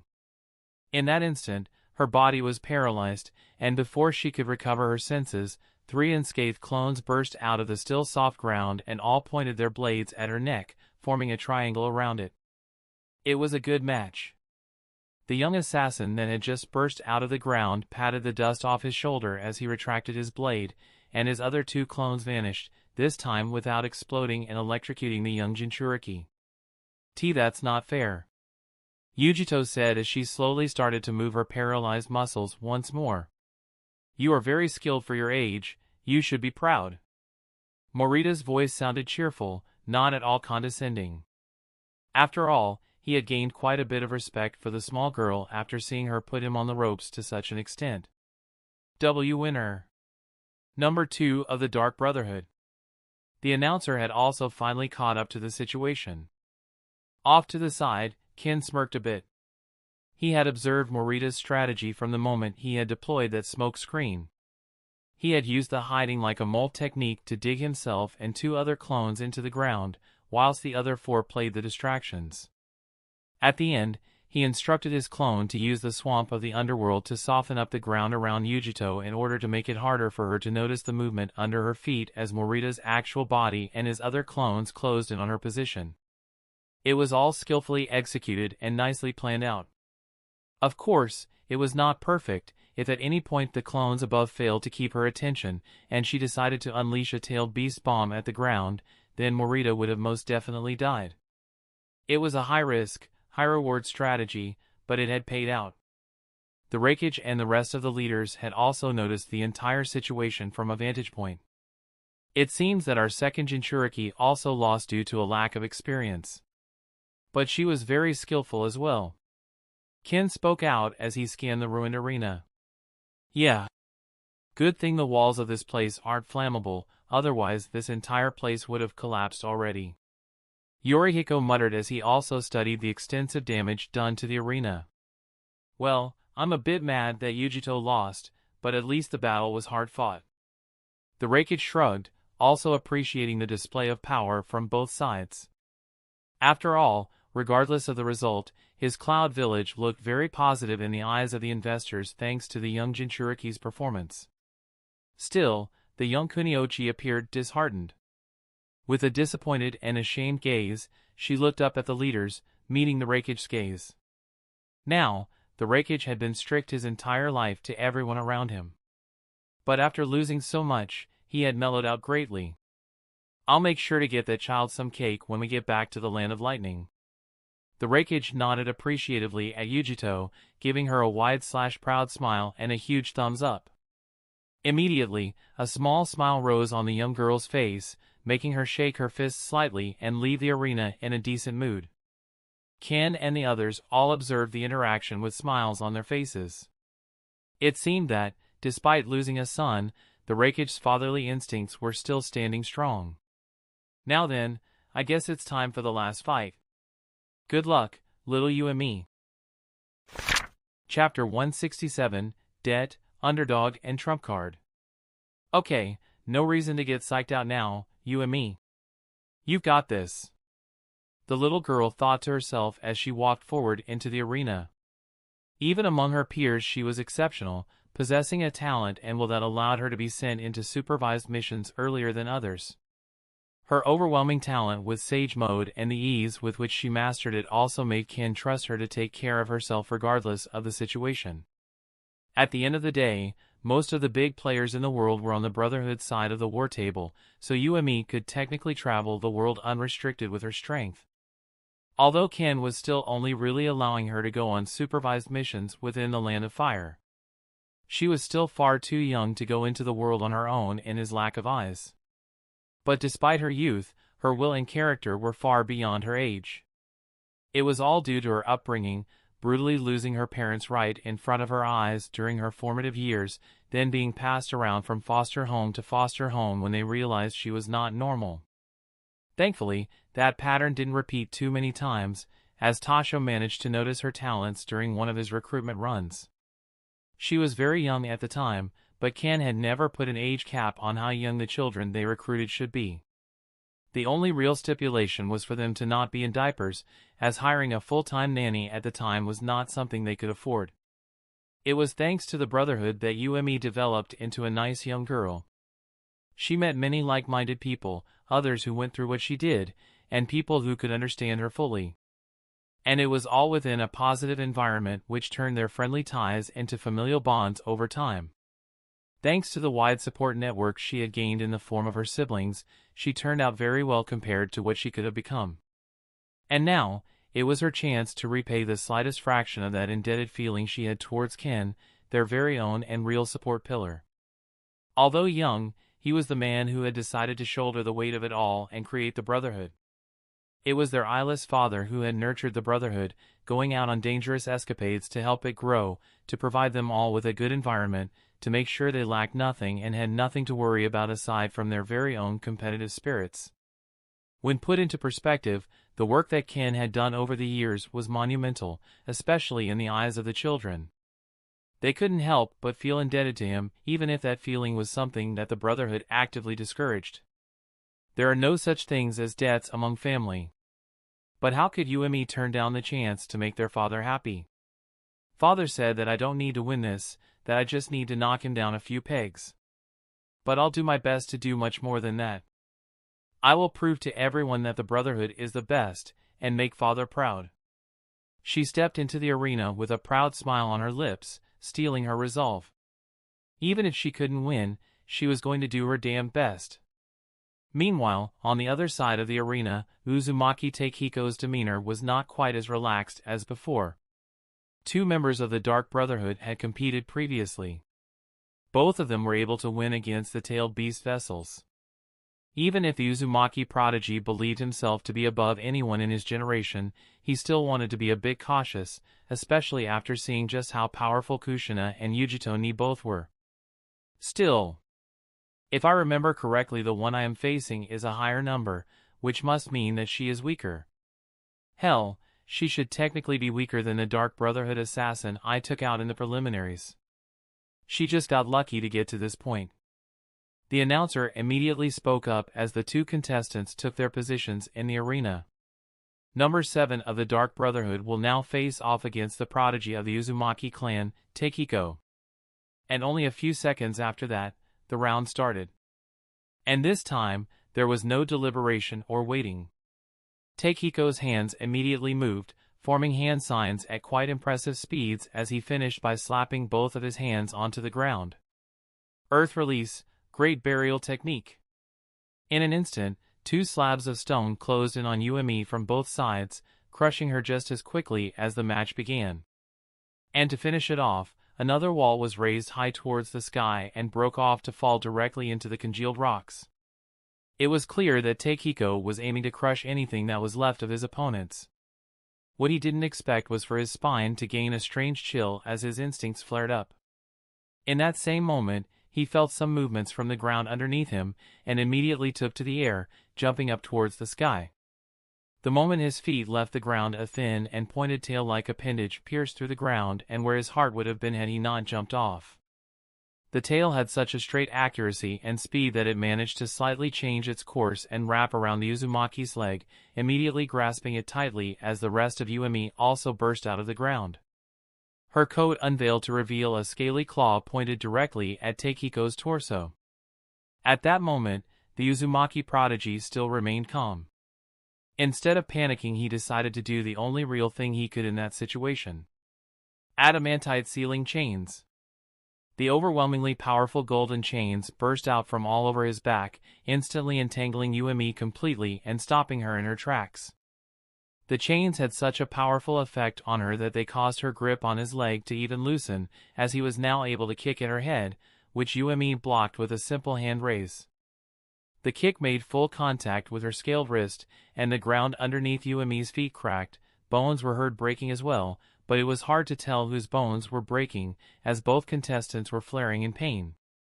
Takehiko then proceeded to use Yumi's arm as leverage to push himself further away, as he panted for a second, pain still bursting from his shin. "You're tougher than you look, pipsqueak," Takehiko muttered as he slowly stood up. He couldn't help but scowl as he realized that Yumi had managed to untangle herself from his grasp. Yumi didn't respond to his provocation in any way. Instead, she just backed away a bit further, dodging a whip of the Uzumaki's fabled chains. Father was right. Whilst they may be strong, they are not as useful without powerful fuinjutsu to go along with them. Still, I can't get too close to him. His chains suppress my Sage Mode's benefits. Had it not been for that, my hand would not hurt from just a simple kick like that. Yumi took a moment to calculate her next move, but in the end, she could only come to the conclusion to finally put her father's extra training to good use. "I guess it's time for a trump card, huh?" In an instant, her hands moved at great speed, forming a flurry of hand signs. This immediately set Takehiko's alarm bells off. He immediately took a step forward to extend his chains towards her, but he was a step too late. Water release, sky droplets. With her technique prepared, Yumi's chest inflated, and she immediately shot out a few large bubbles of water towards the sky, firing like a mortar and aiming directly for Takehiko's head. Tisk, useless. The youngster shook his head, his chains immediately turning into whips, cutting apart the water bubbles before they reached him. He, as well as the ground around him, still got wet, as the chains had turned the large bubbles into just regular rain. Takehiko was then about to try and catch Yumi once more, but before he moved, the little assassin had already dashed to the side, a technique already prepared, as she planted her hand on the ground whilst doing a cartwheel to dodge a few chains. Earth release, bottomless swamp. In that moment, Takehiko's sandals immediately sunk into the ground. The bottomless swamp jutsu was cast using the human environment, which caused it to cost much less chakra to use. But Yumi was not quite done, as she used her opponent's sudden shift in balance to fire off another technique. Earth release, stone pummeling. This time, the little girl slapped both of her hands on the ground, and the earth in front of her immediately shifted, rising upwards and flowing towards Takehiko in a dozen of small, punch-sized pillars. Petty tricks! Takehiko's chains just swiped away all of the attacks, breaking them with ease whilst also holstering the Uzumaki prodigy up from the mud pit. "Go ahead then, tire yourself out. I doubt you can maintain that strange form of yours for too long anyway." Takehiko's eyes flashed with a dangerous light, as he immediately formed a strategy to toy with his opponent. "She can't get close because of the chains, and her ninjutsu can't reach me at all. So it's just a matter of waiting for her to keel over due to exhaustion." He normally would not have liked that type of victory. But, as he was taking the Brotherhood more seriously now, he decided to play it safe whilst also finding an opportunity to poke fun at his opponent and ruin their morale. Unfortunately for him, the morale part didn't quite work for Yumi. And he also walked right into her trap by becoming passive. In an instant, her hands moved to form another technique, this time a stronger one. Water release, water dragon bullet technique. In an instant, The young assassin spat out a gigantic water dragon from underneath her mask through the pin-sized hole within it. The dragon spun in the air a few times, growing in size before rushing towards Takehiko, who just sneered, his chains already moving to whip that jutsu apart. As if that's gonna war dash. But he couldn't even finish his sentence, as his chains seemed to be batted off to the side with sheer force, as the dragon bullet slammed into his body head-on. The strong current immediately proceeded to crush Takehiko into the nearest wall, causing a tremor through the arena. What? Yorihiko immediately stood up, looking at the situation with wide eyes. Ho! So that was your plan? Ha ha ha. The Raikage laughed out loud. He had already known that Ken was giving UME special training before the fight, but seeing the results in person was quite impressive. Heh. Indeed. Nature Energy Enhanced Jutsu. Chapter 168, Battle Plan, Diversion, and Trade. So it's just that? That was the plan? To overwhelm the Uzumaki brat with Nature Energy Enhanced Jutsu? The Raikage's question seemed to resonate with the other leaders as well, as they all looked at Ken for answers.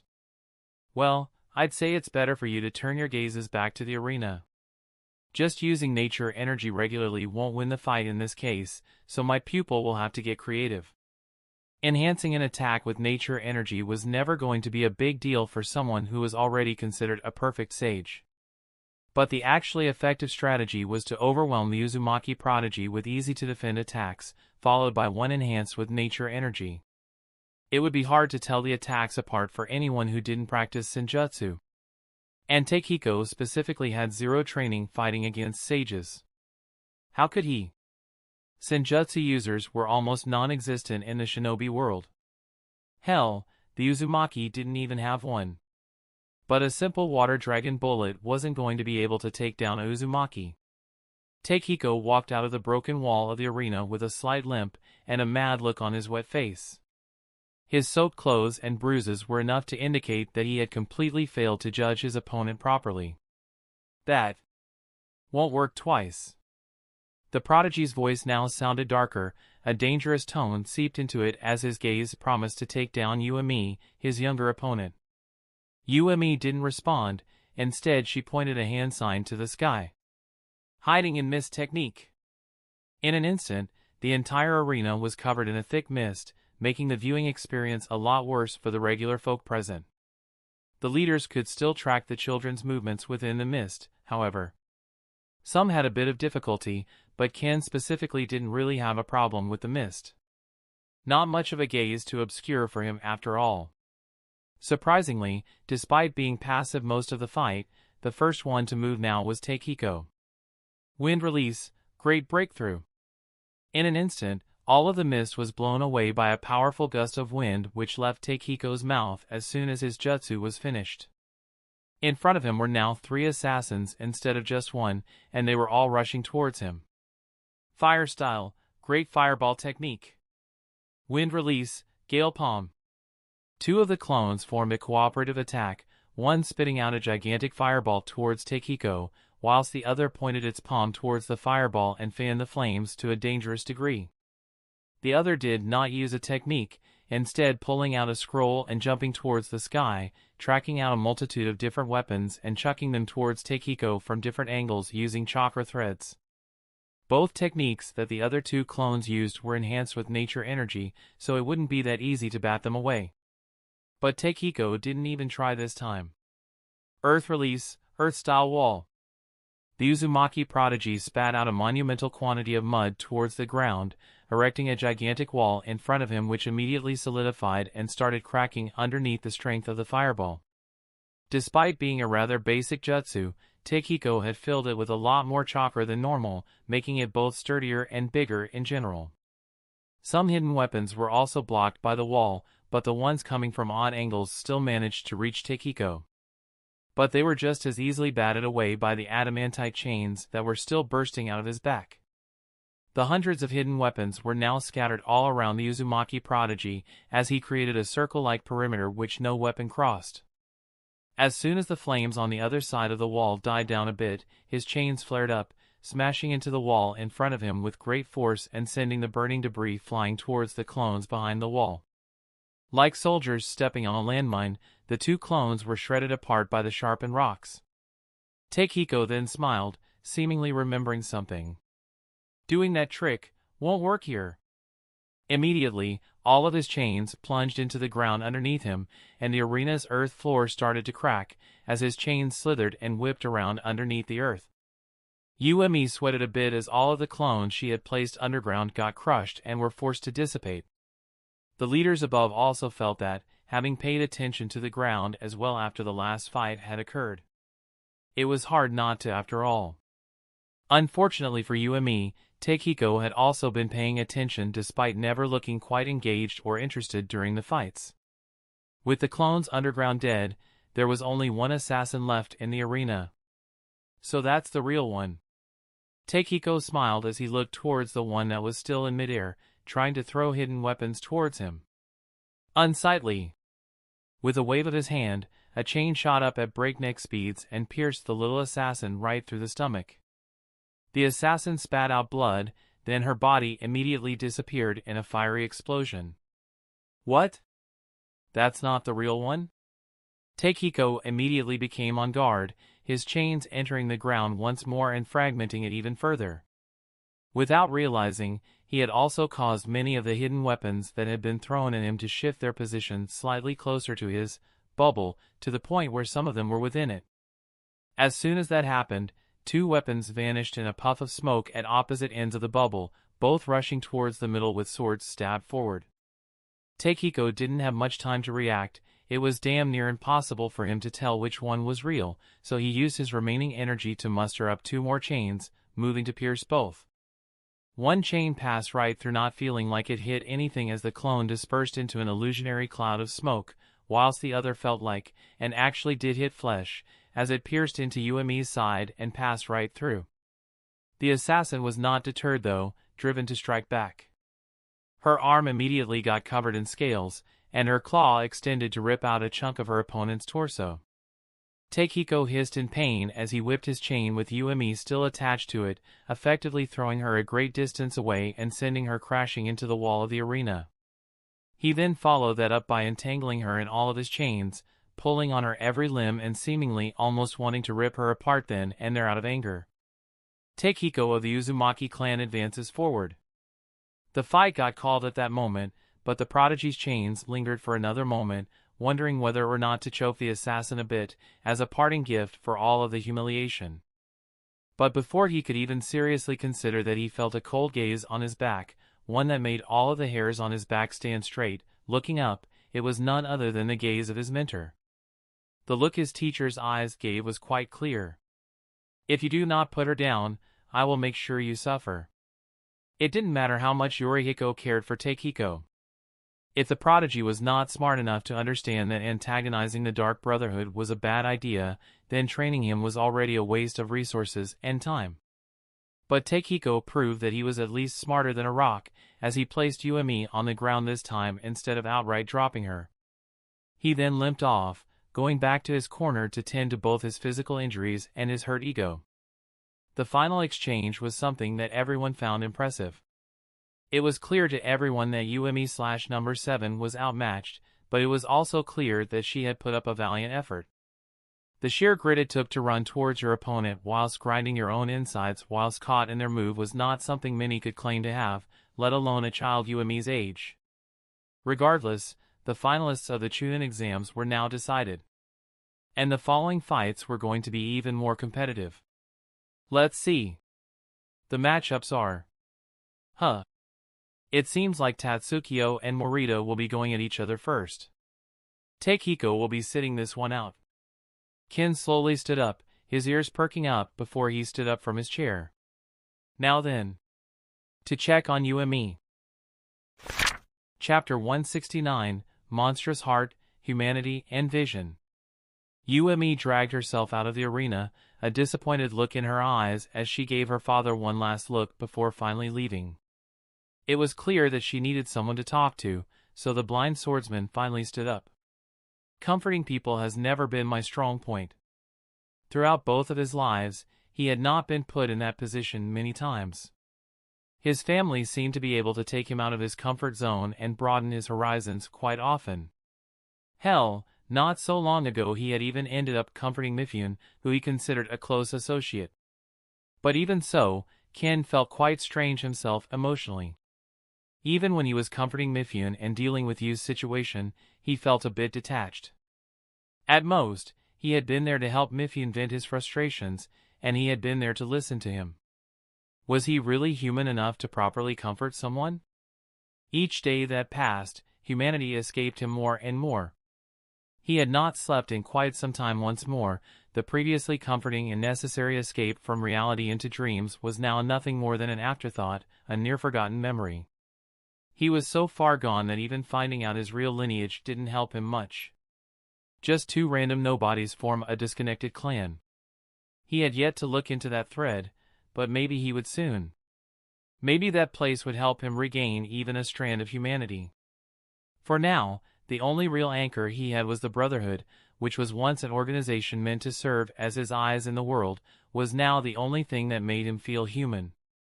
It was especially so since most of his associates, as well as the world at large, saw him as a genuine monster. Even the Rakeage, who saw him as a friend, still barely treated him like a human. Though that might have just been the old Rakeage's way of treating everyone on his level of strength, it was hard to tell. Regardless, it was clear enough that he had long departed from his roots. In a sense, Ken felt that the most telling factor in his dehumanization was none other than his fighting style. It was always brutal, aiming to dehumanize his enemies and strike fear into the hearts of any remaining opponents. The Scaled Sage mode, which was initially meant to be a trump card in battles and hard to maintain, was now feeling more like his true self. Even in regular fights, he tended to default to it. His monstrous scales and jagged tail, his leathery wings. He felt empty without them. And that had been the case for quite a few years already. Only in the beginning did he use the Scaled Sage mode in its initially intended way. Now, even when traveling, he had a habit of overloading his chakra network with nature energy and letting that form take over, always hidden underneath his cloak. No battle required him to go all out anymore. He had not wielded his sword seriously in quite a while, despite continuing to train it regularly. Regardless, he felt that his boredom would be sated thanks to the Rakeage and their still unannounced upcoming spar. But that didn't mean he'd become any more human. That didn't mean he could relate even more to his children. Emotionally, he had never been human. And yet, he was now more human than he had ever been. So, when finding Yumi silently crying in the shadows of the long halls leading out of the arena, he knew exactly what to do. Even without experience, his body almost moved by itself. The little girl was also shocked when she felt her father's arm slowly pull her into a warm hug. She couldn't even react as one of his calloused hands slowly stroked her hair. "You did well, Yumi. You made me proud. You made all of us proud." The blind monster couldn't help but slowly take this mask off and give his young daughter a sweet smile. Yumi, upon seeing that, couldn't help but gasp, as her sobbing got even more intense. This time, however, they were not tears of sadness and disappointment. Rather, they were tears of happiness and contentment. In the corner, Tatsukiyo also couldn't help but smile. He had also walked out to comfort his little sister. Doing his job as an older brother was something he would never stop doing, not even when all of his brothers and sisters grew into their own men and women. Still, the last thing he expected was to see his father to be one step ahead of him. After all, Ken seemed to have bigger concerns lately, and he figured that Yumi's internal struggles wouldn't be something he'd worry about in the moment. "I guess he's always one step ahead of me." Tatsukiyo simply smiled and walked back through the tunnel. At the end of the tunnel on the other side, were all of the Dark Brotherhood members still within Konoha, all waiting to comfort Yumi in their own ways. Tatsukiyo simply smiled underneath his mask as he walked past them, leaving them a bit confused. What they expected even less was for Yumi to come out with the widest smile they had ever seen on her young face. It only lasted a few seconds, until she put her mask back on and skipped over to them. She was clearly in a chipper mood, but that didn't stop them from continuing their comforting plans, and they all headed to eat ramen together like a good family would. Ken observed them from a distance for a while, smiling as he did so, his mask still hooked to his belt. "Didn't expect to see that side of you." A voice rang out by his side as he rested on a rooftop right across the ramen shop they had chosen. A puff of smoke came right after it, as Ken's senses washed over the figure of Sarutobi, dressed in his Hokage cloak and official garb. The Leaf Village leader had followed Ken in the arena as well, looking for an opportunity to speak to him. Of course, he couldn't bring himself to interrupt such a nice moment with his presence, so he waited and followed Ken right after. And obviously, Ken was well aware of this. Well, a father can't help but act that way towards their child. Ken shook his head, a smile still present on his thin lips. "So you do see them as your children, huh?" Sarutobi's curious gaze washed over Ken, before scanning the children once more. The Will of Fire also taught him to see the children of the Leaf Village as his own, but there were quite a few degrees of separation, as all of them were, at the end of the day, supposed to be tools working for the village itself. "Of course I do. As I am right now, they are the most important thing to me." Although that was the first time Ken spoke about such a thing, the words flowed so naturally. He knew it wasn't a lie, he couldn't bring himself to lie about them. "You know, that can be quite dangerous." The Hokage couldn't help but sigh when hearing that. Ken tilted his head when hearing that. "Danger? How so?" The blind swordsman slowly turned towards the Hokage, now facing him directly as his long spiky hair blew in the wind. "Well, such powerful ties can be used against you, as you are a powerful leader. Not only that, you will one day be forced to make a choice." The Hokage slowly walked forward, now standing but a step away from Ken, his Hokage cloak blowing in the wind as well, as his pipe was extinguished in a powerful gust of wind. "Will you choose the safety, happiness, and stability of the non-combatant members of the Dark Brotherhood, or will you choose the safety and happiness of its trainee assassins?" It was a choice that all hidden villages reached after a while. Sarutobi could clearly see it with his own eyes, that the Dark Brotherhood was developing into a hidden village more and more with each year that passed.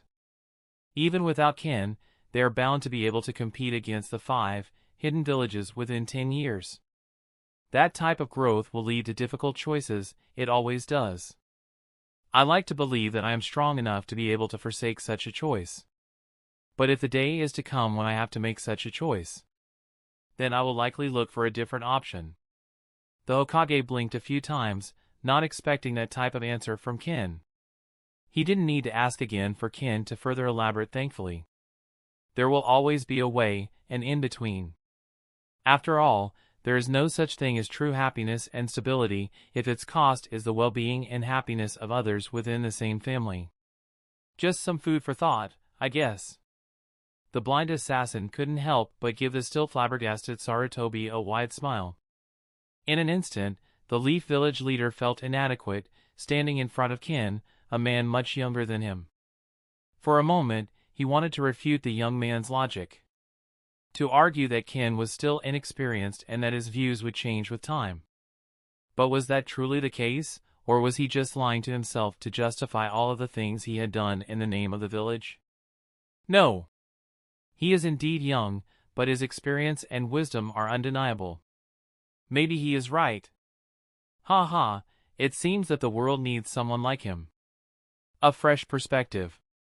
Unbeknownst to Ken, in that very moment, he had won Sarutobi's respect to the highest possible degree, far above the respect one would feel towards a powerful ally. I see. In that case, I hope to see you succeed. And seeing your success, I hope that you will be able to open the eyes of many others, showing them that this peace is truly achievable. If it's you, you can certainly do it. At that moment, Sarutobi no longer saw Ken as an equal. It felt inadequate to him to call Ken an equal. The blind assassin had risen to the level of Senju Hashirama in the Hokage's eyes. Powerful, determined, willful, and most importantly, although blind, a visionary. That's the end of this tale for now. Thank you for watching, and I'll see you in part 8. Peace.